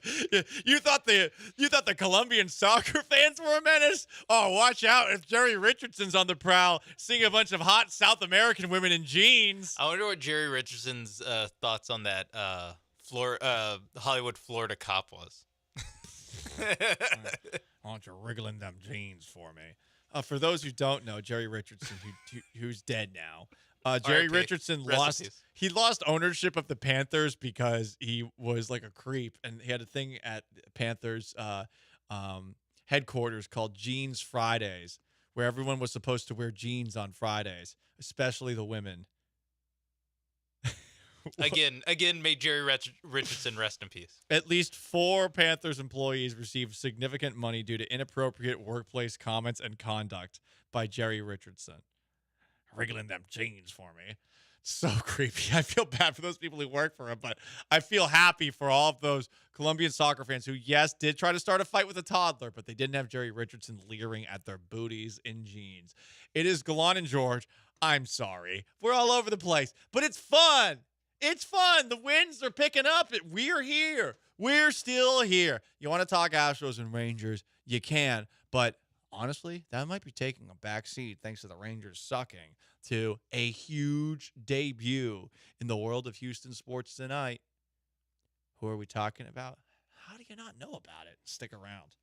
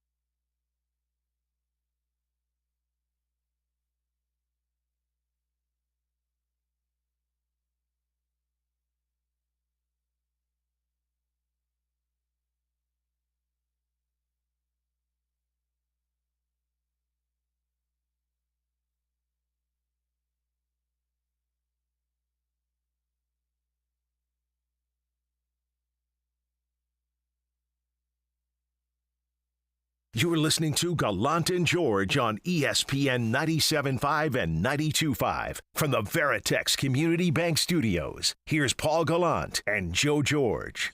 No Joe, just Paul today. Astros get 3 against the Texas Rangers this weekend. The buzz behind this series lacking, but it's due to the Rangers and no longer due to the Houston Astros. I have a feeling, though, Adolis Garcia is going to change things and perhaps create a Uruguay versus Colombia style kerfuffle of his own. Would Adolis Garcia go after a toddler? Probably not, but you can't entirely rule that out given how pissed off he got at Brian Abreu throwing a ball that hit him in a game where the Astros desperately needed to get outs.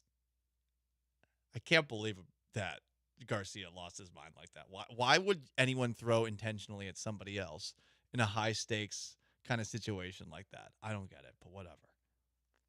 We'll see what happens in this 3-game series. Also tonight, alternative viewing options say you actually have the ability to watch TV, which I currently don't. It's driving me crazy. I'm just watching 24 Season 1 DVDs, and some of the DVDs don't work. But Reed Shepherd is making his Rockets Summer League debut, 3rd overall pick in this year's draft, against Bronny James and the Lakers. I've been getting so many push notifications through my ESPN app about Bronny James Jr. highlights. That's all I get. I get updates about what Serena Williams wore to the ESPYs. I get WNBA updates. And I get Bronny James Jr. updates from Summer League. Sometimes it's a highlight. Bronny James scored 4 points, including this layup. Sometimes it's a lowlight where someone did a spin move on Bronny James and made him look like a fool. What happens if Reed Shepherd makes Bronny James Jr. look like a fool?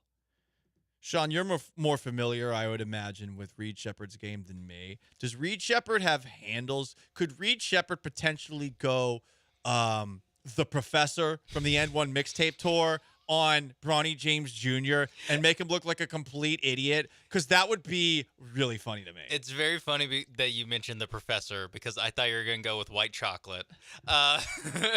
We're kind of on the same wavelength. Jason Williams? Yes, yes.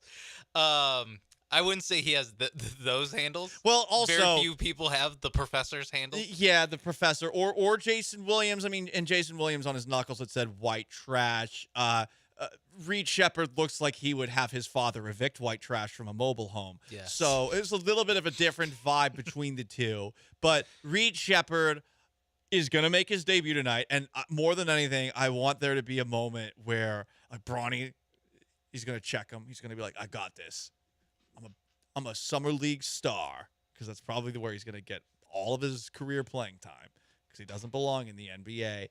And I want to see Reed Shepherd get his. I want to see Reed Shepherd expose Bronny James Jr. because it will be a rough look. Even if Reed Shepherd is the best American player in this draft, and as the Rockets said, the player that they believe has the most upside in this draft, the optics will not look good if Reed Shepherd makes Bronny James Jr. look bad.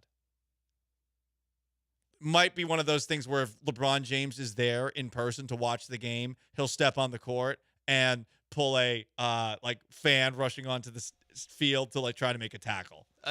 Fortunately, he's with Team USA. Oh, that's true. He's focusing on helping the U.S. win. Yeah. I think they have a showcase game tomorrow. I want to say maybe the next day, but I think Reed Shepherd should be able to. I mean, he should be able to do whatever he wants. I mean, I'm sure Bronny James will play some defense on him. They'll be matched up at some point. Because if you're the Lakers, do you put Bronny James on Reed Shepherd or you put him on Cam Whitmore? Ooh, good point. Rockets Summer League team. Do you do the Bill Belichick where you put your best defender on Reed Shepherd and then double Cam Whitmore? I mean, good question. Who knows? There's so much the X's and O's, so much of a chess match happening between not Ime Udoka and maybe JJ Redick. I don't know. Normally new coaches will coach Summer League. So maybe JJ Redick's the coach. I'm sure I can look that up. He should be the coach. You kind of have to earn your stripes if you're JJ Redick. I'm glad you brought up Cam Whitmore, though, because a thought has crossed my mind. I'm out for blood. I like that Uruguay and Colombia got into it. And by Uruguay, I mean Uruguayan players got into it with Colombia soccer fans. There's a part of me that wants to see Adolis Garcia start something in this Astros-Rangers series this weekend to reignite the rivalry and make it feel like it did in the ALCS, where you truly hated them. You hated all Rangers fans except for Tab, who we hope is still kicking. Tab, we miss you, buddy. Or maybe Cam Whitmore, who, if you watch enough Rockets basketball, you know that this guy likes to instigate a little bit. Could Cam Whitmore start a fight with Bronny James Jr.? Cam Whitmore does strike me as the kind of guy who's like, Bronny James Jr. does not belong on this court and might get a little extra physical with him. And I'm very curious to see what happens. Yeah. Bronny's a small guy. He's more likely to put a shoulder into him. And stand over him. Yeah. Get a technical foul. Yeah. Yeah, I wonder what happens when someone tries to like punk Bronny James, because that's gonna happen. It's gonna happen all the time. Yeah. Well, here's the thing: he's not gonna play in regular season games. Yeah. Unless it's garbage time. It kind of has to happen when LeBron James is out of the country. Yeah. it's like in an Avengers movie where it's like, okay, he's the Guardians of the Galaxy are far away. Now we can strike. Now we can do our stuff. But yeah, I don't know. I mean, I was looking at the Rockets Summer League team, and let me tell you, it's loaded with guys that I'm like, oh yeah, I remember that guy from the back when we were worried about the give me some into the roster. Give me some. There's a Nate Hinton. There's some Nate Williams. There's hold on, I'll pull up the full roster. There's obviously Cam Whitmore. Nate and, Hinton, I remember him. I remember Nate Hinton. Yeah, it's like a couple guys where you're like, oh yeah, they had a good game that I remember. It was against the Grizzlies. Summer League basketball, not particularly my cup of tea. But you know what? I mean, this is a ratings gold mine. This Reed Shepherd versus Bronny James Jr. in Rockets Lakers tonight in the Summer League. Newest Rocket, well, I guess slightly, not the newest. No, newest Rocket. AJ Griffin is going to be hell yeah, making his Rockets debut. Yeah, you got Jermaine Samuels Jr. Let's go. Fabian White, Nate Williams. Oh, here's someone I know you'll like. Vontarius Woolbright. What a name. Yeah, that's all I got. There's a guy whose last name is Dante, who's on a two-way contract. He was an undrafted free agent. So yeah, I mean, you're mainly going to be watching for Whitmore, Reed, and AJ Griffin, I would assume. Depends how much of a Kyra Lewis fan you are. Okay. Not much of a Kyra Lewis fan. Okay. Mike Miles. Can I interest you in some Mike Miles? That sounds very generic. He's the creative player. Honestly, I need to know more about this guy by the name of Vontarius because I've never heard that name before, and I wanted to look it up to see if there's a meaning. And you can go look up names online. And the search that I did was Vontarius name meaning. So there's a couple of different websites like nicebabyname.com. Okay. And some other websites like Caballarians, which says that Vontarius means you're independent, resourceful, practical, and patient. The name Vontarius per 7reflections.com represents the desire not just for personal success, but for leaving a mark on the world. This isn't historical in any. These are like horoscopes. I think these are name horoscopes. I think this is just like a name that has recently started. Oh, here's one. This is from nicebabyname.com. Vontarius is a masculine name with African American roots. It is a combination of the prefix von, which means of or from, and the name Tarius, which has no specific meaning. Okay. It's a unique and modern name that exudes strength and individuality. I love it. I'm naming my first kid Vontarius. Vontarius Gallant. That works. That works. Maybe. I'm taking this for the rest of the show. This is the Vontarius Gallant show. What? Josh Allen changed his name to Joshua Hines Allen. And why can't I go from the Paul Gallant show to the Vontarius Maurice Gallant show? I mean, you can, I guess. Joe isn't here to get in the way with his name. No, with his two first names. Yeah. By the way, that's Jaguars Josh Allen. If you weren't listening, Jaguars Josh Allen. Correct. That's and we deduced that might be part of the reason why he changed his name. That is definitely the reason Josh Allen changed his name. Anyway, it's a Friday. Got to get down on Friday. We all know that Georgia's really good at football, but they're so much better at something else. What is that? You'll find out on the other side. It's Gallant and George, ESPN 97.5 and 92.5. Stay put.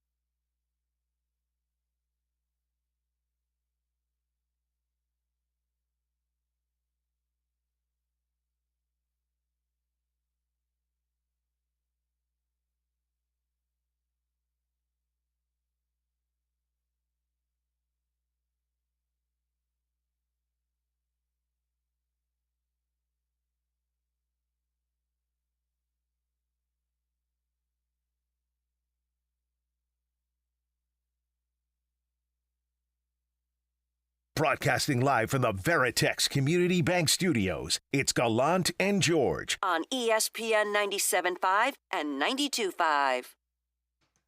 Couple of things of note with the Astros taking on the Texas Rangers 3-game set starting tonight. Yordan Alvarez, who did not play for the Marlins with hip tightness, is on the field at Minute Maid Park doing lower half drills with the training staff.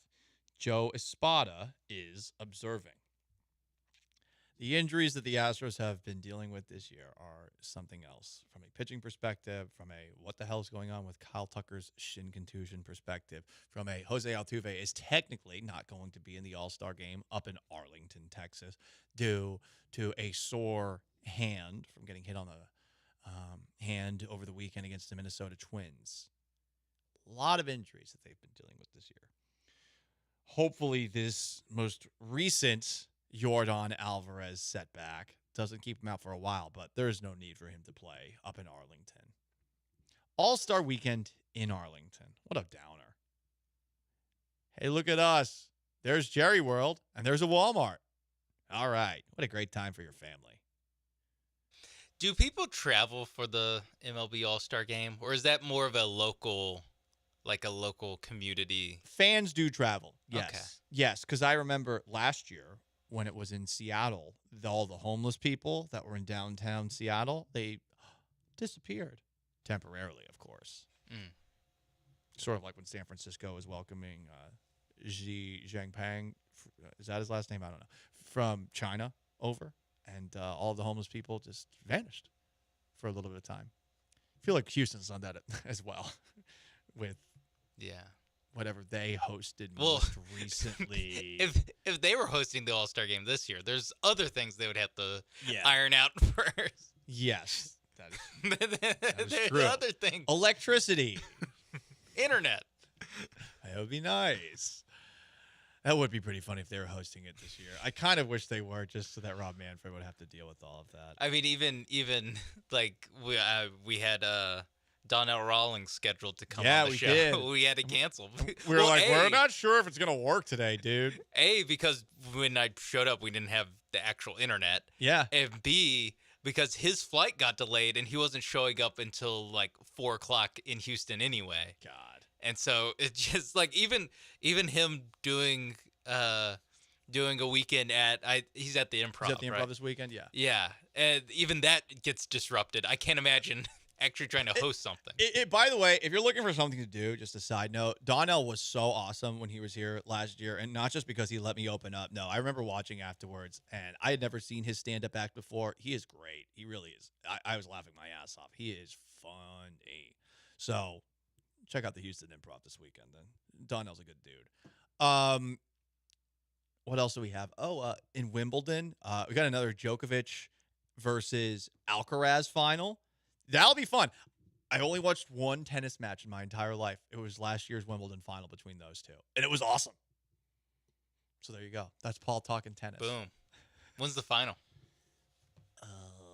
Let's see. Didn't mean to put you on the spot. Yeah, sorry. I'm not a tennis guy. I was just curious. Not a tennis I don't even know why I asked.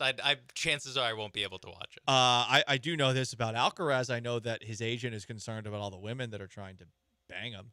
Like that he says, like, that's the only thing that can hold him back in his career from being the next Roger Federer or Djokovic or Nadal. Correct.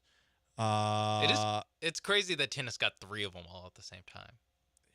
It is. They all had like their own little specific court that they were the master of. I'm making things up. I don't know anything about tennis. All I know is that was a good match last year. Again, you know what's great? I can't even find when this thing starts. Cool. Thanks for putting me on the spot, Sean. Exposing my lack of sports knowledge. About how much you're looking forward to it. Here, let me just type in Wimbledon listen, final and I'm see what comes up. Saying I'm looking forward to something versus actually following through and watching it, those are two totally different things, okay? So there you go. Greg Todd's twitching in Sunday at 8 a.m. right before the Euro Championship. Ooh, nice little Euro Sunday. Thank you. Thank you very much, Greg Todd, for that. I will say ESPN should probably fix that if they're broadcasting it. Like, hey, this is where the Wimbledon final is taking place. I said that Georgia does something really well. And we've heard stories about this, but the Atlanta Journal-Constitution, the newspaper of record in Atlanta, put together a report about Georgia football. And it has nothing to do with the success that they have had recently on the field.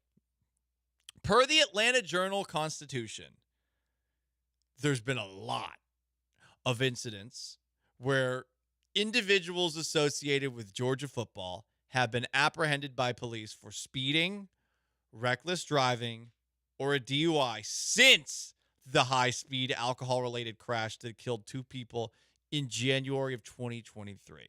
So we're talking from January through July, 18 months.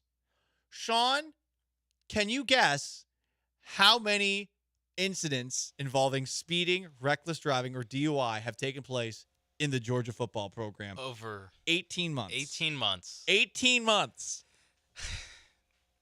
1 a month. 18. More. 24.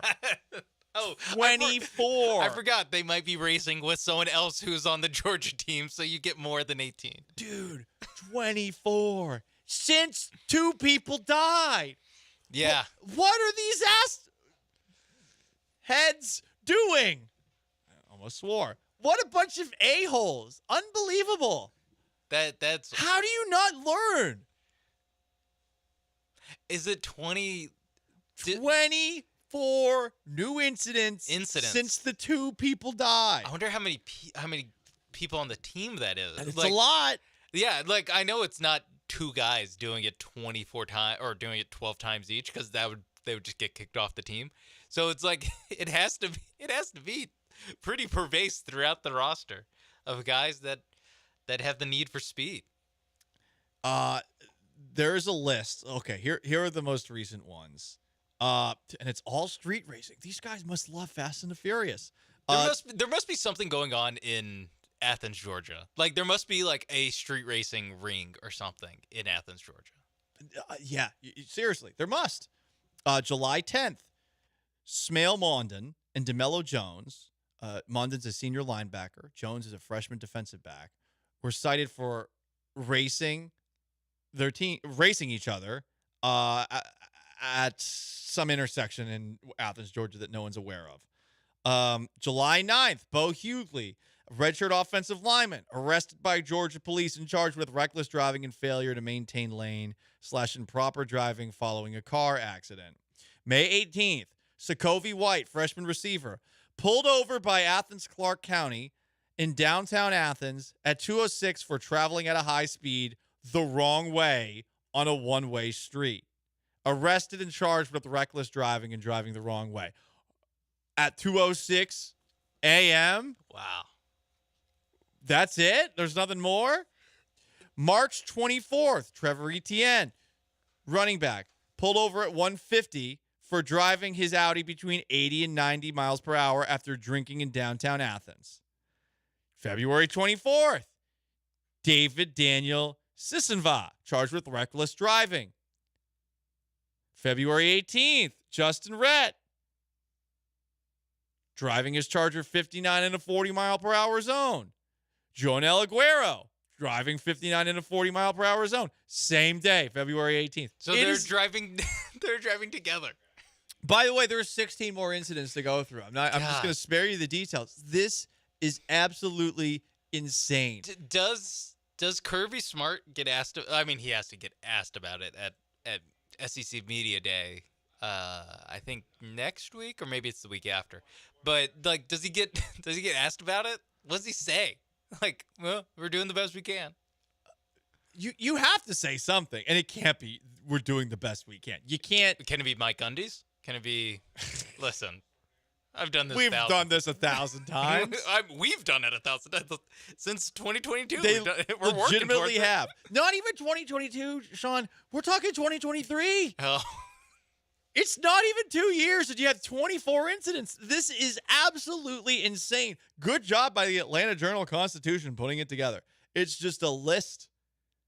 I figured it would be a lot of street racing. It seems like there's a lot of DUIs, but there's enough street racing on it to suggest that they need to stay away from drinking and driving and watching the Fast and Furious movies. They just need like a shuttle for football player only shuttle. Yeah. It's like, hey, we'll take you wherever you want to go in Athens, Georgia. We'll pay someone wearing a Georgia polo shirt, $25,000 a year just to drive you guys from place to place. Did you know, Sean, that at where I went to school, Syracuse, you're not allowed to have a car your first 2 years? I did not know that. Which That's makes crazy. a lot of sense. It's not really a commuter school like some people do commute ultimately, but I mean, it seems like this would be the smart play for all college football programs to just not allow their students to have cars on campus. I suppose some campuses are too big for that to actually happen because Syracuse is a rather small campus. Yeah, it'd be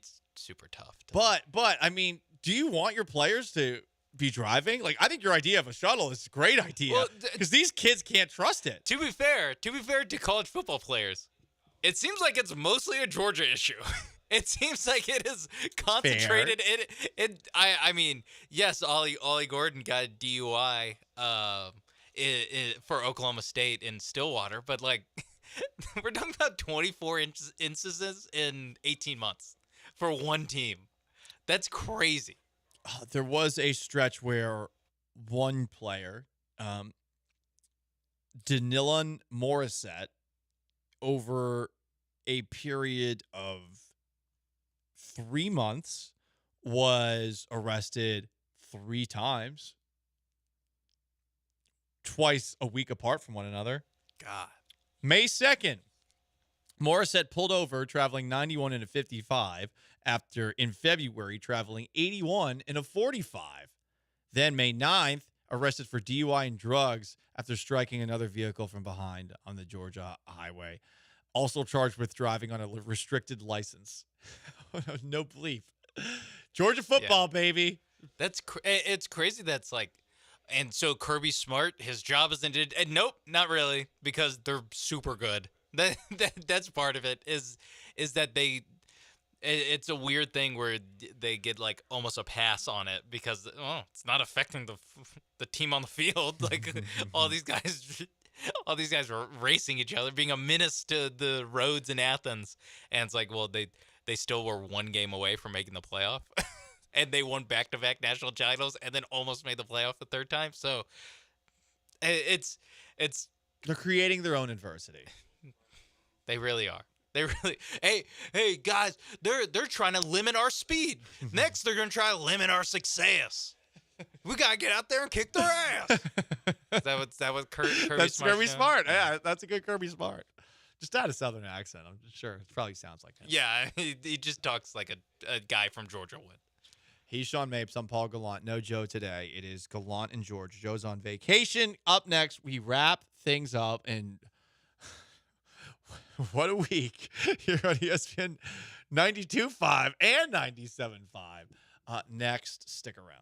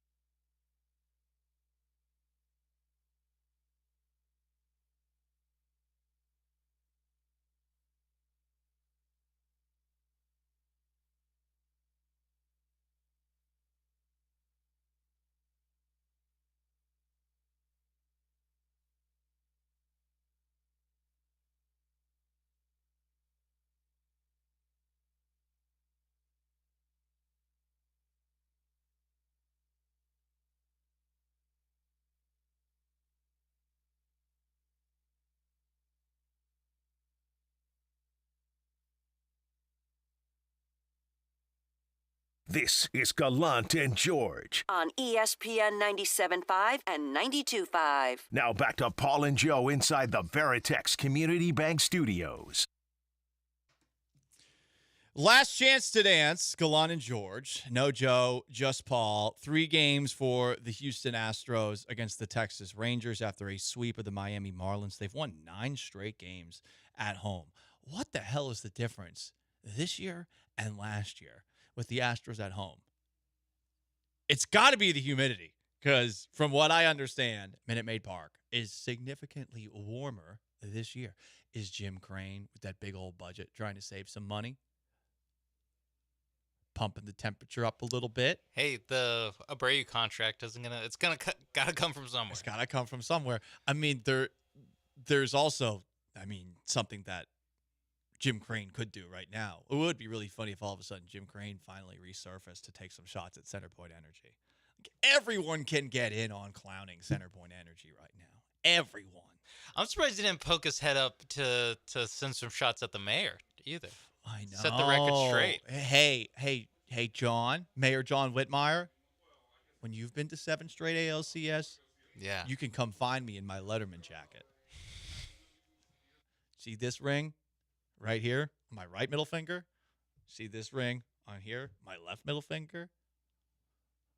Yeah, stick them where the sun don't shine, John. Jim Crane's allowed to do that. They're 5 games above 500, baby. They were 12 games under 500 in May. What a turnaround. Yeah, but I mean, we were always talking about, like, when do we start taking this team, like, seriously as holding them to the Astros standards from before, not just, oh my God, this team stinks.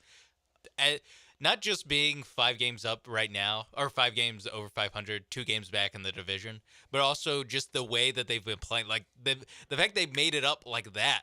So remember, they're down 10 in the division. Yeah. And Dana Brown was saying they want to make it up. They want to make up half the ground by the end of July. Mm-hmm. They're already 2 back. They made up more than half of it. Now, look, the Seattle Mariners certainly helped out a lot over the last couple of months, and now all of a sudden the Mariners are playing the Padres and Angels, and the Angels are about to, I think, give them 4 wins in a row. I mean, they scored 11 runs last night. The Mariners did. So the Astros have to keep pace now, but I think we can safely say they're not going to be below 500 again the rest of the year. Is that a fair thing to say? I mean, they're 5 games over 500. Maybe this is me getting a little bit greedy. And they do have a really brutal couple of series coming out of the All-Star break and a really tough August where they're going to be playing a lot of those teams in the American League that they're going to be competing against for wild card spots, if not the actual AL West. Really, the only thing that worries me about that is the health, honestly. Yep. It's just if they get another rash of either pitching or even just if 2 of Tucker, Yordan, or Altuve are out at any point, that's when things start to feel a little tougher for the Astros. But if they have just decent health or decent health luck where guys come back when they're supposed to, guys don't get super hurt or a ton of injuries all at one time, I do think they have a good chance to not play like this the entire season, like how they've played since they've dropped Abreu, but to play like a very good team for the rest of the year. 100%. And,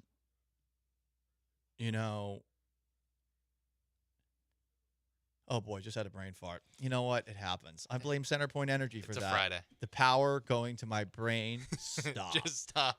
It got rerouted. Centerpoint. Yeah, I'm just going to blame Centerpoint for all of my problems going forward. Time for garbage time? Time for a little garbage time.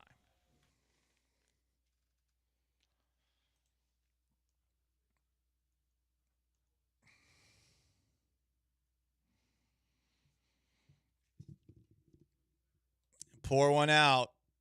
Ellen DeGeneres is leaving the public eye after her Netflix special is released.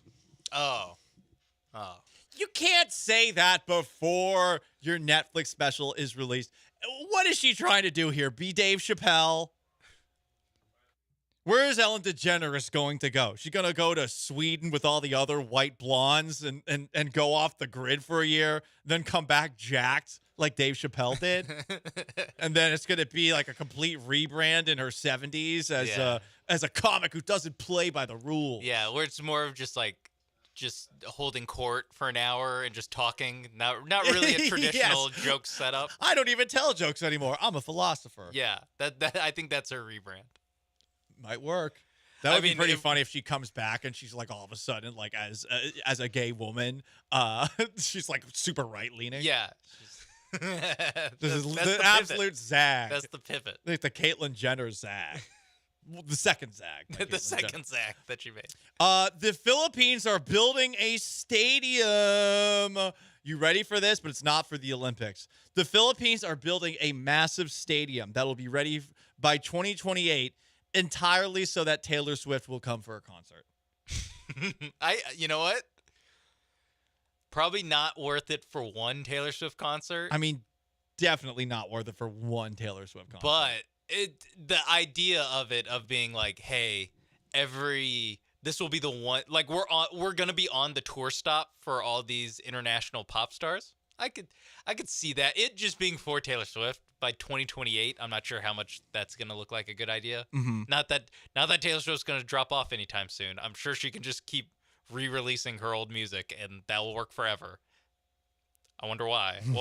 I wonder why she's the only artist that I can say that about. But yeah, it's an interesting move. I'll say that. For sure. Truly is. Have we ever had like a stadium that was built just for concerts? Because that has me thinking about I don't know. You could probably fit like 100,000 people because you don't need to build it big enough for a field in the middle. The problem is, though, with a lot of these stadiums, and it looks like this one has a roof, the acoustics, just like at NRG Stadium, they're awful. Yeah. NRG Stadium concerts, I mean, I get everyone has a lot of fun at the rodeo, but, man, it is tough to hear anything at those. Yeah.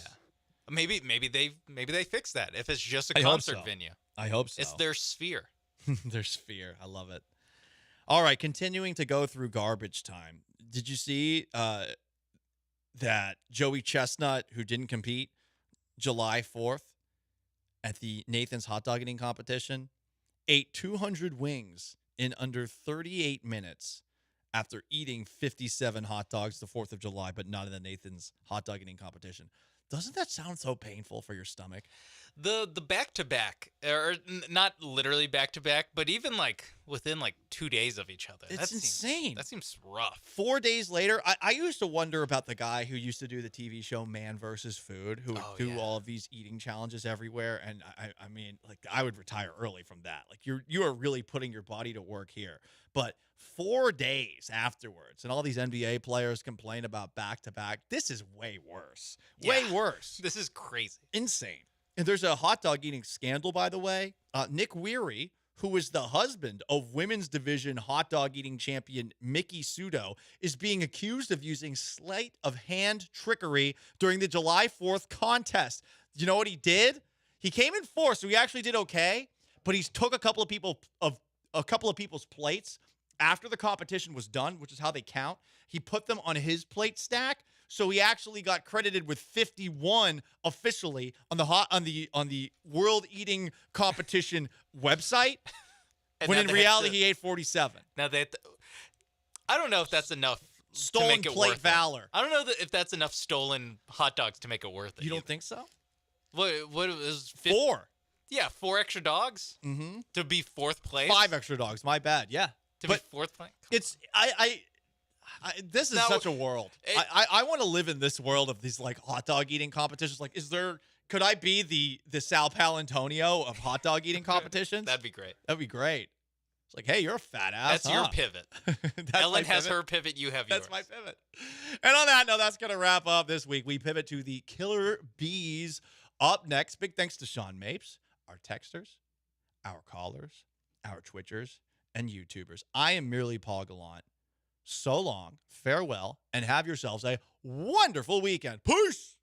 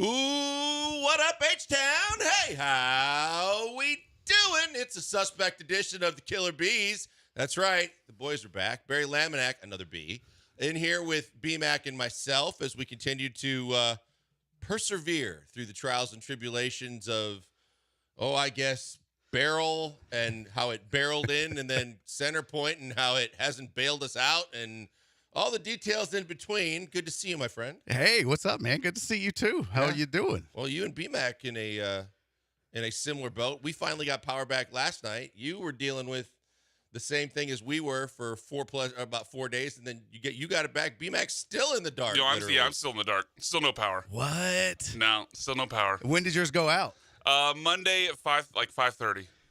And you still don't? Nope. 5:30 a.m. 5:30 a.m. I think all of ours went out at that time. Yeah, I think pretty much the entire city went out about the same time. So what's worse, not having it or having it, or not having it at all, or not having it and then getting it and then losing it? I think that would be worse. Is this your sex life, or is this? Wait, we're talking light. Yeah, I was like, where are we going? They make pills for that, Barry. Thank you. Yeah. Yes. Oh my. You know what made me the most mad about this? There's so many things. Because I get mad about a lot of stuff. No. The worst was the power went out, no problem. I am lucky enough to have a generator, so. You're one of those. That's right. Yeah. Well, after Ike, I bought one. I don't know if y'all remember Hurricane Ike. So you're one of the ones making all that noise. I swear, the sound of the generators throughout the neighborhood might be the worst part. It's the most mocking sound ever. Well, I have power. Yeah. I have one, but it's not like the whole home generator. I have to go out and add gas and crank it and all that. But all my fancy neighbors, theirs just kicks on automatically, and it mocks us during like shorter power outages. But I rolled it out. But the worst is, so I cranked it up and I can plug in the little Wi-Fi router. I can get internet as long as it's up. So we had internet for the first 24 hours after the storm hit. It was all of a sudden, though, then the internet goes out.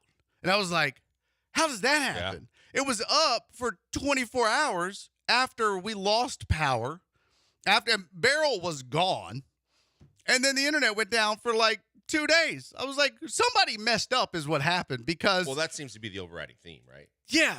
There was... Centerpoint, T-Mobile, AT&T. Verizon, and AT&T all went almost... No, they teased you. Like you said, you had cell service for about the first 3 or 4 hours. Then all of that... Well, I don't get cell service in my neighborhood. It's awful. Saying, but then that went away. Yeah. But then at least you had... And then I've never had cell service. I never had internet. See, I had internet. That's what's crazy, is it was working just fine, and then all of a sudden, gone. It was like middle of the night, too. I was up at like 2 in the morning Monday night. I was watching YouTube videos. Strangely enough, it was yard stuff, but whatever. Gee, shocker. 2 in the morning, and then just lost internet and gone for almost 2 days. I was like, what? How? Somebody messed up somewhere. What I think happened was they were probably like trying to remove a tree, and then it fell on like the internet hub somewhere and just destroyed it. I was like, you know what? That's not the fault of the storm, because it was working once the storm was gone. Brian and I were talking about this yesterday. The fact is that both of our neighborhoods, there were a ton of really big trees that got, like my neighborhood, there were pecan trees, and out your guys' way, it's more pines and things. Yeah. But the pecan trees are these massively thick trunk trees. Yeah. And when they went down, they're crushing houses. I said, my neighbor, I watched their tree crush their house, 2 cars, a basketball hoop, just the garage, everything. And I saw it while the rain was coming down and everything. I happened to look out the window. And then the cleanup. And then you get the people. It's one thing when you get the people that at least they're willing to work. They come through the neighborhood. They got their chainsaws. They're looking to make some coin. But then after the storm, literally, now you got the people that's just trying to clean up on all the wood. Right. Oh, my God. These people had the shocks on this truck. It was a lowrider. It was literally where the frame of the car was about 2 inches from the ground. But they had that wood, man. Oh, yeah. And I told Nora, like, I have a chainsaw. So I was like, hey, what I'll probably do is once the storm blows through, I'm going to hop in the car and just drive around the neighborhood and see if I need to go, cut up any trees to free up any roads. She goes, why would you do that? I was like, just being a good neighbor. She was like, don't do that. I was like, why? She's like, that's dangerous. I was like, you don't understand men. Like, this is just what we do. We did it right as soon as it stopped raining. We went over to the house where the tree hit everything going, do they need help? Yeah. They were out of town. and out of the country. Wow! Imagine getting that Did you call. loot? Did you go loot some stuff? No, but You're that, like, there are "Ooh." going to be people that did that too. Oh yeah. You should have went and looted some stuff. I'll tell you what, I don't know how the Amish do it. That's my thing. 4 days, no power. That was my thought is like, I couldn't be Amish. There's no way. That's not the only reason you couldn't be Amish. I wanted to punch. That's a good I point, wanted to Brian. punch a horse in the face. I was like, I can't. 4 days, no power, no nothing. I couldn't be Amish. I was like, I think I'm just gonna make furniture. This is ridiculous. They do that way. I don't. Yeah, they do. I was just like, I can't do this. I was like, I guess we just build a barn and start farming. I don't know what else. This is. I told my wife, you're gonna have to learn how to churn butter at this point. I started calling her Mary Elizabeth. I was like, you call me Jebediah, you're Mary Elizabeth. This is how we live now. This is it. You're gonna get the little. I am. Couple braids. Yeah, I didn't shave, so this is all I got. All It's right. gonna take me about 12 years. Yeah, I was gonna say the way you grow facial hair, it's gonna be a while. I couldn't do it. I'm sitting there. Lisa and I were saying the same thing. Like, you better really love your spouse because with no internet, no phones, no nothing, and you're sitting there with candles on, it's like if you don't get along during regular time, how the hell are you going to get along now? One of my, for those of you who don't know, I do stand-up comedy. One of the bits that I had early on in my career that went viral here in Houston, at least, it was a whole bit about Mattress Mac. That's right. And Hurricane Harvey. But one of the beginnings of that bit, it starts off, and I learned a lot going through Harvey. I learned I don't need to spend 5 days in the house trapped with my wife. And that's so true.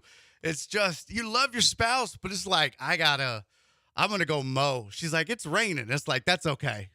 Bro, I'll weed eat in the rain. It's fine. As much as, and for the amount of time that I spent working around professional athletes, the reason why most pro athletes, and of course the jokes are all going to come in because the guys are on the road. They're and you hear the whole stories of Barkley and otherwise. Well, when you're so lonely on the road, you need companion.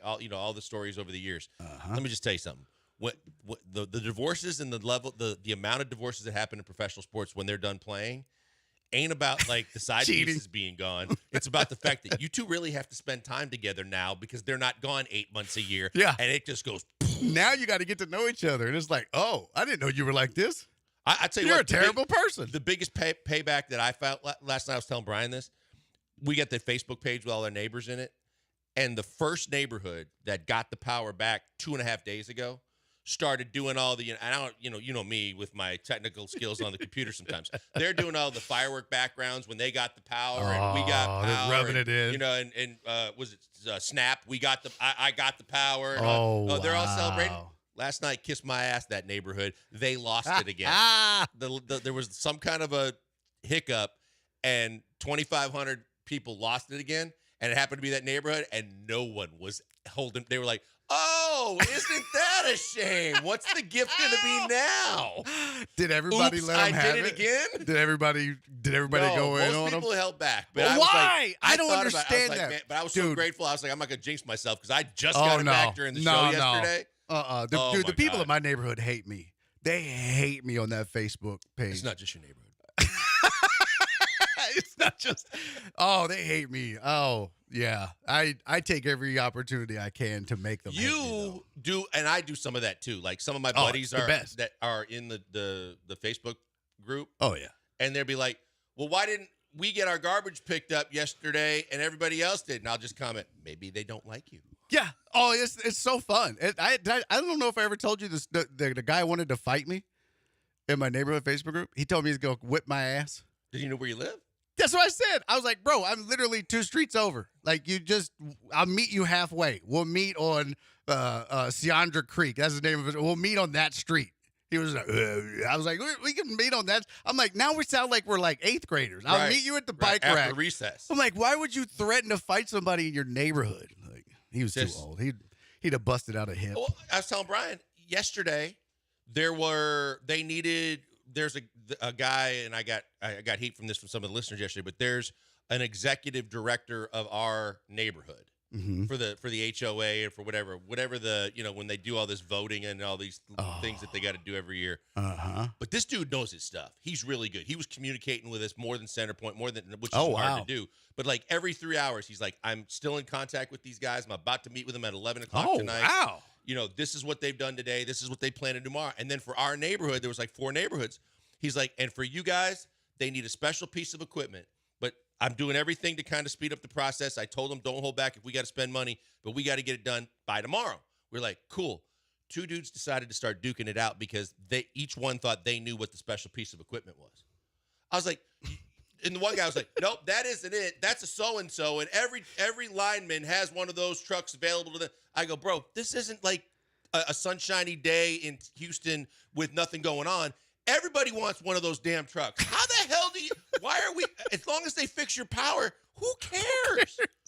And they're like, no, you don't know. No, you don't. I'm like, oh my God. In the meantime, you got 18 alerts on one post. You know that's almost like when the NFL players in training camp and they finally go get to hit someone in a different jersey. They finally get they're amped up for that preseason game because they get to hit someone with a different color jersey. They've been arguing with their wife all week. Now they get to go yell at some dude they can actually punch if they want to. Yeah, that's exactly what that is. Barry's right, because it's not hard to figure out where you live. You're in the Facebook page for the neighborhood that's about 20 houses. Exactly. Oh, dude, I have to get on my neighborhood page, and about once a quarter, I kid you not, I just get on my neighborhood page and I say, hey, this is your friendly reminder that money can't buy you class. I hate most of you. And then that's my post. Can you imagine some of the blue-haired people that don't get it, that are just like, Ed, what does that guy mean? Why? Oh, they hate me so much. And feelings mutual, too. Oh, it's so mutual. That's funny. It's so mutual. I pray that everybody gets their power back by the end. Yes. I had a few of my friends you know what? Say that they got notifications they wouldn't get it back till Monday or Tuesday. I've seen those estimates that's ridiculous. For different areas of town, yeah. Well, what's wild too is I don't even know why Centerpoint sends out notifications, because I got 3 last night while my power was on that were like, hey, we understand you don't have power. We're working on it. I was like, what? And then it was like, hey, the problem with your power was equipment failure. I was like, yeah, no kidding. Then it was like an hour later, it goes, hey, we understand you don't have power. I was like, what is happening right now? Was it just like they forgot to send all these? So they were like, no. Just send them anyways. And they just sent them all at once. The worst one, they were getting exposed. So weird. They were getting exposed on social media. Whataburger? Well, that was bad too. But they would send it to a specific address and say, hey, you got your power back. Please understand that it took longer than normal, blah, blah, blah, blah, blah. And they would send back, no, I don't. Yeah. Oh, yeah. Or the vice versa. They would say, hey, we're still working. We're working on your power. And they're like, we got our power back. That was me. Last night, I got like 4 messages that was like, it's out. We fixed it. It's out. We fixed it. In a span of like an hour and a half. I was like, I don't think you guys know what you're doing, honestly. Which is hilarious because they tell you, not that I would want to call one of their service lines anyway, but they tell you not to call because we have smart meters that can tell what's going on in your house before you call us. No, you can't. I'm not. Yeah, I think your smart meter needs to go back to school. It's ridiculous. All right, so there's the latest updates on Center Pointless. And God bless the line workers. No question. Oh, my goodness. That's what when Brian and I were talking yesterday on the air, that's what I said. You can hate on the upper management of Center Point, morons. But do not hate the linemen that are doing, because in certain cases, if the linemen were working on a problem in and around my neighborhood and someone said, hey, are you working on our problem? No. And they'd go, well, what's going on? And they were actually able to get some of their buddies from out of town to come to them to help them quicker than Centerpoint could get them. Yeah. And then they were the actual linemen were posting on social media saying that Centerpoint wasn't going to pay their hotel bills or their meals because they had an issue. It's like, how can you not, when they are the ones basically saving everybody from just going complete mutiny riot on you?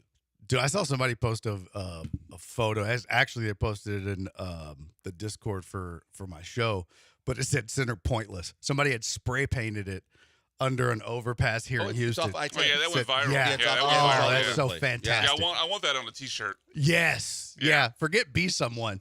That's so 2000 and late. I said yesterday on the show. Center Pointless from now on. Of all the idiots that try to outdo what shouldn't be outdone, which is the be someone graffiti on the bridge as you go into downtown. If you were going to do anything at all and let it stay for a while this time, just put Center Pointless and leave it there, and people would honk every time they went by. You know what kills me? I had to pay my Center Point gas bill today. Ooh. It hurt. You know what I was going to do? I kid you not. I wanted to just start sending them, like, instead of paying the bill, I just wanted to start sending them notices like, hey, I understand my bill is due. I want you to know I'm assessing the fees, and I will get back to you once I have assessed what I owe you.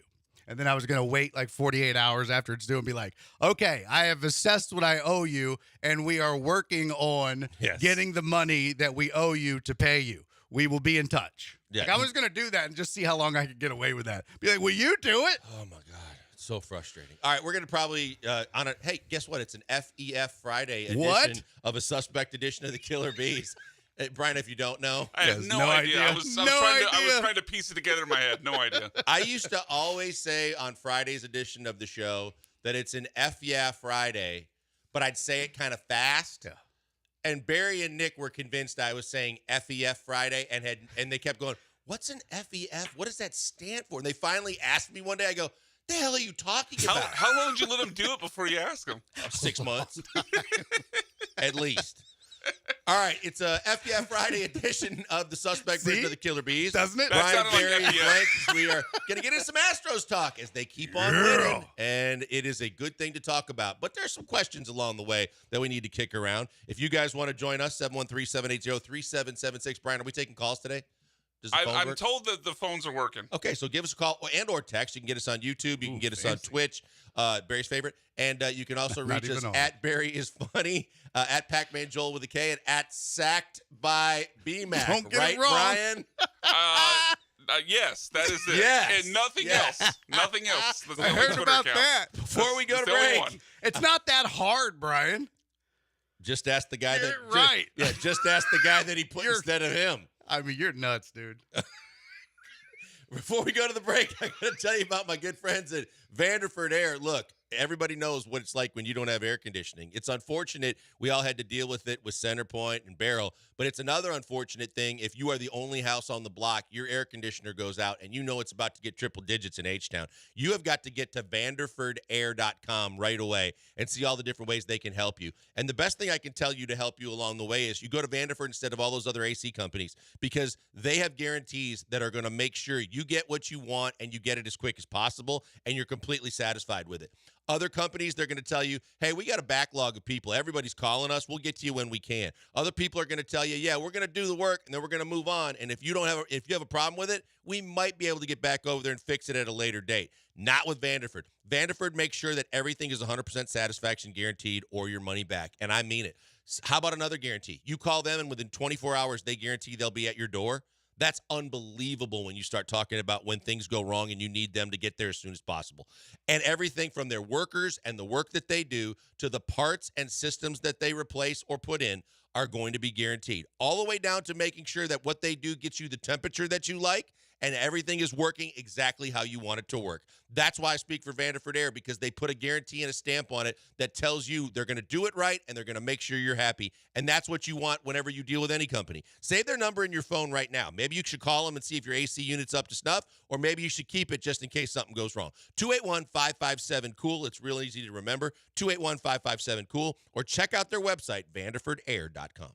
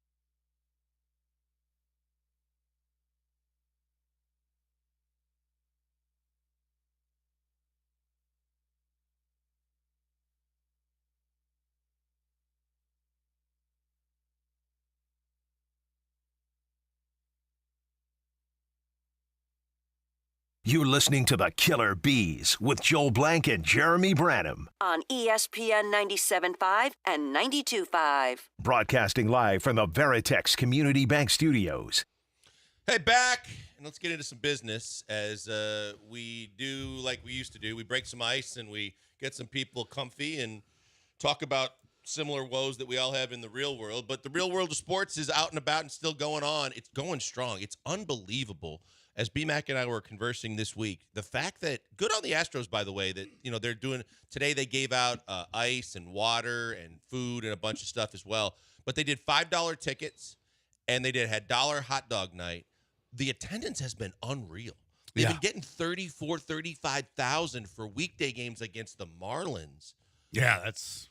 And like Brian said, I mean, obviously some people just want to get to the AC, but how great is it if you can't eat anything in your fridge and you can't get and your house sucks and you get dollar dogs and you get baseball and you get air conditioning. Yeah. And then you take like a bag with you and you just shove hot dogs in there. They said the numbers for hot dogs the other night were like set a ridiculous. record. Oh, yeah. I don't want to misstate the number, but it was in the tens of thousands, I believe. Bro, there were people leaving with glizzies in their pockets. Yep. I would have taken some home. If I didn't have a fridge that was working and no food at the house, you best believe I'm getting some to go. I think BMAC actually had someone's Twitter handle to make sure that he could get some if he needed them. Oh, God. And by the way, the Astros won again. So the winning streak continues. They keep rolling along. Again, another really, really good night. I think almost all the way around the board, but takeaways from you guys in terms of what you saw that you liked or didn't like, or at least heard about if you didn't have power. But I was actually able to watch last night. But look, again, what I like is it's something that we were talking about yesterday. It's finally getting to the point where it seems like everything's synced up. Early in the season, the bats weren't working, but the pitching was. Then the pitching failed when the bats heated up. Then in June, when they were rolling, the pitching was really good. They were just scratching by enough runs to win. Now it seems like the offense is kind of leveling out with the pitching staff, and with the last guys to kind of fall in line, the back of the bullpen seem to be figuring it out, that it seems like this team is really kind of, for the first time, peaking. Yeah, I think what you're seeing is what you expected when the season started, not necessarily the lineup and the rotation and the bullpen as far as names go, but performance-wise, this is kind of what you expected as far as dominance from the offense, quality starts, reliability in the bullpen, a solid middle of the bullpen, I should say, and then money in the bank when it comes to 7, 8, and 9. So you're kind of getting what you expected. And like you said, you were getting a ton of offense, but your rotation or your bullpen was letting you down. It just wasn't, you weren't getting all three phases of the game, so to speak, to use a football term. You weren't getting that up until now. And maybe you got it for a week here and there, but it seems like it's all coming together. And honestly, it feels good to see that happen before the All-Star break. Well, because then it gives you hope. Because the stretch of games coming up is going to be way better than the Marlins. Yeah, for sure. Yeah, sticking with the bullpen, Taylor Scott last night coming in for Dubin was, he absolutely nails. He comes in, there's already a runner on first and third, and immediately they steal second. So now it's second and third, one out. A single at the time makes it a one-run game if they're able to get that run in, or the 2 runs in that are in scoring position. And Taylor Scott shuts the door like he has all year. And the game was pretty much over at that point, because then you get to turn over to 7, 8, 9 like we talked about, and it was ball game. You realize, because we were talking about the back of the bullpen and how sketchy. Look, Abreu, Jeremy and I get into it all the time, because Abreu to me may end up not giving up a run, but a lot of times he is his own worst enemy. He creates his own traffic and trouble. And then luckily, and I say luckily because I don't care how good his stuff is, there's going to be that time or two when it doesn't work out for you and, a Texas leaguer bloops in or something happens or he gives up a shot. But the fact is that Presley has been, I think, the guy that's been in the ire of most Astros fans for the majority of the season. Do you realize now he has the longest streak in baseball of 16 consecutive score? Hader. I'm sorry, Hader is the guy that everybody has been critical of, as well as Presley. Presley started out, Brian, you mentioned it yesterday, how good he's been. Hader has 16 straight complete save opportunities that he finished the deal on, but I think it's misleading. I think, to me, it's a good thing to say he got the save, but in a lot of cases, it was a good thing they had a 2 or 3 run lead because he's still giving up bombs and he's giving up hits to where it's great that he's got the longest streak in baseball now of save opportunities that he closed the deal on. But to me, I don't feel any more comfortable when Hader comes into the game without believing he's going to give up a hit and he's probably going to give up a home run. Yeah, that's the problem is you can get saves, but he's got a 6.23 ERA in the month of July. You don't like seeing that. I mean, he's given up 3 earned runs in 4 innings. That's not something you'd like to see out of your closer, even though you're getting saves. That tells you that's not dominance, right? That to me, right. He's supposed to be just the best. as much luck as it is anything else. Granted, the output and the outcome is there, but it makes you feel like, look, he's still a bit sketchy. Look, he's got the ERA for the year under 4. That's fantastic. His June was good. So, sub 3.5 ERA. You like to see that. All things point to turning it around. But man, I mean, he's like given up more home saves are runs just than a maybe in misleading any stat season in in his general. career already. What's that? I hate saves as a stat. It's just so misleading. It doesn't tell you the story. It doesn't tell you if he came in and faced 3, 4, 5 in the lineup and shut him down with a 1-run lead, or does it tell you he's facing 7, 8, 9 with a 3-run lead and he gives up 2 runs, but he escapes and holds on to a 1-run win for the team. So it's a very misleading stat to kind of make that the bullet point for Josh Hader's like, 16 consecutive converted saves. It doesn't really tell the whole story. Yeah, that the thing to me is kind of just what I was saying earlier too. He's given up more home runs, I think, in already this season than I think in any season that he's played in the bigs. You Barry, to your point, I mean, you paid the highest salary ever on a 5-year deal for a relief pitcher in the history of baseball. You're supposed to get the guy that, I mean, TK, I think last night was rattling it off that he still has the best reliever earned run average of all time. He has the best, whatever, strikeouts to hits ratio of all time. Well, it ain't this year. No. And you know what's crazy, though, is I'm looking at it. I didn't realize this. Unless I'm looking at it wrong. And you know me, I'm old, so I gotta double check. It surprised me when I just looked this up. He only has 1 blown save on the season. That doesn't seem like, because I think early in the year the save opportunities were few and far between, so they were using him in tie games. But doesn't it feel like he's how many losses did he have? Because he's lost. He's got 5 losses. Well, he gave up the Angel game on a home run. Yeah. He's given up several games on home runs. Yeah, but don't you think with 5 losses he would have more than 1 blown save? Yeah, but like I said, early in the season, remember they were saying that's why he was going 2 innings when they needed him to, because he was hoping that, they would have an opportunity to get a win or a save out of it. And because he got his contract, he was trying to prove that he was worth it because there weren't that many save opportunities to be had. If I made you guess how many blown saves he had last year, what would you guess? 4. 5. Okay. That's a lot. I mean, he's had 5 and 7 here and there, but that was early in his career. He had 5 blown saves last year with a 1.28 ERA and only 3 losses. Like, that's literally the complete opposite of this year. 5 losses and 1 blown save with a 4 ERA.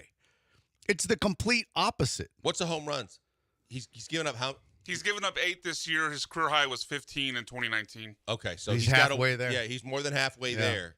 But I just don't remember ever giving up this many bombs like this either. But, again, hopefully it all kind of settles in at the right time, because this is the stretch they're really going to need him. Now you start the Rangers, then the All-Star break, then you come out and you got the Mariners. You're going to have the Dodgers.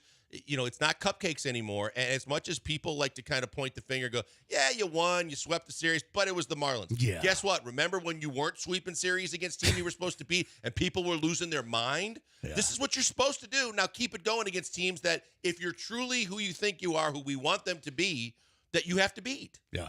Yeah, 100%. And this is a big series against the Rangers, like you said. I mean, big. Who are the Mariners playing to close out? Well, they just did what I didn't think they were going to do, and they blew right through. Oh, they're playing the Angels. They just blew through San Diego, and I thought the Padres were going to give them a fight, and they lost. I mean, the Padres just rolled over, and then they got 4 in the first. I happened to see the scoreboard watching the game at Minute Maid, and I saw a 4 spot in the first inning. I go, well, that's over. Four runs in the first inning against the Angels. That's over. Yeah, because that ain't happening. All right, so there is something I want to discuss with you guys based on after all the positives we were talking about last, and there's more because John Singleton continues to do some things I didn't think he was capable of doing. But there is something that I want to bring up to you guys because I think as much as we're talking about positives, there's something that gives my level of concern a little reason to be worried as we roll through. So we'll take a quick break, come back with a whole lot more. Be back with more of the Killer Bees, ESPN 97.5 and 92.5 FM.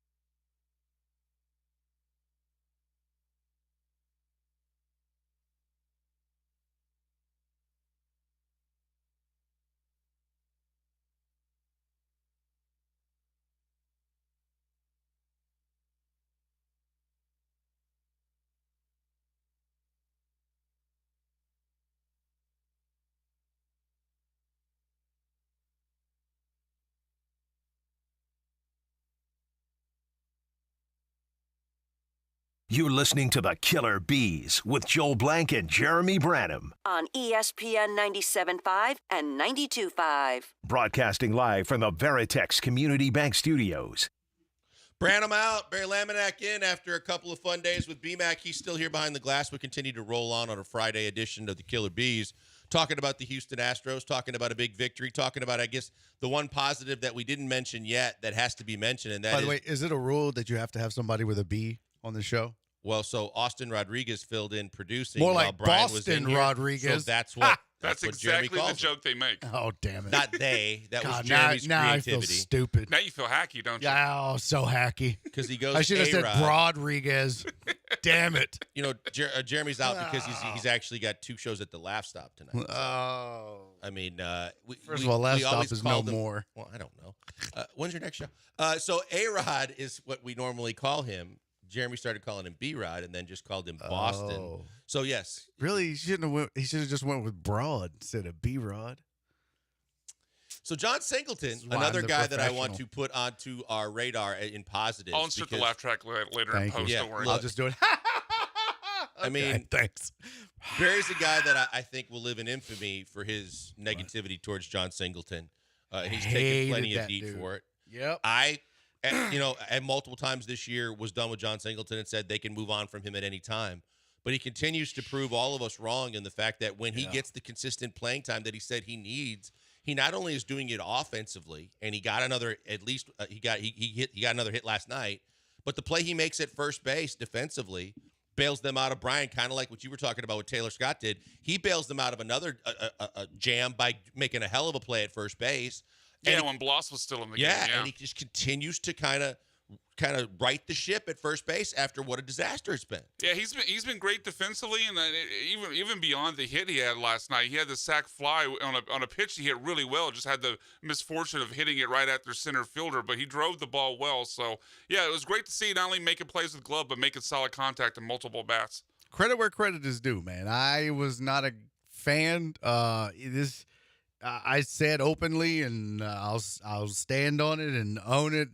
I said the dude didn't belong on a major league roster. His history proved that. He was not a major league hitter in any way, shape, or form. And thus far, he's making me eat those words, and happily, I will eat them. Pass the salt.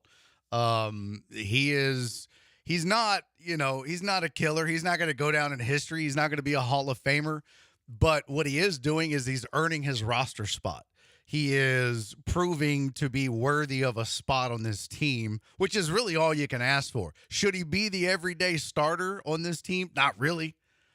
Not really. I think he's making the case No. for it. Well, but why not? John Singleton should not be the first baseman on a World Series contending team. He's not there yet. But Barry, if you got the rest of the lineup that they have, bro, you don't go from Yuli Gurriel to John Singleton, mixing in a Jose Abreu mess in between. Because that's not that. I mean, you look at the regression. I mean, you went from Yuli to bad Yuli to okay Jose to terrible Jose to now like, oh, it's not awful John Singleton. I mean, you're just settling after settling after settling once Yuli lost 260.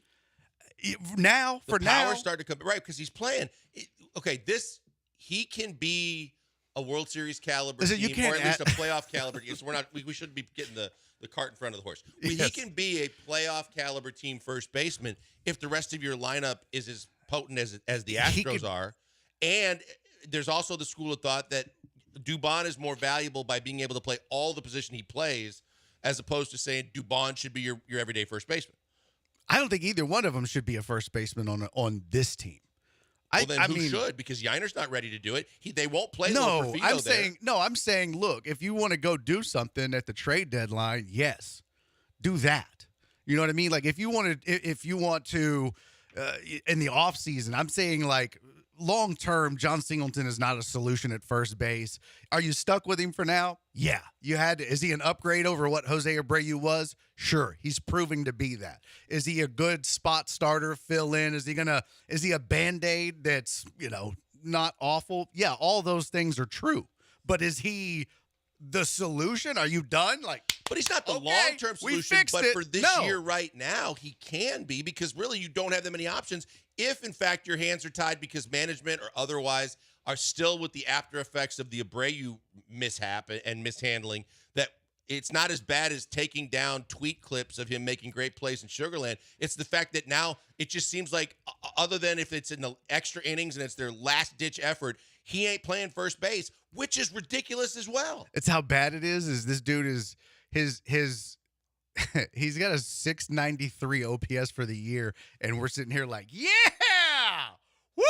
Like, that's not a good OPS for a first baseman in Major League Baseball at all. No, it's not. But we're One, celebrating it's better than because he's been awful, and it's that in that spot, it's been awful for this team. So it looks better than it is, but again, he's proven to be better than what I thought.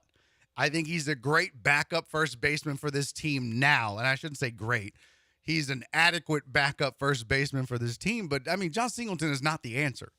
If you're telling me that John Singleton is the starting first baseman for the World Series contending Houston Astros, I would say they failed at that position. So then what you're saying is between now and the trade deadline, you want to go get a first baseman. I mean, look, I don't think that's the number one need on this team. I don't either. But I'm saying that, if you're evaluating, if you're making a list of all of the needs, first base is on that list. Absolutely. But we talked about this yesterday. You have to have the amount of assets to go get multiple guys. I mean, we're just making a list. I'm not looking at right. But I'm saying because to me, step one is let's make a list. So I found a list too because I want to go over this. Because one of the things that I found in terms of leading up to the trade deadline, the Astros are way more involved with multiple teams and multiple positions than I thought. But to me, it's how do you pay for those guys, right? Because you don't have the farm system other teams. That's what we were talking about yesterday. They don't have the farm system like to go out and get a Crochet from the White Sox. That's going to be multiple players, multiple layers of players, and it's going to be pretty high-level players. And if there's competition, the price is only going to go up. And I don't think you can compete, but if you do, that's the only move you can make. All right. No, I'm just saying step one when you're evaluating what you're doing at the trade deadline is to make a list, right? And so you're saying you need a starter. If you want to add middle relief, long relief, if you want to, whatever your considerations are, you're going to make that list. You have to put first base on that list. And then step two is you have to put them in order of importance. And I'm not saying that first base is going to be number one on that list, but I'm saying it's on the list because that's how you just made the list. That's how not good John Singleton is as the solution. See, I'm not as down on him as you. If he can play defense the way he played last night. I mean, you're not going to get me to go from he doesn't belong on a major league roster to he's the answer. I'm just not, especially with a 693 OPS hitting one home run a month.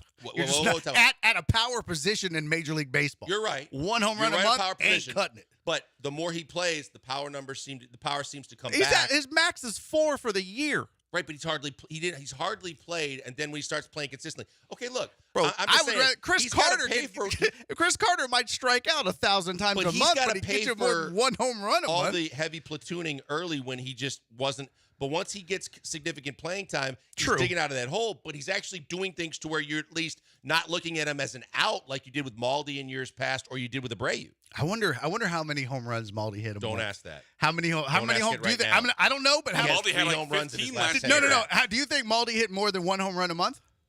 He hit. Do we think Maldi hit double digits? Okay, so if do you think Maldi accounted for more runs, more production per month than Singleton did? Home runs, RBIs, runs scored. Do you think he would have accounted for more production? I'm going from home runs to production. Do you think he would have accounted for more? Because if we already established he probably hit more home runs than him, because I'm looking at Singleton's home run production. Last 10 1, 4 in the month of May. He got his most at bats. He had 89 at bats in May. He had 4. He got 40. Maldi? No, Singleton. 89 at bats. He had 4 home runs. Okay, that's not very good. No, okay, well, he had 43 at bats in the month of June. He hit 1. That's worse. At least he was getting 1 almost every 25 at bats. Now he's getting 1 every 43. And then the month of July is 1 in 34 at bats. That's not good.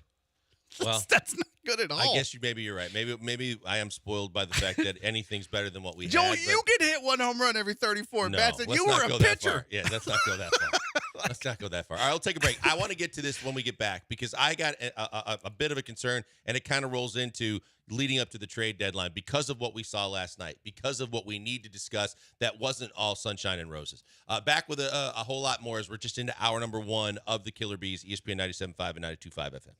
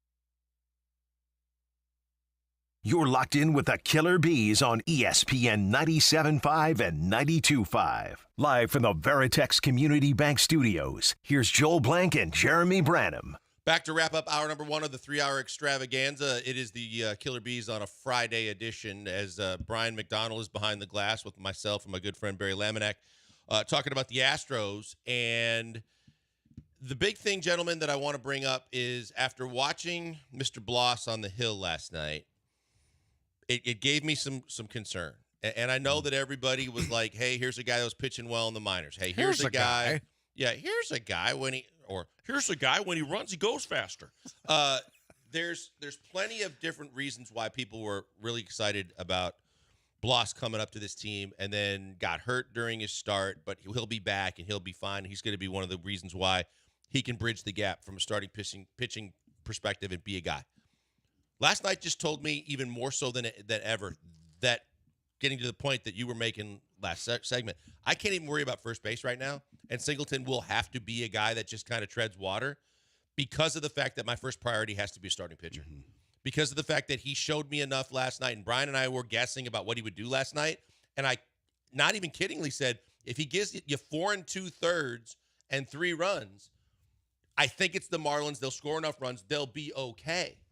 But I can't sit there and think that any point between now, and especially as the schedule gets tougher in the rest of the season, I can't sit there and tell you that I feel that he's going to be any better later in the season. No disrespect to him.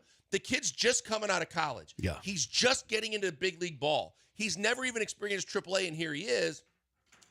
I don't expect more, but I think that's the reason why I expect them to go out and get a starting pitcher.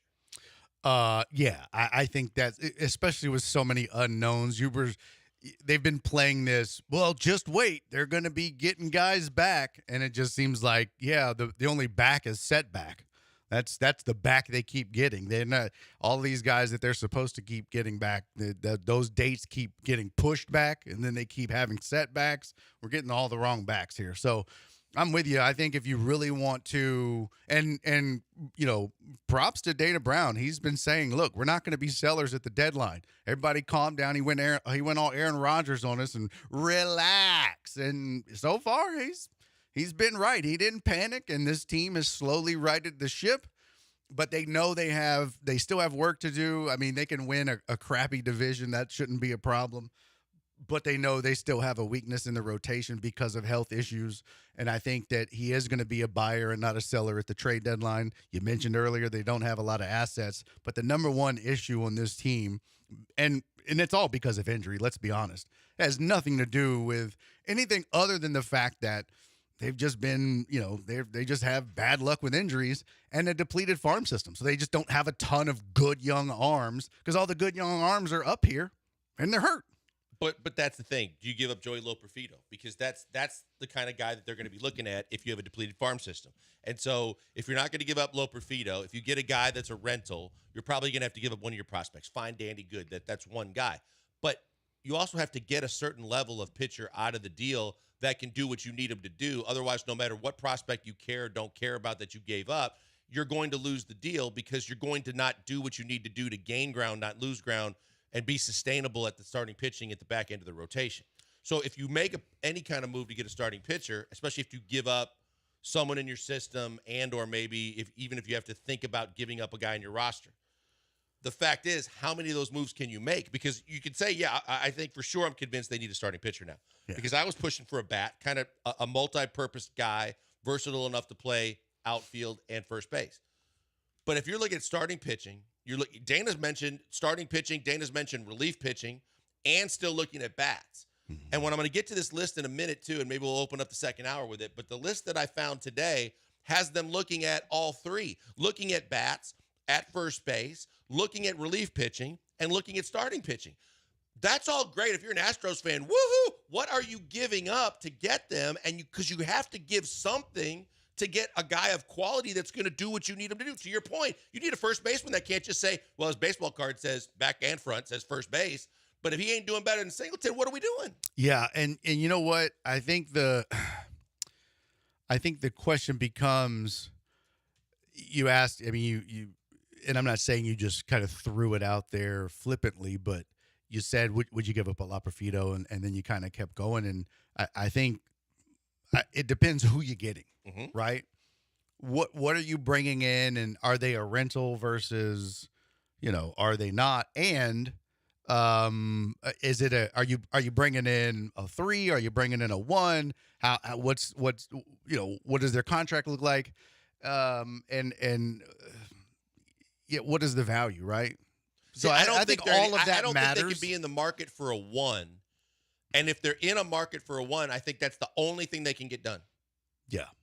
Short of a rental starting pitcher that's a back of the rotation guy for a prospect in the 20s or 30s or somewhere in your minor league system. Yeah, and that's the thing is I don't covet the minor leaguers and all that as much if that's what you're giving up.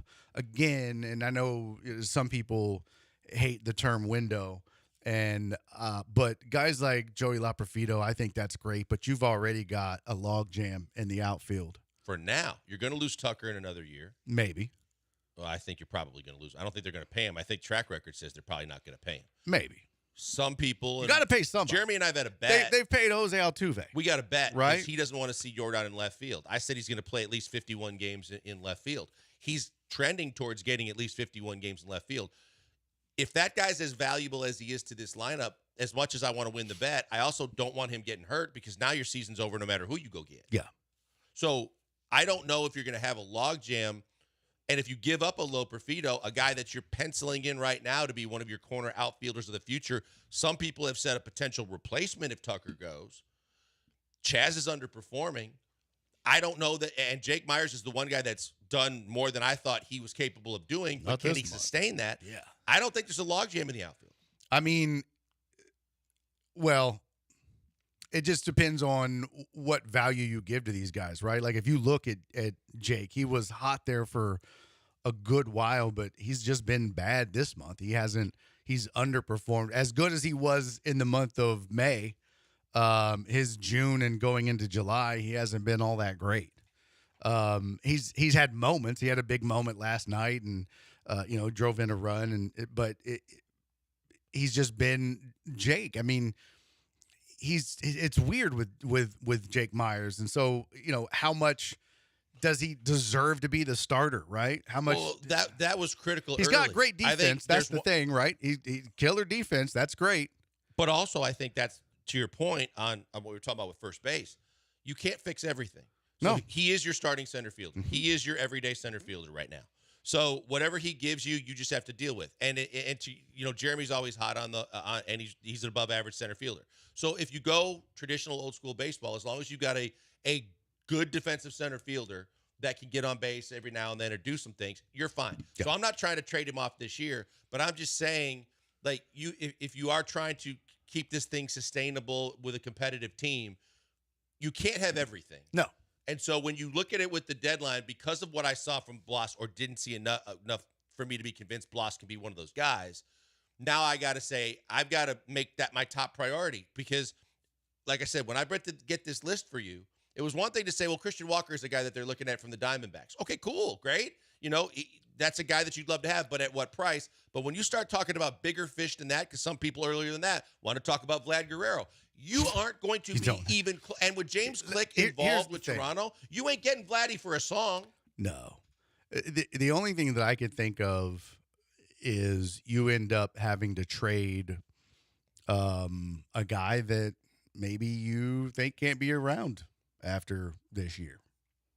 Who? Bregman? I don't think they can afford to lose Bregman right now. I don't. If this was, and again, early in the season, you can't trade him because you're going to get pennies on the dollar because he's not performing, and he's a rental. Now, because he's performing well, sure, it's easier to trade him and get something for him, but what you get in return is going to leave you a gaping hole at third base. I get it. If you want to be a World Series team like you're talking about, or just to play, I don't think you can afford to lose Alex Bregman right now. Yeah, no, I get it, but that's the only way you're talking about. What value do you have?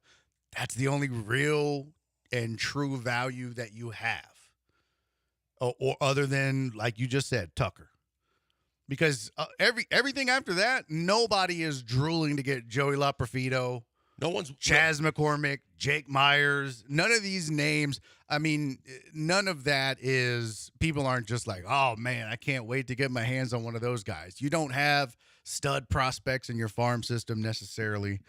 And draft picks don't mean a whole lot, and you're not going to be drafting low anyway. So it's just, you know what? And this is the price you pay for success. But I think this is a good problem to have. You want to be in this position because it means you have been successful for the past decade. This is the price that you pay to be a successful franchise over the last 10 years. Right, but what I'm saying that I think you lose the classification, if that's the easiest way I could put this. Mm-hmm. If you go and make a move like that, then as much as you're saying a World Series or a playoff caliber team doesn't have a first baseman like John, then if you trade a guy like that, then this team doesn't have the overall capabilities offensively. I'm not saying defensively. I'm not saying to do it. I'm saying that's the only chips you have if that's your consideration. If you're trying to compete and you think starter is your most important thing, that's all you can do to try to go out and get the top starter on the market. That's all they can. I think. What else do they have, bro? They're not going to be able to compete with other teams that have. But if teams deeper are pressing farm the systems. reset button, and you can get, look, there's going to be teams that are interested in your A. But you your understand. AA. But think about it though, Joel. Every team that's in the hunt for the playoffs, what's going to be their number one thing that they want? Arms. That's always the top commodity at trade deadline, right? So some of those teams, or the majority of those teams, are probably going to be in a better position than the Astros because they have not had the years of success that the Astros have had. So they have had lower or higher draft picks. They have a deeper farm system because of that. And so they're going to be in a better position to trade than the Astros are. So they're going to have more value to offer. Going to make it tougher too. That's why I don't think they can make more than one significant move, because there are too many teams that are within striking distance of the last wild card that they're going to be more buyers than sellers too, and that's going to be tough on you. But that's what I mean. I think there's going to be, the Astros are going to be one of the at the bottom of as far as what they have to offer as far as value, unless they're willing to offer Bregman. And then they're going to move up to the top. And I'm with you. I mean, I totally agree with you. It would be, you're basically cutting off your nose to spite your face if you're going out and saying, hey, we'll trade Alex Bregman to add a top tier starter. Now you're bad at both corners. But that's the only way you're going to be able to compete with other teams that have a ton of value. All right, we'll continue to discuss this. We got to get into our break at the top of the hour. When we come back, I wouldn't do it. I'm going to give you the list of some of the guys that the rumors are, some of the teams and some of the guys the Astros have been in on and interested in, and we can kick it around to see worth doing and what would you give up, et cetera, as we get the second hour of the show started in just a few minutes. Stay right with us. Much more to come. It is the Killer Bees on a Friday edition right here on ESPN 97.5 and 92.5 FM.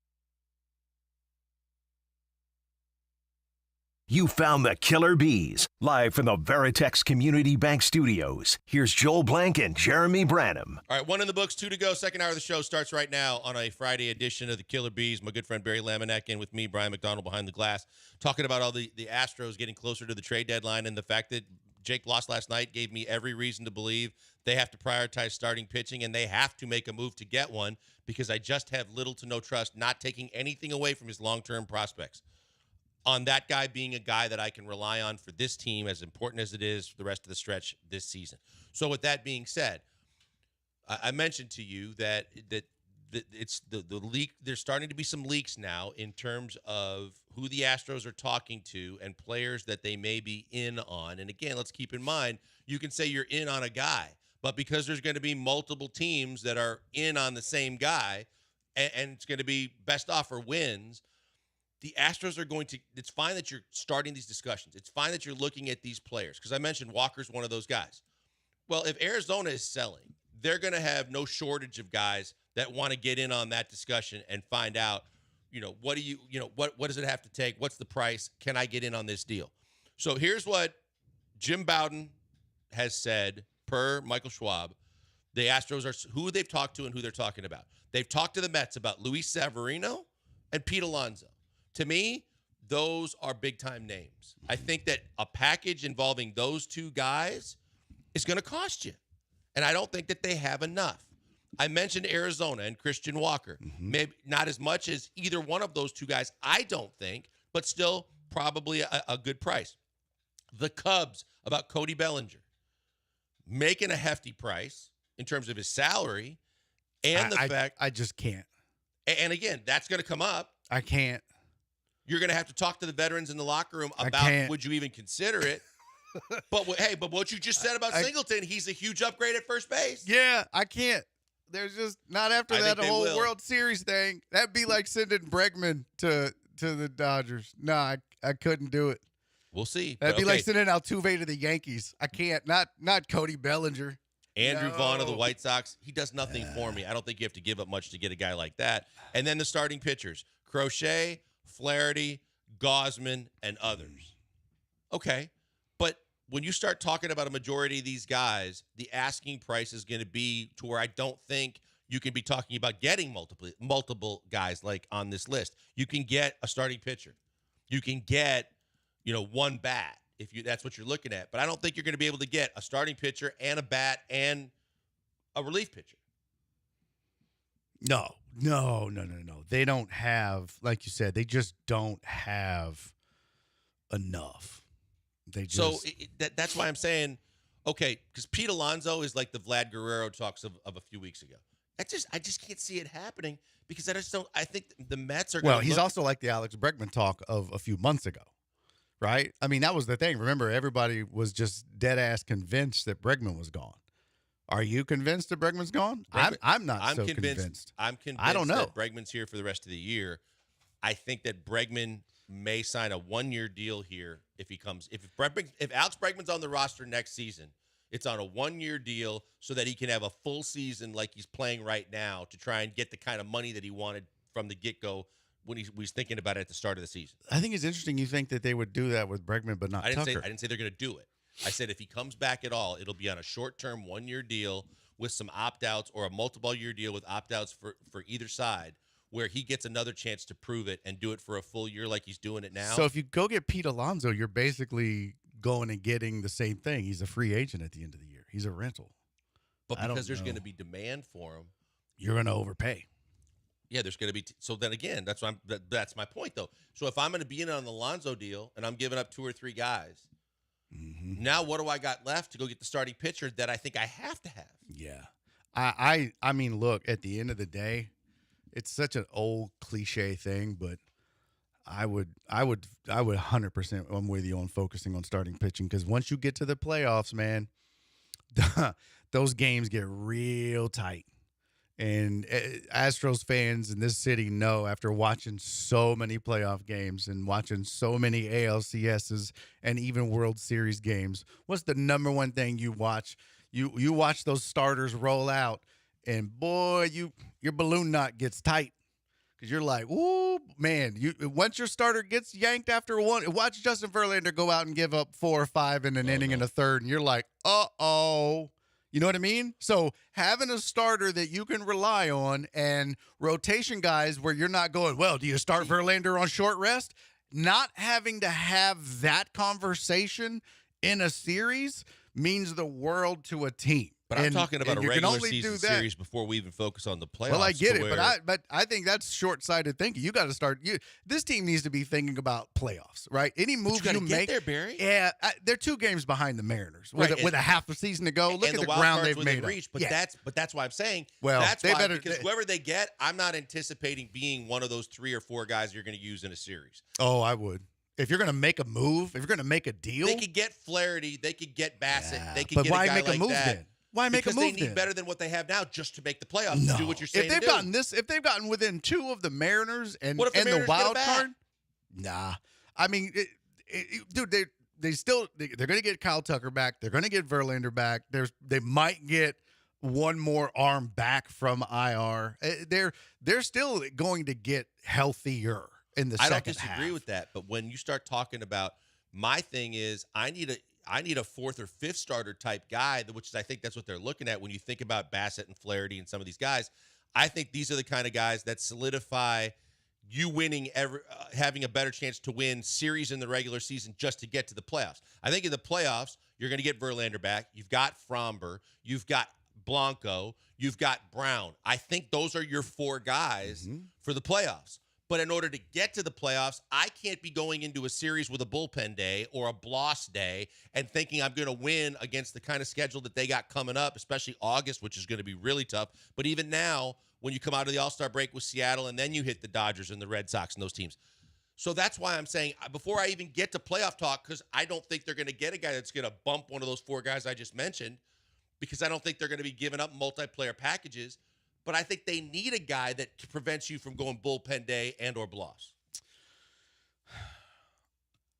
I mean, I don't know. If you're going to give, I guess I don't totally disagree with you that you would like to see the rotation get better because it makes your bullpen deeper at the same time. You got to save your bullpen too. Exactly. That's what I mean. By making your rotation better, you shorten the bullpen, which makes it better, which saves your arms. It has that trickle-down effect.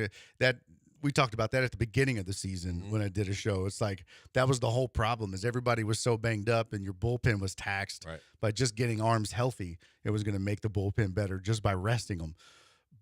But I think if you're going to give up something at the trade deadline, if you're going to be shipping somebody out, prospects or, somebody of value, whether, they're of great value or not, either way, you still need to make it worth it so that it matters in the playoffs. Not somebody that once the season is over with, you go, well, right, but you're going to you don't need you anymore. Because if you move a guy like Joey Loperfido, who you're saying might be Kyle Tucker's replacement, but you're doing that for a 5th starter to get you to a playoff run? No, Joey Loperfido is in a deal that brings you back something of prominence. Okay. But that's what I mean. But I think that if you go get a starter and say the asking price is Pedro Leon, I think then you're talking about the Bassetts or you're talking about the Flaherty type guys where you're going to get a guy that's going to do what you need him to do from now through the end of the regular season, but then he gets transitioned to the bullpen for the playoffs. So in another way of getting to where you want to go, you're still saving your bullpen. Because the one thing I don't want to hear from Dana Brown, yet I never want it to come out of his mouth again, and it gave me the heebie-jeebies when he said it, was, well, at this point in the year, Lance is probably out of the realm of possibilities as a starter, but we'd like to see him come back in September, and then he could really be a good piece for us in the 6th inning in the later season and playoffs. What? Bro, has there been a more disappointing? But you can't say that because of what he's done previously. That's why he's kind of got special status. Separate the two. But when he plays, great. Has there been a more disappointing contract or player? Never mind contract. It's not the contract for me. Has there been a more disappointing player? And not disappointing in the way of underperforming. Disappointing in the fact that, man, if this dude was healthy, See, they got the deal that they got him on a bargain deal because I think it was expected. Because they knew he wasn't going to play. Right.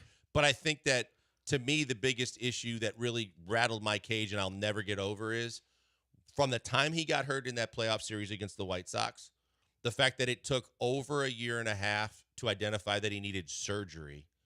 And then he was blaming the lockout on not getting the right medical rehab to get where he needed to go, only to suffer another setback.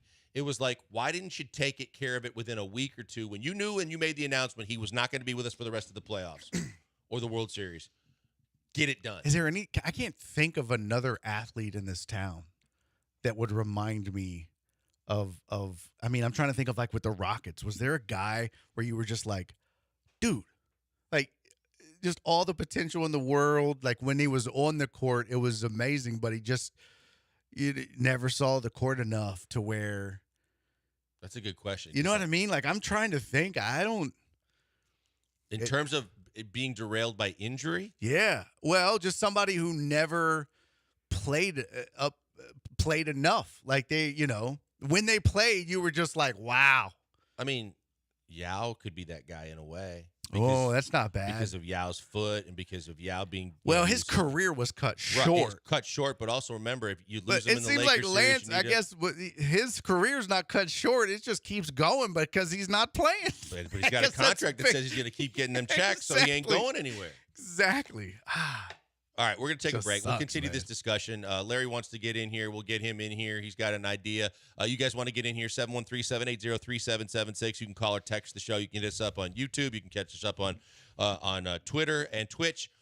Before we go to the break, I do want to give another shout-out to the good people at Vanderford Air because they are taking care of Houstonians all over the place. We know the storm was brutal. We know the heat of the summer is going to be even worse in some cases because it's going to stay with us for the long haul and be here for months and months on end. The last thing you can afford to do, just like you were prepared for the hurricane as much as you could be and you knew it was coming, inevitably air conditioning units are going to go down, and you need a company like Vanderford Air that's ready to come to the rescue if they do and take care of you as quickly as they can. Just like we are complaining about Centerpoint not being quick and not being attentive, that's the exact opposite of Vanderford Air. It starts with all their guarantees, and you can't go wrong with them because they take care of you every step of the way. You call them within 24 hours, they're there to see you. It's guaranteed. Not going to be days on end or weeks or when they can get to you. It's going to be, that when you call them within a day, they're going to be there to see you and take care of what they need to do. The fact is everything's guaranteed, and that's what I love about them. From the parts that they use to fix units to whole new units that they put into your house or establishment, everything is guaranteed because your satisfaction is guaranteed or your money is back. That means you don't pay unless you're completely satisfied. From the work that they do and the installations and the repairs to the fact that the equipment that they've put into your house and the parts that they use are going to get the temperature where you want it, that everything goes to where you need it to be, and that you're pleased with everything that they've done. That's why I speak for Vanderford Air, because they are the people that I want to talk to, giving me those kind of guarantees when something goes wrong. You hate when something goes wrong. You hate it even worse when someone fixes it and it's not done right, or you can't get them out there at all to do what needs to be done. That's why I tell you to go to Vanderford Air. You go to vanderfordair.com right now, and you can see all the different ways they can help you. But I'm telling you, there is nobody in the business that I trust more than Vanderford Air because those guarantees are exactly what I signed up for, and it's exactly what I want when I deal with a business. Check them out today. Go to vanderfordair.com.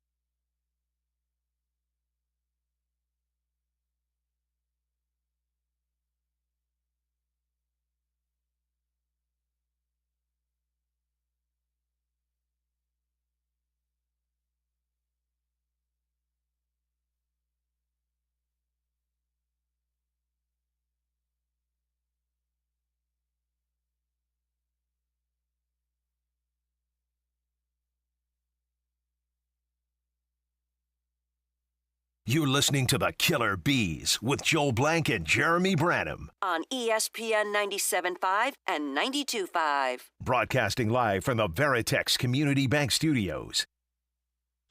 Branham out. Last day of vacation. He'll be back next week before he takes another vacation. He's getting to be Palillo-esque every day. Barry Laminack, my good friend, is back in business with me today. Brian McDonald behind the glass.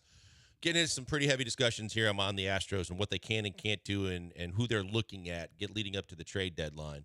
And, you know, when you look at the numbers, to me, I don't think that there's the guys in the minor leagues that are going to be the kind of guys that you can pencil in and say, look, we spoke about this yesterday, the Loperfido part of this.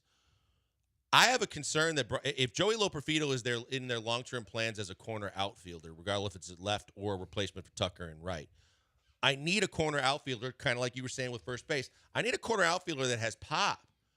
Jeremy was convinced that the pop's going to come back for Loperfido. I think, BMAC, you also were to some degree convinced that his power is going to come back.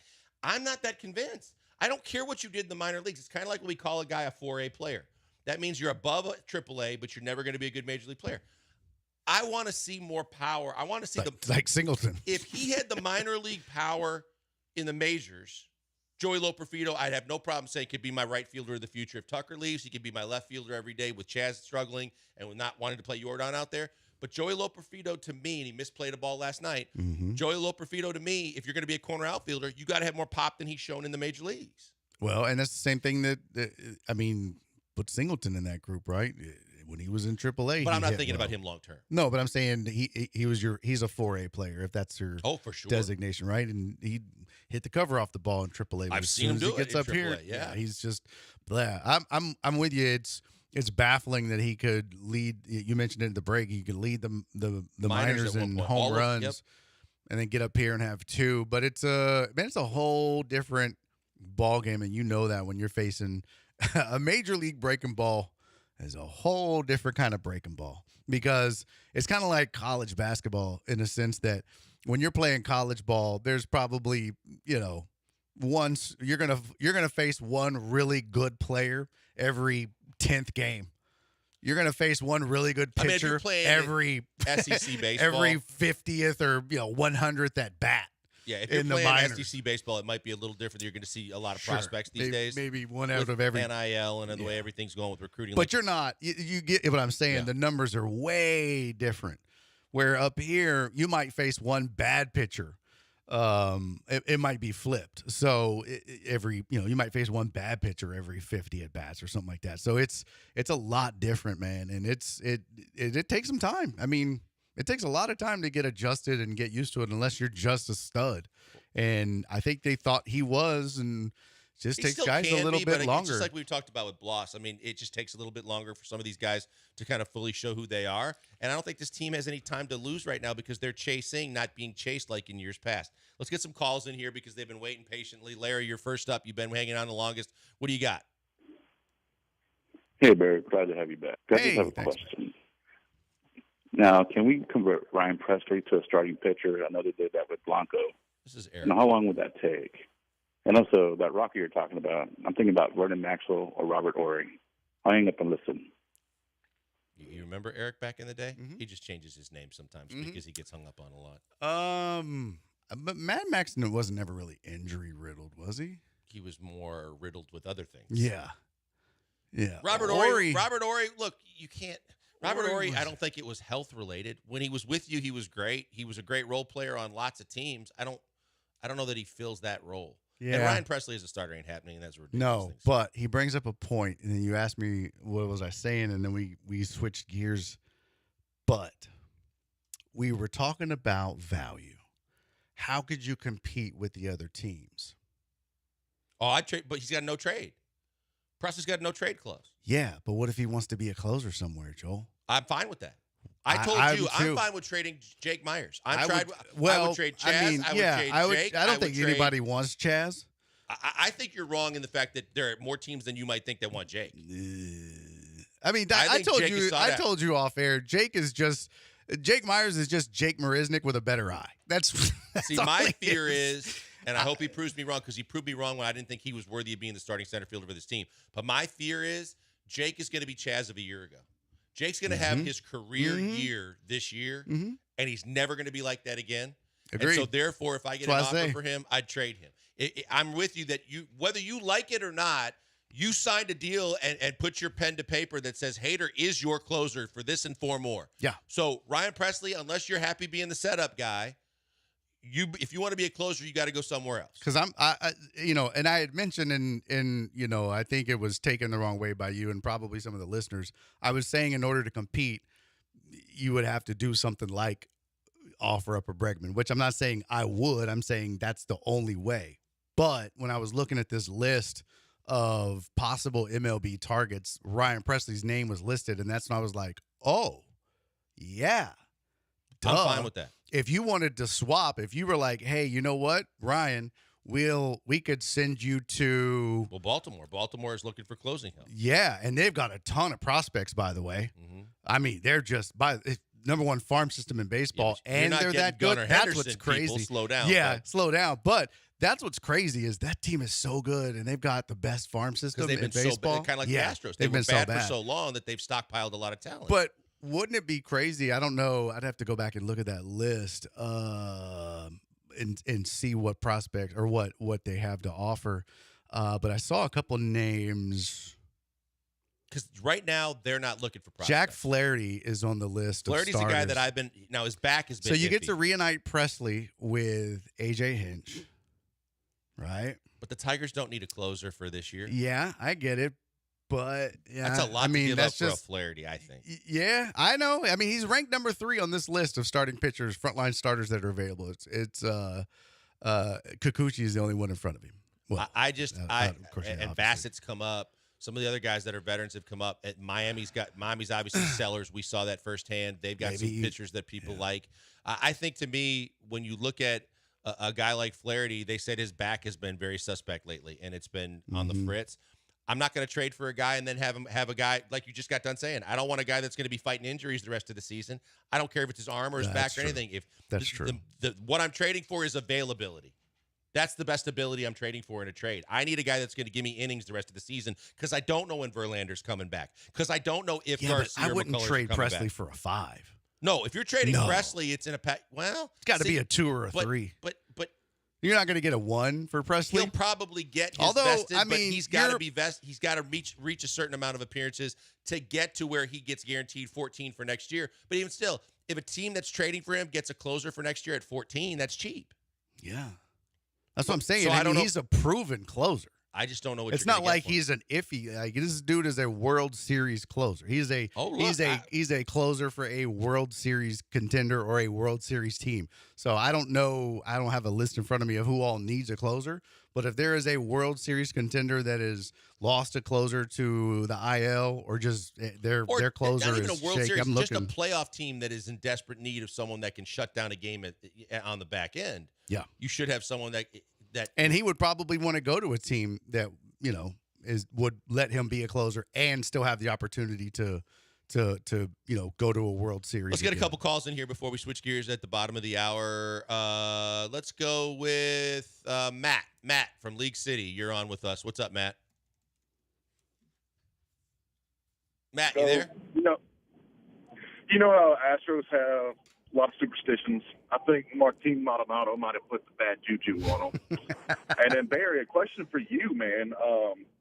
My white oak tree in the front yard got really messed up. Is there anything I can do to help save it? Yeah, stick your green thumb up up your... Or should I just throw Jim Adler on it? Yeah. Thanks, guys. Nice save, Matt. Thank you. Well played. A little lawn talk and the Texas Hammer. Saved it with the hammer. Well done, sir. Well Keith, done. You got a chance to save the segment. Keith, what's up? Hey,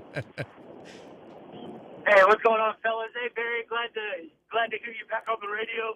Thank you, brother. With the usual team. Thank you. But you know what we're missing, man? And also, I got a bonsai tree that's not doing well. Do you know how to get it well? But also, you know what we're missing is mound visits. Where can we get the best dude with mound visits? That's all I got. Thank you. It's been a hot button of Mr. Branham with Correa and people that have went out of their way to say how the importance of mound visits are. I'll tell you what I liked, though. Twice in the last month while they've been playing good baseball, and recently with Bregman. Bregman's making the trips to the mound as well, and he's vocal. He's not normally he dips the one ear in and he's listening, but now he's to the point where he's actually vocal, like Altuve when he got fired up a couple times and walked out to the mound and kind of get fired up. We joke about it, but at the same time, sometimes these veterans that maybe don't like to be as vocal all the time, Bregman always likes it when he's going good. He's got to do it all the time. But Altuve, when he speaks, you listen, I like it. Yeah, it's funny because I got into it with Jeremy about that when Correa was on the way out, because I was one of those guys that said they're going to miss his leadership. And I think that his leadership on the field was undervalued, and the fact that, you can say what you want. I know Jeremy thinks that stuff was overrated, but there were a couple of times, especially in a Fromber outing, and there was one time in particular where I think it turned things around, where, Correa went out and straightened Fromber out, and no one else needed to go out there. You want to ask Todd Callis about it? He got into his kitchen, so that mattered. So Jeremy can calm down about that. I'd like to see that. I didn't know that happened, but we got a chance to carry that conversation after we get Todd Callis in here. Todd Callis, the TV voice of your Houston Astros, is going to join us next as he gets ready to call this big series against the Rangers. Stay tuned for TK. It's the usual suspects. I'm sorry. Wow. The Killer Bees on ESPN 97.5, 92.5 FM.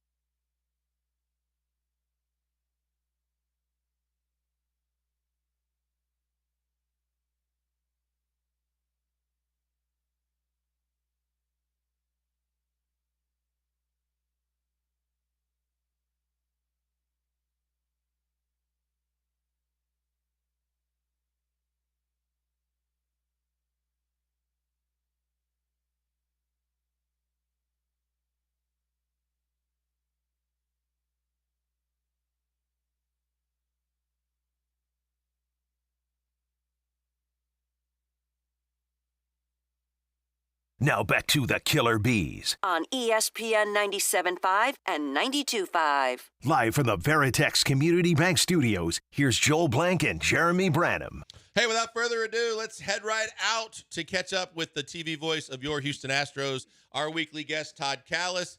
Todd Callis joining us right now. And TK, look, we were talking about this the last couple of shows, but it obviously for you guys, it's a whole lot more fun when the team is playing the way they're playing. But now with the way the back end of the bullpen is kind of settled in finally, it seems like I was saying during the week, this might be the first time all year when the pitching's good, the hitting's good as well, and the bullpen as well. This might be the first time all year that everything seems to be in sync.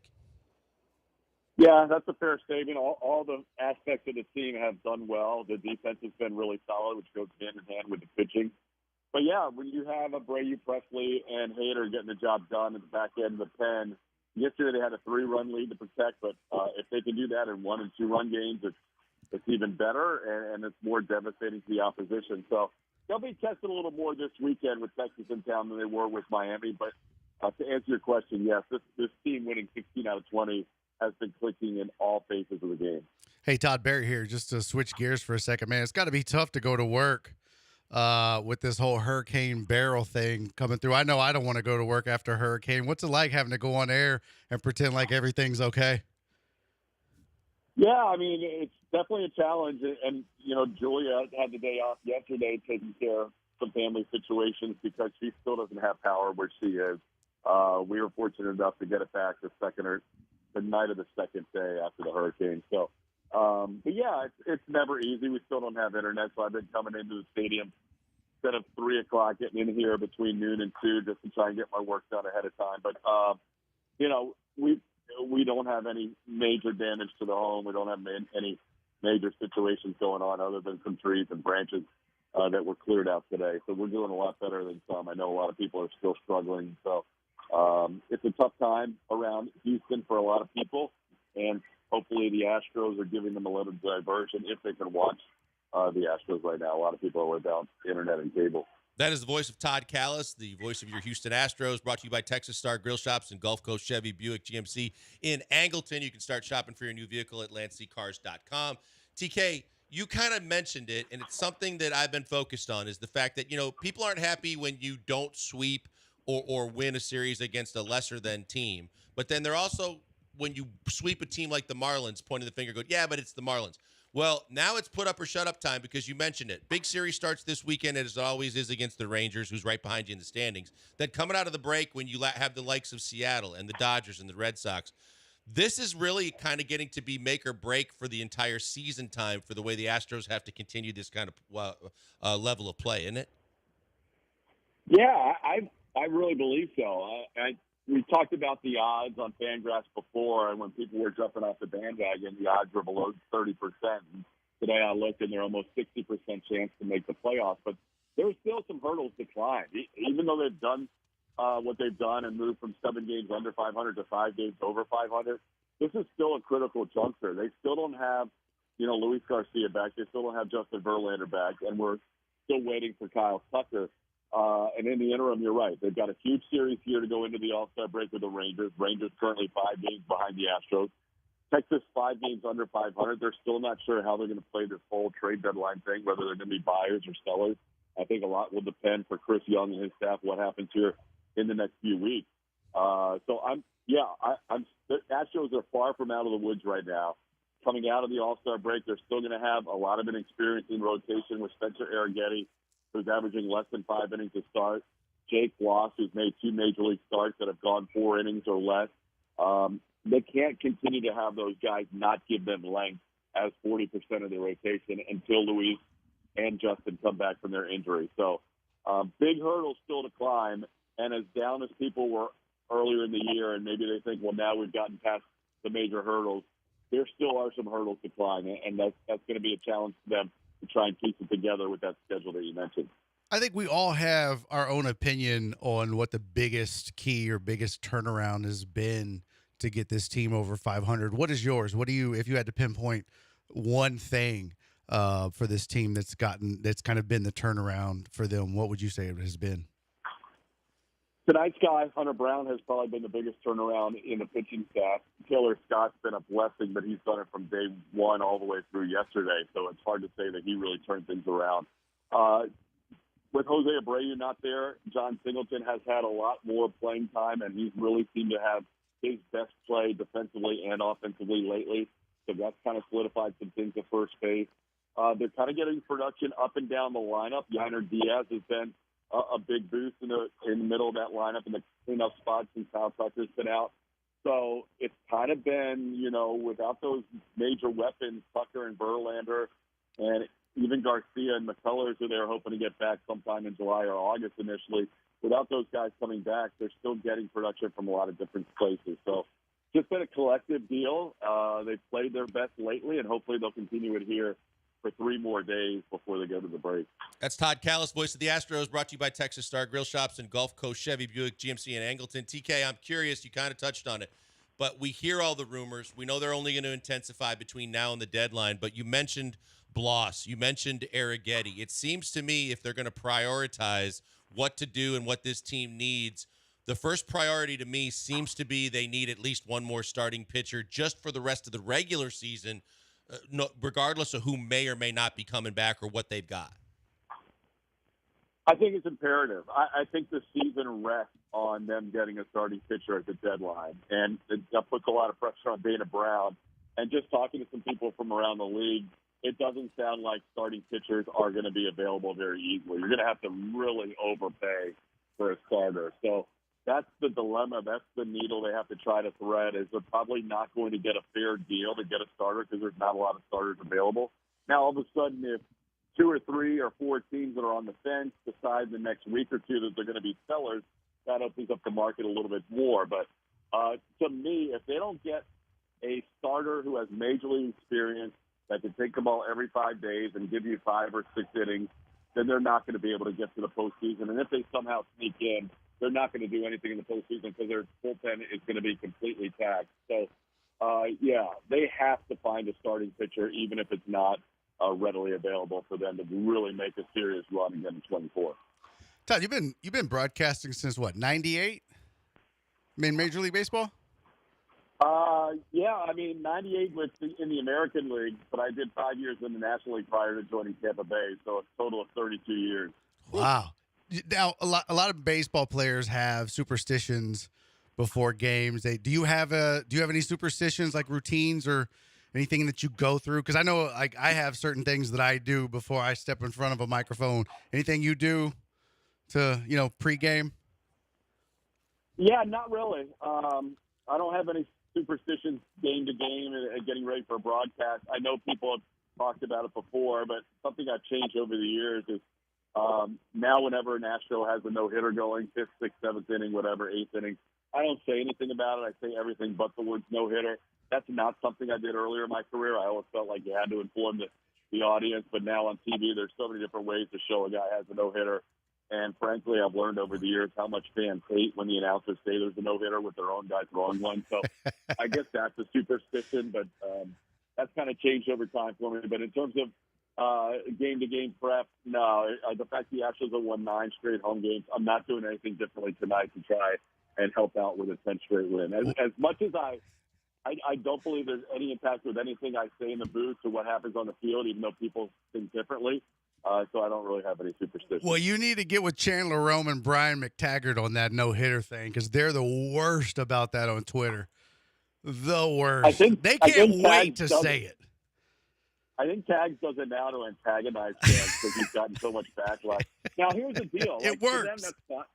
For them, that's fine. I mean, you could ignore them if you want, but if they're on your timeline, you really can't ignore them. But for the radio guys, Robert and Sparky, they have to say it every inning or at least a few times an inning, because on the radio side, if you're just tuning in, you have no idea what's happening. So it's a whole different animal on the radio. And for the print guys, that's fine. They want to acknowledge what's happening just like they do any other event.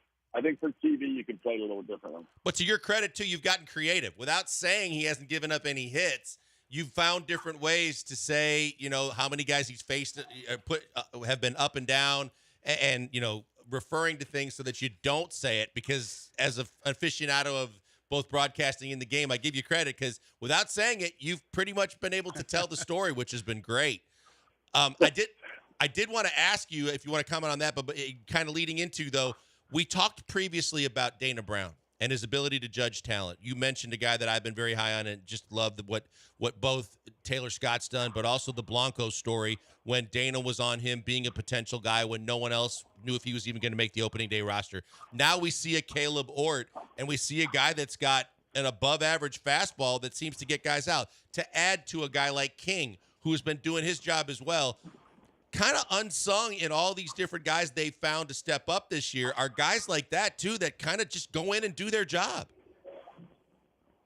Yeah, that's it's good that you brought that up because those are a lot of things that fly under the radar. But the Brian King innings, the Caleb Ort innings, they eventually add up. I think we're going to see Caleb Ort again. I mean, the guy did everything he could to stay up the big leagues. They just needed to have somebody sent down when they activated Jake Loss yesterday. So, yeah, a lot of that Dana gives a lot of that credit to Michael Hogan and the rest of his staff for kind of scouring the waiver wires and looking to see who's available because you never know who might be available on a given day. And the Astros are really good at kind of narrowing down their focus and looking for certain character traits in their pitchability with their stuff and the way it plays and think, all right, this guy might have success if he joins us. So a couple of good finds there, and you're always looking to improve your team by finding those guys. We'll see if there's guys on the waiver wire here in the next week or two that could be an additional ad that might be available other than the trade deadline, but you're always looking out there to see if there's a guy that can help you.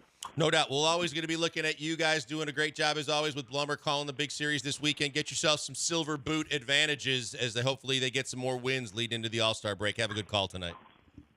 All right, guys. Appreciate it. Talk to you right after the All-Star break in Seattle. Have a good break, too. That's Todd Callis, brought to you by Texas Star Grill Shops and Gulf Coast Chevy, Buick, GMC, and Angleton. You can start your shopping for a new vehicle at LanceZCars.com. Always great to have TK on the show. One segment leading me up to the final hour of the show. We're going to get to that and a whole lot more next. We'll talk Texans and maybe some other things as we get you ready for your weekend right here on the Killer Bees, ESPN 97.5 and 92.5 FM.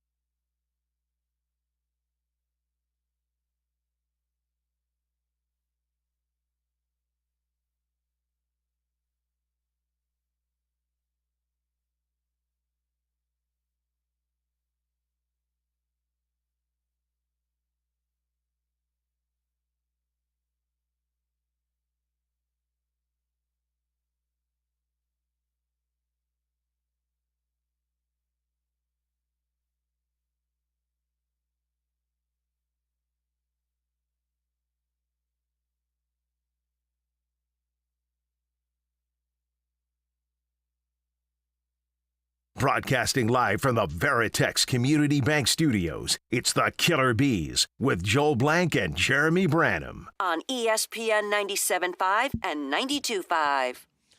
Hey, final segment of hour number 2. Still got an hour to go after that, so plenty of time for you guys to get in on the conversation. Great calls leading up to TK. Great Astros conversation, which we may double back to before we get out of here. Let's switch gears a little bit, get some football in here. And BMAC, you found a very interesting article about the clutch gene as it relates to quarterbacks in the NFL. Yeah, it was a ranking by, I believe the writer was Douglas Clawson from CBS Sports, but he ranked his top 10 most clutch quarterbacks in the NFL.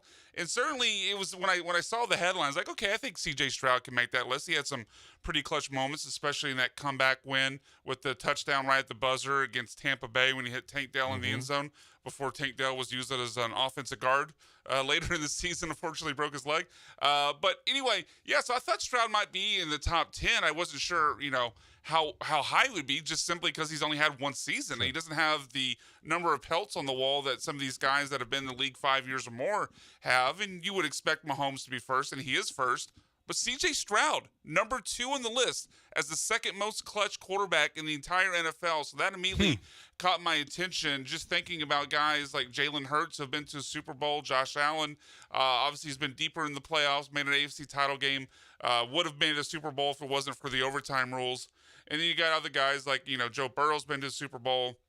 Lamar Jackson's won multiple MVPs. So the list that he's on, and we knew he was going to get a lot of credit because he took the world by storm last year, but already putting him second for most clutch quarterbacks in the NFL really kind of took me by surprise. Yeah, no, that's very interesting to me. And the top 10 in order, and Brian was covering most of them, but Mahomes, Stroud, Hurts, Allen, Jared Goff, Dak Prescott, Joe Burrow, Daniel Jones. Wait. Dak Prescott is 6?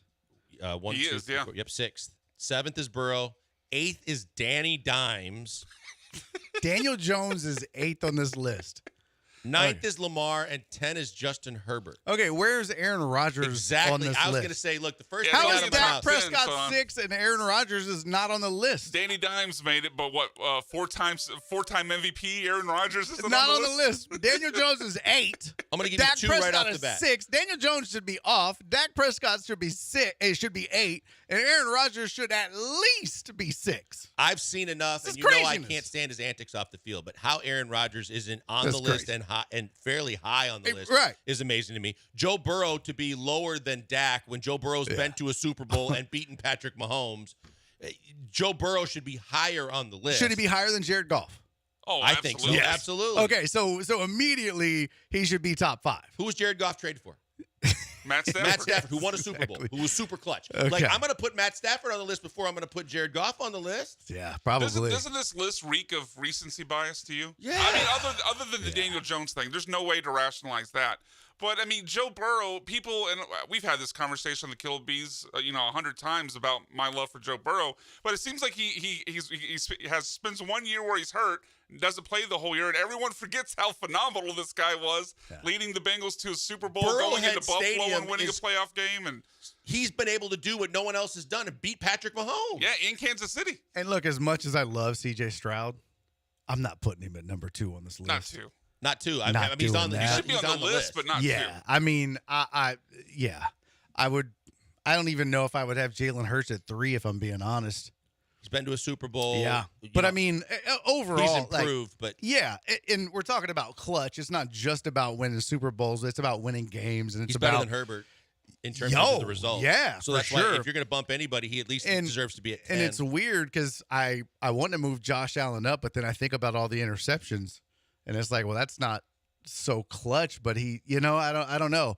I think I would have to move Aaron Rodgers into the top 3 for sure. Probably move Joe Burrow up. I mean, I wouldn't be mad if this list was Mahomes, Aaron Rodgers, Joe Burrow as your top 3. Or if you flipped it and put Burrow 2 and Rodgers 3. Burrow 2. Okay, yeah. I wouldn't be mad at that. But to your point at recency bias too, because Rodgers missed all of last year. Right, hurt, exactly. That's why he's getting punished. But if you look at the entirety of his career, or just the last 5 years, or Cowboy fans are going to tell you about the game that I love to remember, which is the game that he went down with The playoff game? The playoff game where he found Jared Cook making the most incredibly, unbelievably difficult throw to set him up for the field goal to win the game and send all the Cowboy fans home. And then he comes back and did it again to him with 1:12 on the clock because I was sitting there watching it in Texas, in Jerry World, and had taken crap from the Cowboys fans for 3.5 quarters of the game. Oh, by the way, 1:12 on the clock, down a few, good night. And you know what's funny about that game specifically? Because the other side of the field, obviously, Dak Prescott, who is on this list while Aaron Rodgers is not, had made that boneheaded play where he tried to slide down without a timeout, and the clock ran out in that game against the Packers. So it's funny, specifically when we're talking about clutch moments, Aaron Rodgers has one of the clutchest moments of his career where his Dak is sliding down with no time left on the clock. And how Matt Schaub didn't make the top 10. See, but here's the thing. Come on. We always, me, I'm the criteria guy. But the thing is, if you want to take shots at Rodgers, even though he's also done it in the playoffs, but he hasn't done it except for one Super Bowl, right? He's gotten one Super Bowl as well, but he does have one. But the knock on him is, he should have gotten to more. So if it's one thing to say you had the clutch gene in the regular season, okay. But if you carry that over to the playoffs too. Well, yeah. If that's the case, then why is C.J. Stroud 2? Well, but I was going to say, why is Dak on the list? Yeah. Well, if that's the criteria, then Daniel Jones shouldn't be on the list. C.J. Stroud, Justin Herbert. I mean, none of these cats. Dak is the sexier version of Kirk Cousins. Great regular season quarterbacks in terms of statistics and all that. But getting to the playoffs and doing something there is a totally different story. Yeah.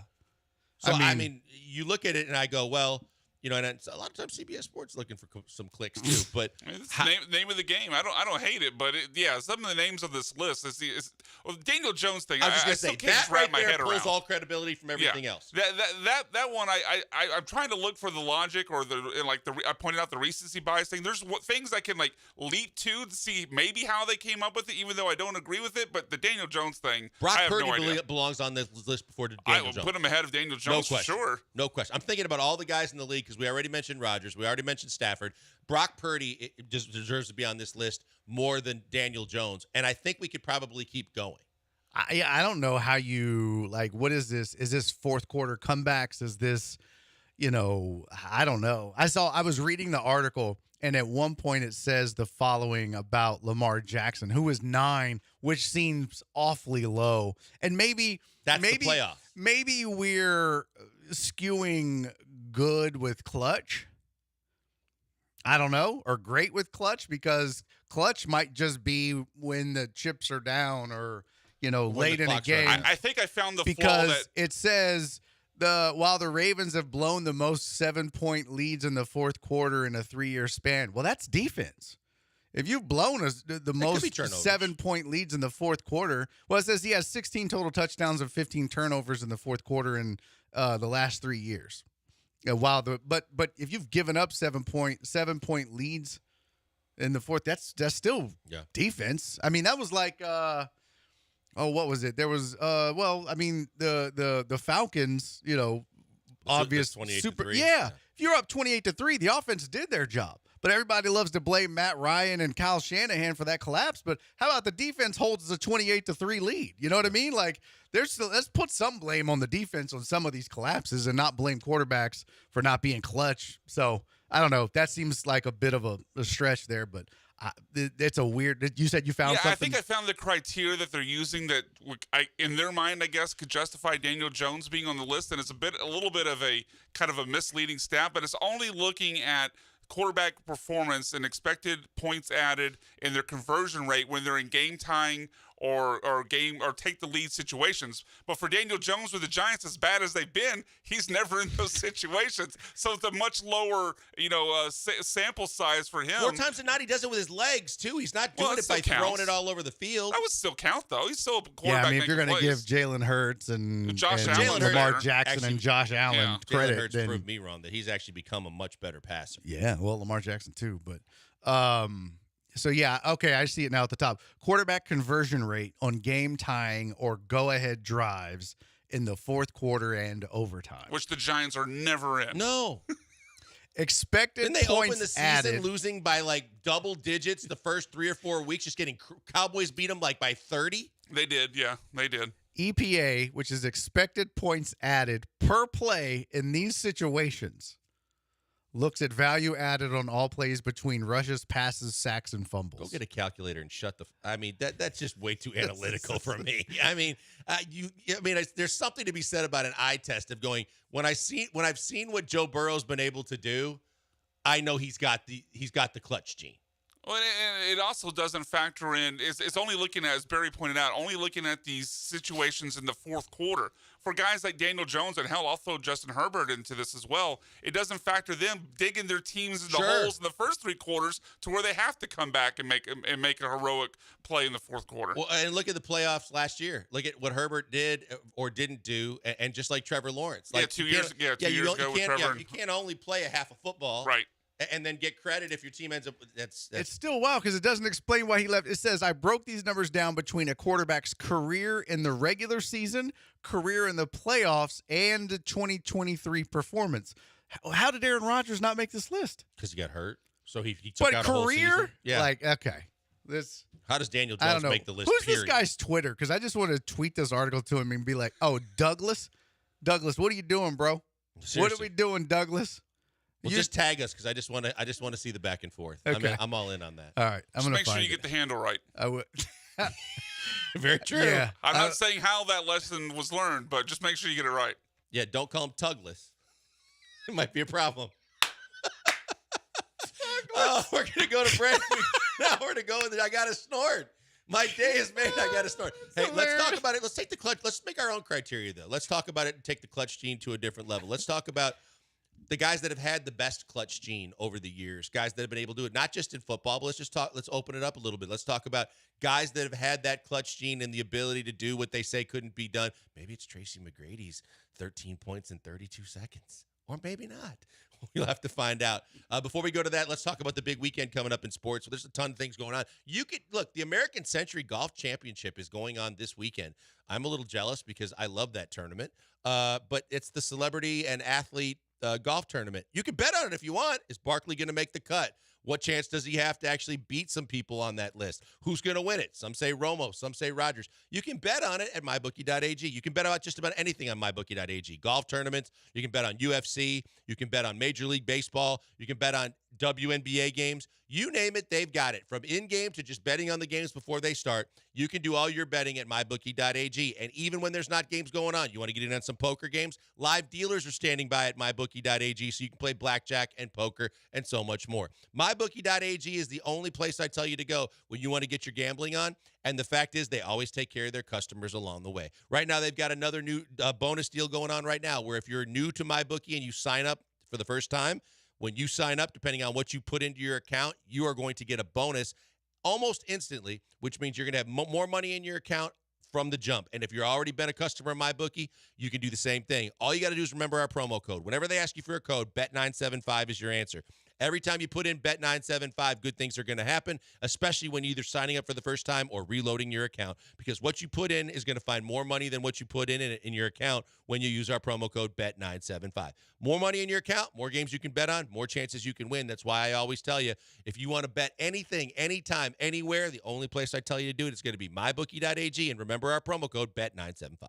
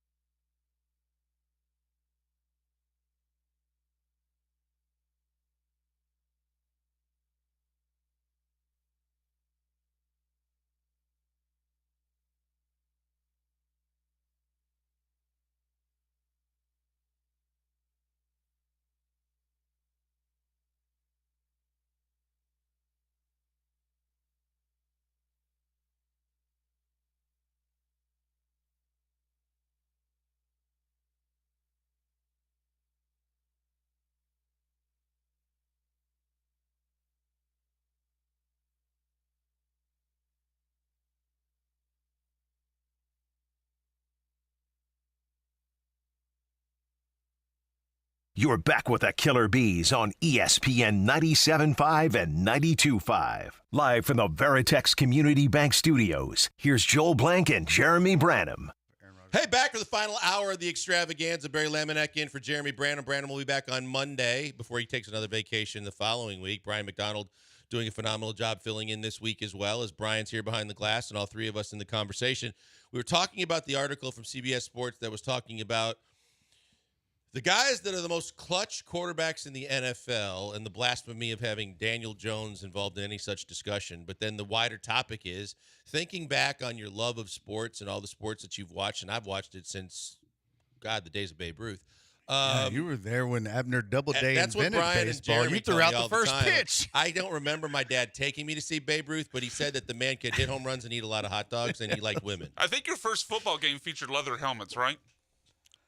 Possibly. Yeah, Otto Graham was running around there. Yeah, no, yeah, it was Bart Starr with the one. Joe the actually two-bar weaved helmet. the first peach basket that they. Are you done now? Because you can be on the list too. They're on the list. You can get there. You used to be there. You can get back again. Don't you worry. Joel, that's not a place you want to be. No, so I don't. The obvious thing is you kind of broaden the topic of the guys that had the clutch gene in sports all time. I think that the obvious ones: Michael Jordan, Tom Brady, Joe Montana, AJ Foyt. Okay. Mariano Rivera. Mariano Rivera was ISIS Mariano Rivera closer. was man. I was trying to think, like, as we were coming back, like we've seen them happen in baseball. Is Clemens a guy that you would put on that list? Roger Clemens in big games? Ooh. I felt like Clemens was kind of like a Verlander in a lot of ways, in that it felt like he was clutch, but then you look at some of the numbers.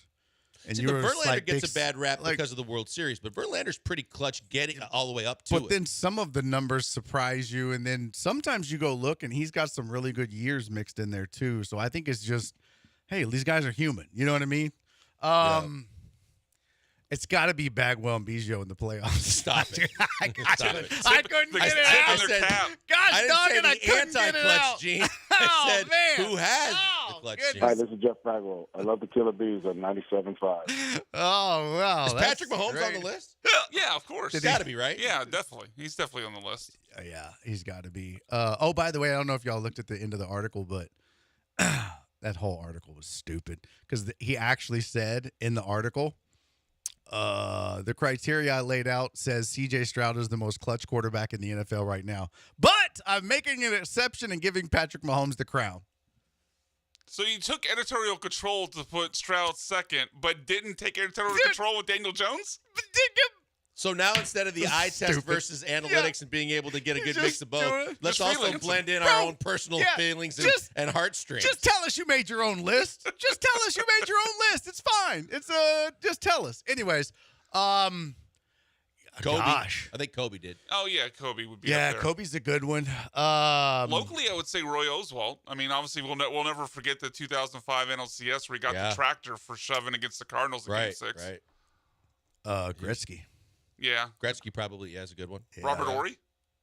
Hard to argue. You know he's what? He's not now, I'm going to argue all day you on don't the get fact the that he doesn't nickname belong Big in the Shot Hall Bob. of Fame, but Yeah. I'll tell you all day in terms of the clutch gene. Big he Shot had it. Bob? Yeah. Absolutely. No doubt. Because that's the quintessential definition of clutch. You only get one shot. I mean, that's Eminem, right? One shot, one opportunity. I'll give you the local one that people should think about because it doesn't matter how many How about times Tiger? you did it. Oh, Tiger for sure. Tiger for sure, Absolutely. Because, I mean, it's almost like you have to take the greatest in each sport, and they're just going to be clutch no matter what. No, but right? you think about how many times he had to come from behind, had to make a big Big putt putt. and a That big shot. Monday playoff for the U.S. Open that he had to do. I forget the guy he was playing. Rocco Mediate, Yeah, he had to beat with Rocco. on one knee. What a great pull. Yeah, and stop it. It's what I do daily. And then the one where he hit Rocco the Mediate. at Arnold. I used to play with Rocco Mediate on the Tiger He's Woods still playing on the PGA. senior tour. I saw him do an interview today on Twitter, but he's smoking a big cigar and just loving life. But I'll give you the local one that people have to remember, and it doesn't matter how many times he did it. He did it the one time it mattered most. Mario Ellie. Sure. Kiss of death. Yeah. The kiss of death. The When one you time, do yeah. that in a game like that, when it's needed most, it's hard to argue that one. Well, if we're sticking with Rockets hitting threes, I mean, I kind of want to throw Kenny Smith in there. Game one against the Magic, where he hits like seven threes, including I believe it was the game winner. Game tying. game tying. And tied it, and then Nick Anderson choked off, and then Dream won it in overtime. Yeah, Well, if we're just throwing out all Rockets' big shots, then we got to go Sam Cassell's free throws. Didn't he have big free throws in the playoffs? Okay. Sam Cassell just took Kenny He had Smith's some starting big free job. throws in the playoffs as a rook. Give him his credit. He had Madonna as a rook, too. I'm going to give him more credit. If that's how far you want to go. Gosh, she had... Never mind. Stop. I'm just... Overall, I'm sure... Well, here's one... It's almost... You know what? Let me stop. Here's one to kick around, okay? It's like a fetish. LeBron James. Sam Cassell's a fetish. I bet. Can you search for him on a certain hoe? I'm sure you can give out. You can give out the Twitter. You can give out the Twitter handle of someone that's been on it. Well. I can tell you that. Yeah, bet you could find it, couldn't you, Brian? By accident. Just ask him to put in someone's Twitter handle. I might get there by accident. Brian goes to Iowa and messes up Cornhub. At least that hasn't been banned by the state of Texas yet, though. That's true. Yeah, Ken Paxton making a lot of people happy that enjoy that site. How about give us a warning or a countdown at least? Hey, you got to the end of June. It was like Thanos snapped and it was gone. For all he's done, all of a sudden... Just wait till November, Which is at wild, least. because that just means there was like a bunch of dudes. Like what? mid? Well, yeah, what? Did someone change the Wi-Fi password? What happened? Oh, man. I got a story about that, though, too. But, I mean, of all the crooked things that Ken Paxton does, he decides to pick that battle to go straight and narrow when some guys now can't get on the straight and narrow. You know what my thought was? Oh, he's an X videos guy. It's got to be. Well, he's got a financial interest in this? Yeah, exactly. Can I just tell you, and obviously I won't give out any names, but that was a conversation one day at the gym. And there was about 5 of us talking about it. Oh, really? And saying exactly what you were talking about. Like, it caught everybody off guard because it happened so quickly. Yeah. And all of a sudden, this one guy at the gym who is known as, like, the most straight-laced, like, God-fearing, all these things. He's like, oh, my playlist? He was sitting there. Well, but I didn't literally, even back he's him up sitting there listening to the conversation. I didn't even and I'm back just him up thinking, to a paper the one file. guy that's not going to get in on this discussion. And all of a sudden he goes, I'll tell you what. There's a lot of things in life, but I got to have my porn. I literally stopped everything. Went, huh? You're like, wow, Pastor Osteen, I would have never thought. Huh? I could not believe that. And all of us just kind of stopped. We're like, what? He goes, ladies are beautiful. Okay. All right. I detect no lies. No, you are right about that, sir. You're okay. like, wow. Just didn't see that coming.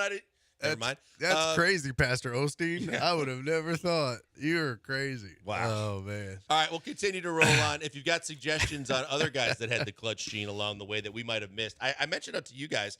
LeBron James, some would say yes, some would say no. Ooh. You know what? I always want to say no, but then I always think about that big the block against Golden trail State. from behind block, man. That was Iguodala. Gosh, that was one of, I think, the most clutch plays I just remember seeing. Yeah. That was big. Sports. All right. If you guys got suggestions on other clutch players, 713-780-3776. Call us, text us, tweet us, do all that kind of stuff. Before we go to the break, I want to tell you about my good friend Doc Linville. Doc Linville always tell you the best in the business at getting your hair back.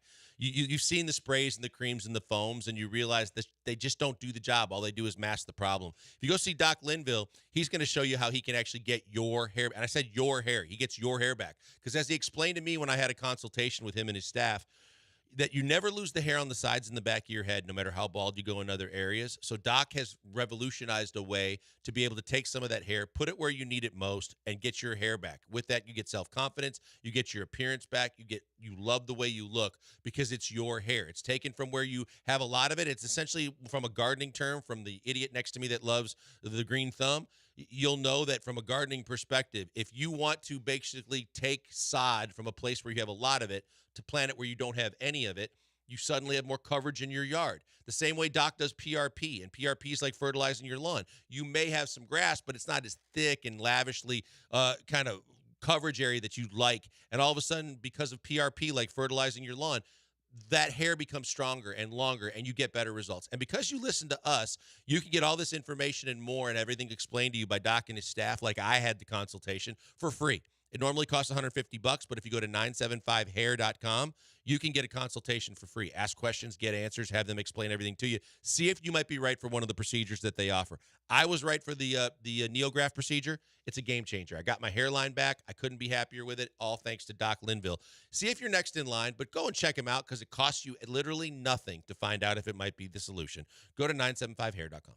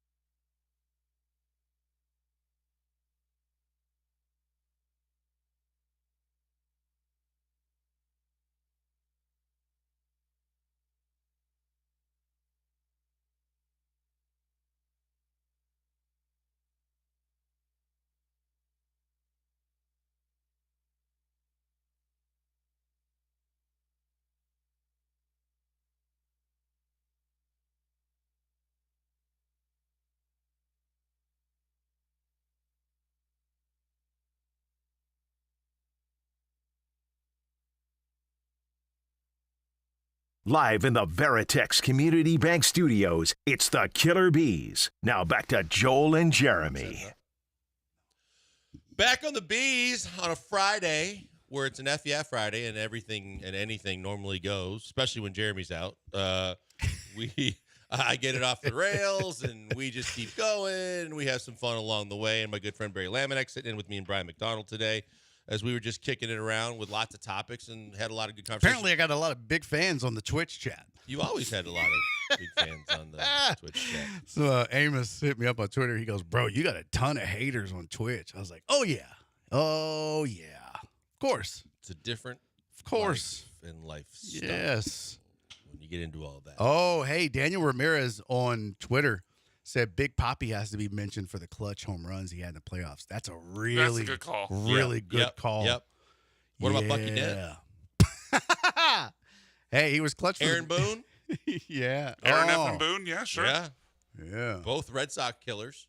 Yeah. Along the way. I was thinking other pitchers. The thing, Kurt Schilling, I guess, even though I don't buy the bloody sock thing, it was still clutch. You think he went? I don't know, man. I don't trust Schilling. Do they call it kayfabe? You think he went kayfabe? I think he did. Razor blade at the ankle, he gimmicked it. like Ric Flair, Dusty Rhodes. I think he went Dusty Rhodes and gimmicked with it. the ankle, cut it up, put the sock back on. Cut me, Mick, and he just went back in and yeah, nice. There's the bloody sock that some people question. Someone say, I was listening to one of the shows this morning. Someone was saying they're in the minority, but there was other, like Paul Pierce. Did he poop himself? Oh, he pooped. Yeah, I think he's. Did you see his rebuttal to that? Did you see his rebuttal? No. He said, "Who would poop their pants and then sit on it in a wheelchair?" Someone that doesn't want the whole world to know you pooped your pants. Well, I mean, I think I'd limp off. He's had a lot of rebuttals of late. I think I'd limp off. Though. I think I'd be like, yeah, hey, no, just guys, somebody give me a shoulder. Yesterday, we get you a wheelchair, bro. Someone. I just filled up. Lamar had to remove himself from a game because he pooped himself too. So I just filled up the pantaloons. Travis Johnson I don't need a will tell you wheelchair. that they didn't even worry about it. They just let it go during the game. Defensive lineman didn't care. No. Who was the one that said he would urinate on himself and make? They call him. Moises Alou. Yeah, Schlereth. Yeah, Moises Alou used to pee on his hands instead of batting gloves. Yes, I wonder if Tucker does that. Maybe every time I see it, every time I see make it tougher. Every time I see a dude that doesn't wear batting gloves, I think of Moises Alou. I called him Moistest Alou. Boy, his hands were the moistest. Another grosser there had word to of be the English something language. recently. Maybe was it Mapes that I was listening to today with Paulie, or someone or Paulie. Someone said that there was one recently where they said I'm in the minority, but I still don't believe. So whether they were hurt or something like that, but there was another one in terms of you believe that they were hurt or not, or like because it goes back to. From the days of what Willis Reed came back for a game, the one time where he limped onto the court. Oh. That there were other ones. And it was recent, right? Yeah, it was recent. I know who you're talking about. It was basketball. Somebody was mentioning it, and I can't remember what it is. It was recent. It was a basketball game, too. I'm pretty sure. I can't remember. But anyway, I don't want to get sidetracked. But you wanted to also bring up the fact that Mike Gundy. Mike Gundy is at Mike it again. Mike Gundy is saying the things out loud that we're all thinking. Apparently, one of his players got in trouble. Did a little drinking and driving.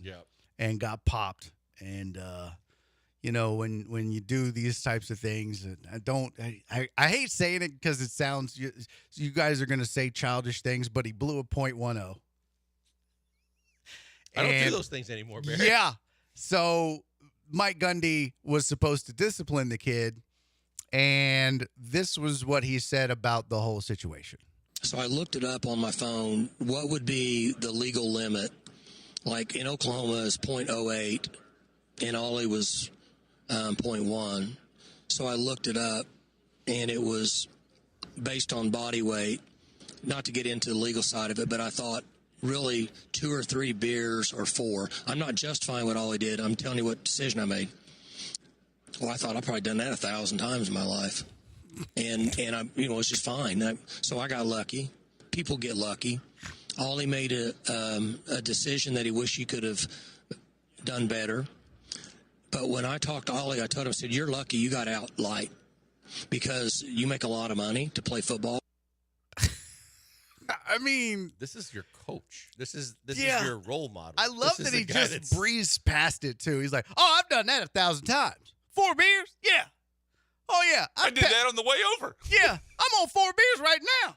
What are you talking about? I've coached on 4 beers. Come on now.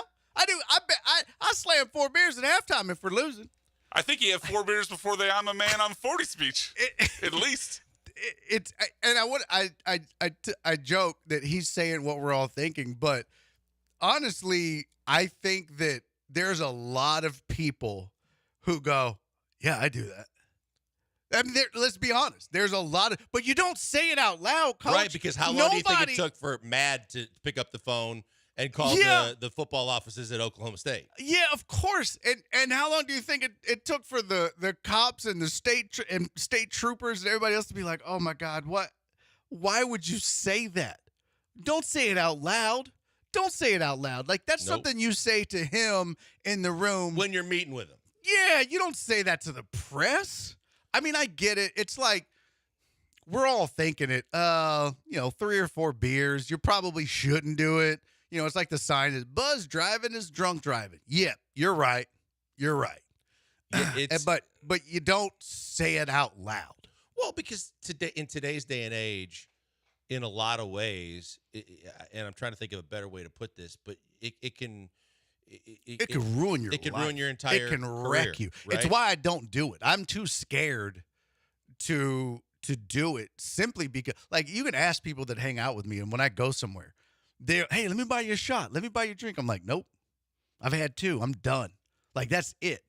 Now, again, I'm fat, so I could probably have more, but I don't because I'm too scared to drink more than the legal limit and drive. Not because I think I'll wreck and kill somebody. I don't care about that. I'm just kidding. But what I'm saying is, all right, Barry Gundy. I'm saying because I don't want to do that, but 2, I don't want to ruin my life. I don't want to ruin somebody else's life, but I don't want to ruin mine either. But I'm saying whether you have the drink a good or not, deterrent. I'm saying stay away from the media. Stay off of social media. Stay off. If you're going to say you have an opinion like that, look, don't say it out loud. Over all the years and all the things I've seen and the guys that I've come across, believe me, there are guys that you think you know them because of their public persona, which is the complete polar opposite of who they are when there are no cameras and social media and all those other things.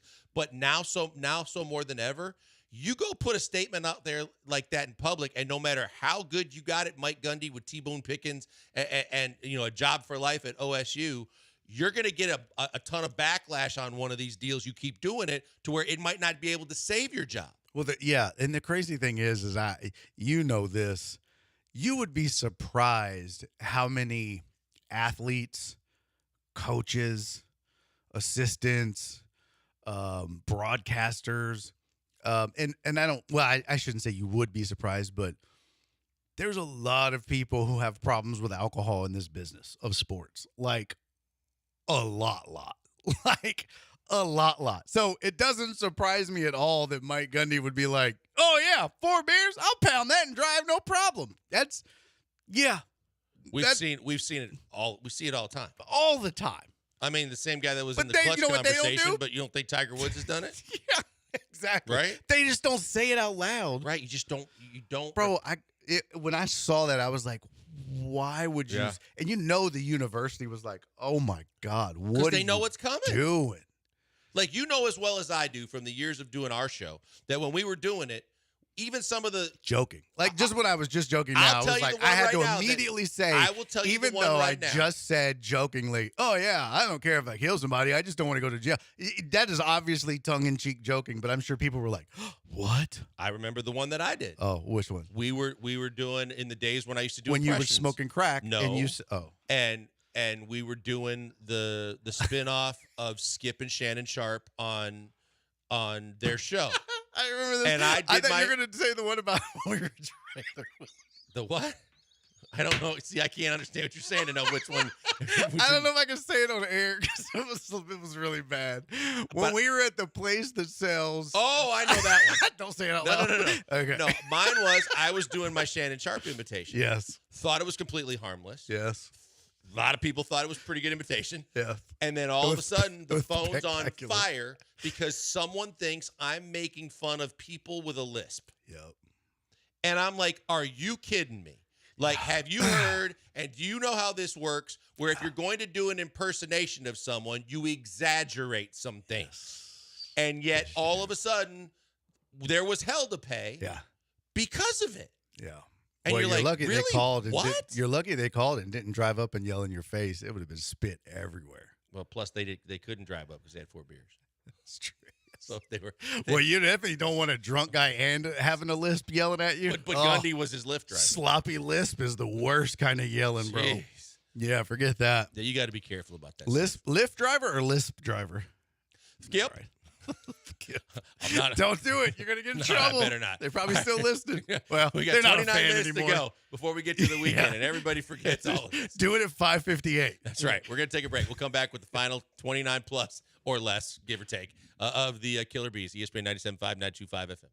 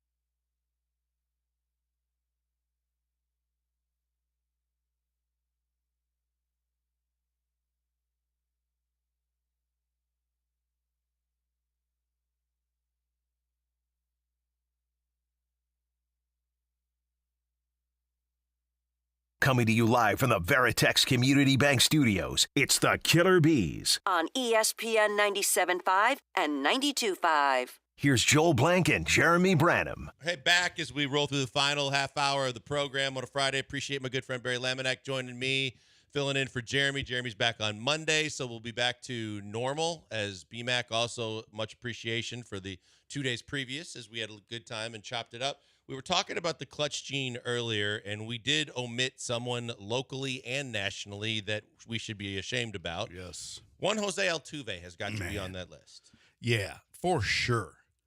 And not just because he's an Astro. That dude. No, ask any Yankee fan, Yeah, right? And it's not just the Yankees. You talk about a guy when we talk about the Killer Bees not stepping up in the playoffs. There's a guy that seems to always step up in the play. Look at last year, the American League Championship Series, when that whole game was going the Rangers' way, and you thought there was no way they were getting back into it, and you were going to have to win one of the last two at home or both of them at home. And he hits that bomb. Yep. He has been nothing but clutch ever since he put on an Astros uniform. Yep. So someone said MJ in the sick game against Utah. That also gets back to the fact that we're missing something. I want to say Paulie said it today. I'm going to text him. But MJ, a lot of people don't believe he was sick. A lot of people believe he was hungover. It wasn't the pizza that had food poisoning that someone did something to. But nonetheless, to do what he did in the fashion that he did it just adds to the legacy of him having the clutch gene, right? Oh, yeah. Legendary. There was others that said other things, as we mentioned the Mike Gundy story. Someone said any person who drives to a bar is driving away 4+ beers deep, period. Here's Uber now. Not necessarily. Yeah, I was going to say, well, they said driving, but I don't. There, believe it or not, there are people that have self-control. I can go to a bar and trust me, ask people that know me and hang out with me. I can go to a bar and spend 3 or 4 hours hanging out with people. I can go and watch a whole game with people and have 2 beers. That's just called being an adult. I don't know. That's not a problem. Look at me, and you knew me. Yeah. When I did drink. Yeah. And now I don't drink, but that doesn't mean I can't have fun and hang out. And we've done it. We've done it at remotes and after remotes. We've done it at the Christmas parties. We've done it at a lot of different functions to where I'm not going to tell you not to drink, but then don't get on me if I don't drink. But that doesn't mean I'm going to be Debbie Downer. We're going to still have fun. Absolutely. But you can do it. Because like when I perform, when I have shows, I like to have a drink per show. I like to have 1 drink with me on stage. So, the most shows I'll do in a night is 2. So I'll have 2, Crown and Diet Cokes per night. I know what you do. And that's it. Yeah. So, I could certainly do that on a night hanging out with the fellas or watching a game or whatever. But man, what's crazy is you go to like a game with some of the fellas and I watch some of my friends get beers or whatever. And I'm like, bro, how? It's a good thing I drove, or how are you going to get home? But I'll tell you, which is what they have to think. We talk about just what you say or can't say social media wise, or like in Gundy's case during a press conference. But it's also you feel for athletes because even doing what we do, there's downtime. Mm-hmm. And there's downtime where you get your anonymity back and you can just be you. These guys, especially when they're at the top of their profession, whether you're a head coach or you're one of the best players, or for this time, normally now it's even a player, everything, because everybody's got a phone and everybody's got video, you don't get that downtime. You don't get that free timeout or that get out of jail free card. There's no off season. There isn't. You're now with the internet, constantly on. I'll tell you on a local level, what's tough for me to deal with is being married to someone that's on television. Yeah. Because she says, I can't go to the softball game and be, ball cap and no makeup. Because inevitably when she's done that in the past, you're going to get the snarky parent that goes, oh, you're a lot prettier on TV.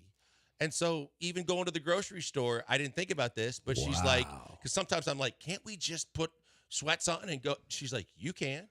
That's crazy. Yeah. And I didn't think about it till she said that. I was like, that's how when all these guys that celebrities and athletes feel about predominantly their whole life. You can't even go on vacation and say, I'm going to get all liquored up and have a blast and do this and that. And everybody's like, hey, guess what? So-and-so's staying here. And then they got a phone and then it's on TMZ and then it's on the internet. And then, people want ramifications. And see, I get the opposite. When people meet me, they're like, you're so much more handsome in person. I've never heard anybody say that. Gorgeous. Look at, You mean they It's stunning. I think if I had to go back in time and I've remember, never heard the word smitten until people meet me. It's amazing. I thought the one that I remembered most was Fat? Wait, you're not black. well, there's that one too. I mean, that's the one that I think would have won the Family Feud. I still get that. I mean, still get that. I don't know how many times that I heard that, but I heard that quite a bit. It's so funny. I mean, the people will meet me and they'll be like, "Bro, I still thought you were black for like the longest time." When I Googled you, I was like, "What?" It's so funny. Did that change your opinion? Yeah. Like, did that make me less funny or more? I think there's guys on other stations in this market that sound exactly alike, and that doesn't do anything for either guy. Exactly. So there's that. Yeah. I still can't believe I can't think of, and I'm going to. Oh, here you go. So was it NBA? It was NBA. I don't think so. I don't remember though. Because I have the 10 critical injuries that impacted NBA Finals list. If you wanted to hear it, Bill Russell's ankle in '58. Nope, I was there. You did it. Yeah, you did. Nancy Kerrigan. I put the towel on the floor and slipped on. Jerry West hamstring and Wilt Chamberlain's knee in '69. Nope. Willis Reed's thigh in That was a big one. 1970. Kareem Abdul-Jabbar's ankle in 1980. Isaiah Thomas's ankle in '88. Oh, that was big. Brian Scott and Magic Johnson's hamstrings in '89. Nope.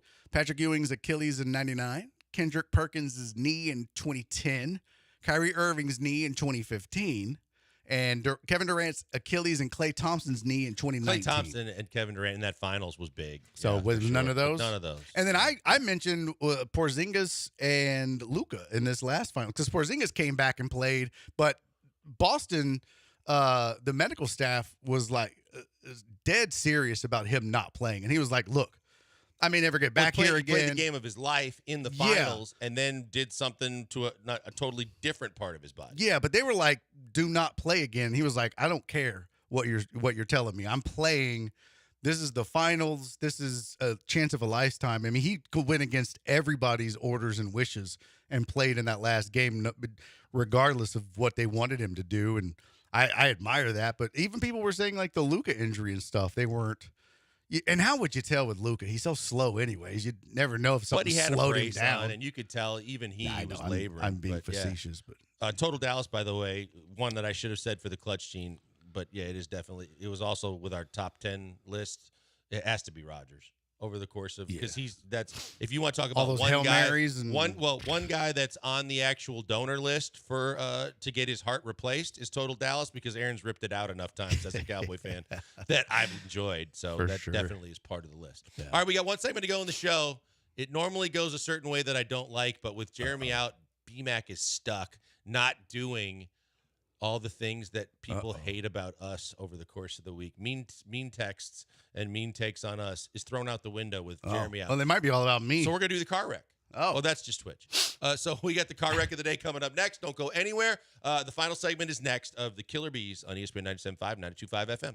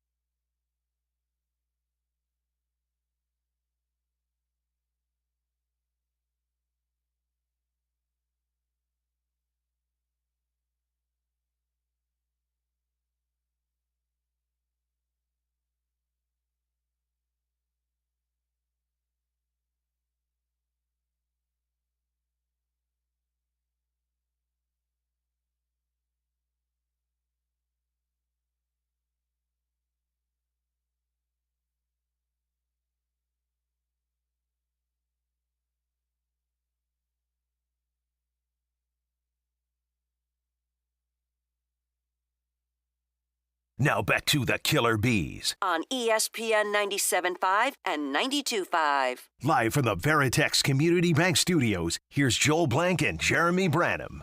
Hey, that's Hunter Brown's music. Hunter Brown, you'd like to have a big game today as Andrew Heaney will face him as a member of the Texas Rangers. As Total Arlington will have his moment in the sun, hopefully for him, and not, we don't hope the same way, as the Rangers are in for the silver boot is the dumbest thing on the planet, by the way. It really is.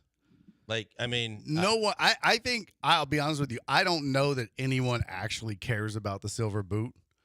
I don't.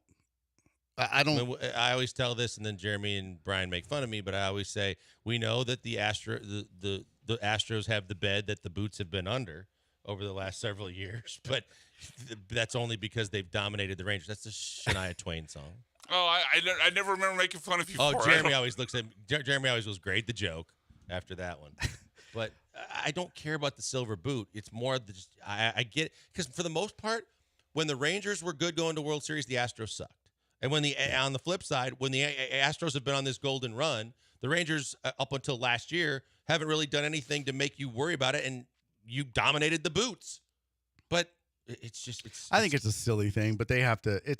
I love the rivalry. I do. Oh, for sure. I love separate. the hatred between the teams and the fan bases and all that. But the silver boot is. They want it to be like the college football, Exactly, because in the Big Ten there's the axe and all the other ones, and you get into it. But that's at least it wasn't a tradition. hat. I'm just glad it wasn't a cowboy hat. What do you got against the golden hat? Which one is that? That'd have been That's Texas OU. It's the golden hat. Is it? That would have been so cliche, though. Like, oh, it's a copper spur. Like this. There's actually a spur given for Texas Tech. Oh boy. That's what I'm saying. But at least that's surprised built everyone like, up it's over like it's the aluminum fever blister. When okay, that's any game that Tech is in, it's a fever blister thing. That's whatever. The Blistex. There you go. Blistex Bowl. That's a good one. How's Tech not have the Blistex Bowl? That would be fantastic. Because the thing is, at least with the college football traditions, that was built over decades and decades and decades. When you force feed it and say, we've created this new thing that you're going to have to go along with as a new tradition, don't tell me what I have to do. Right. I don't like it already. Yeah, I don't. I know that the players act like they care, and the broadcasters, and I don't think it means anything.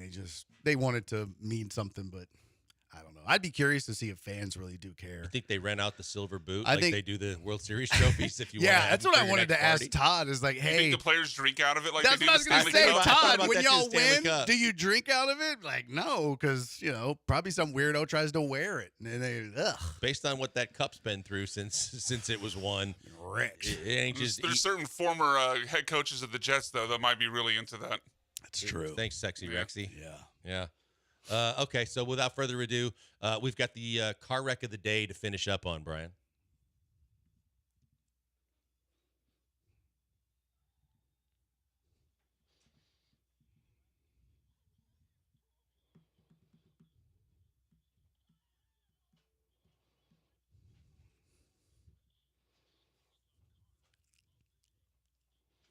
Car wreck of the day brought to you an extra day this week, normally 4 days a week, but today all 5 will be done for the week with Jeremy out. You guys get to do what I normally have to do. I have to start off, and you guys have to think of something that was your car wreck of the day. Barry. Okay, well, mine's going to be in the Anaheim Oh, yeah, that was a good one. Rangers game.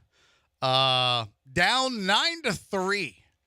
Angels are down 9-3 at home against the Rangers. They decide in the 7th inning with Jonah Heim at the plate to put on his little player card on the scoreboard. They put the following note. Since his daughter was not named Anna, Jonah Heim. Since his daughter was not named Anna, perhaps one of his sons can marry one. So you're going to talk trash down 9-3? Ugh. By the way, they had scored 2 runs already in the inning when they put this up. Like, maybe just backspace and delete all that and save it for when you're up 9-3. I was going to say, even when you're winning, you know it still has a chance to come back at you. But at least when you're up big, you can have some fun with it. You know what that is? That's a winning tweet, not a scoreboard thing down 9-3. That's stupid. It's one thing when I think it's really stupid when, and Brian's going to hate this, but when they have like Star Wars night and then when their pictures come up on the scoreboard and they superimpose their heads on like Luke Skywalker and Darth Vader and stuff. And I'm already going, I'm sure they love that. Oh, yeah. But then when you catch it and you're catching it from the home team and you're not part of the fun, that's a different well. story. I've got two car wreck of the day nominees. One, the Miami Marlins. I mean, that series. I mean, last night in particular, the pass balls, the right fielder dropping an easy fly ball, Jake Berger's booting balls around at third base. They're an absolute joke. And the other one was the list we talked about with the 10 most clutch quarterbacks, including Daniel Jones. The author of that article putting Daniel Jones number 8, having Dak Prescott on there, but Aaron Rodgers not on there. He's got to be put on the list for car wreck of the day. I put two in the same story together. One, Jazz Chisholm. The fact that Jazz Chisholm, to Barry's point, when you're down and getting crushed and you're playing on the Miami Marlins and you absolutely show out and show like complete and total over-the-topness on every time you hit a home run or do anything positive, it is so annoying. I know Jeremy likes the whole, I'm good with that in sports, it's fine, we need more of that. But to that level, on a team that bad, and you've been doing it your whole career there, is so annoying. And then Paul Gallant gets the follow-up because he mentioned it, and he goes, oh, who was that fellow last night for the Marlins? Jazz Chisholm?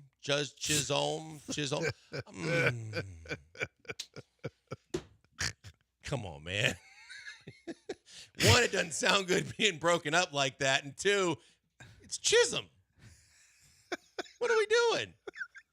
Just saying. I'm just saying, Paul, for future reference, if you go to Baseball Reference, it gives you every player's pronunciation. Well, if you don't know how, you just, use your little Google's machine and go to Baseball Reference, and it'll tell you how to pronounce any player's name you don't know how to pronounce before you say it.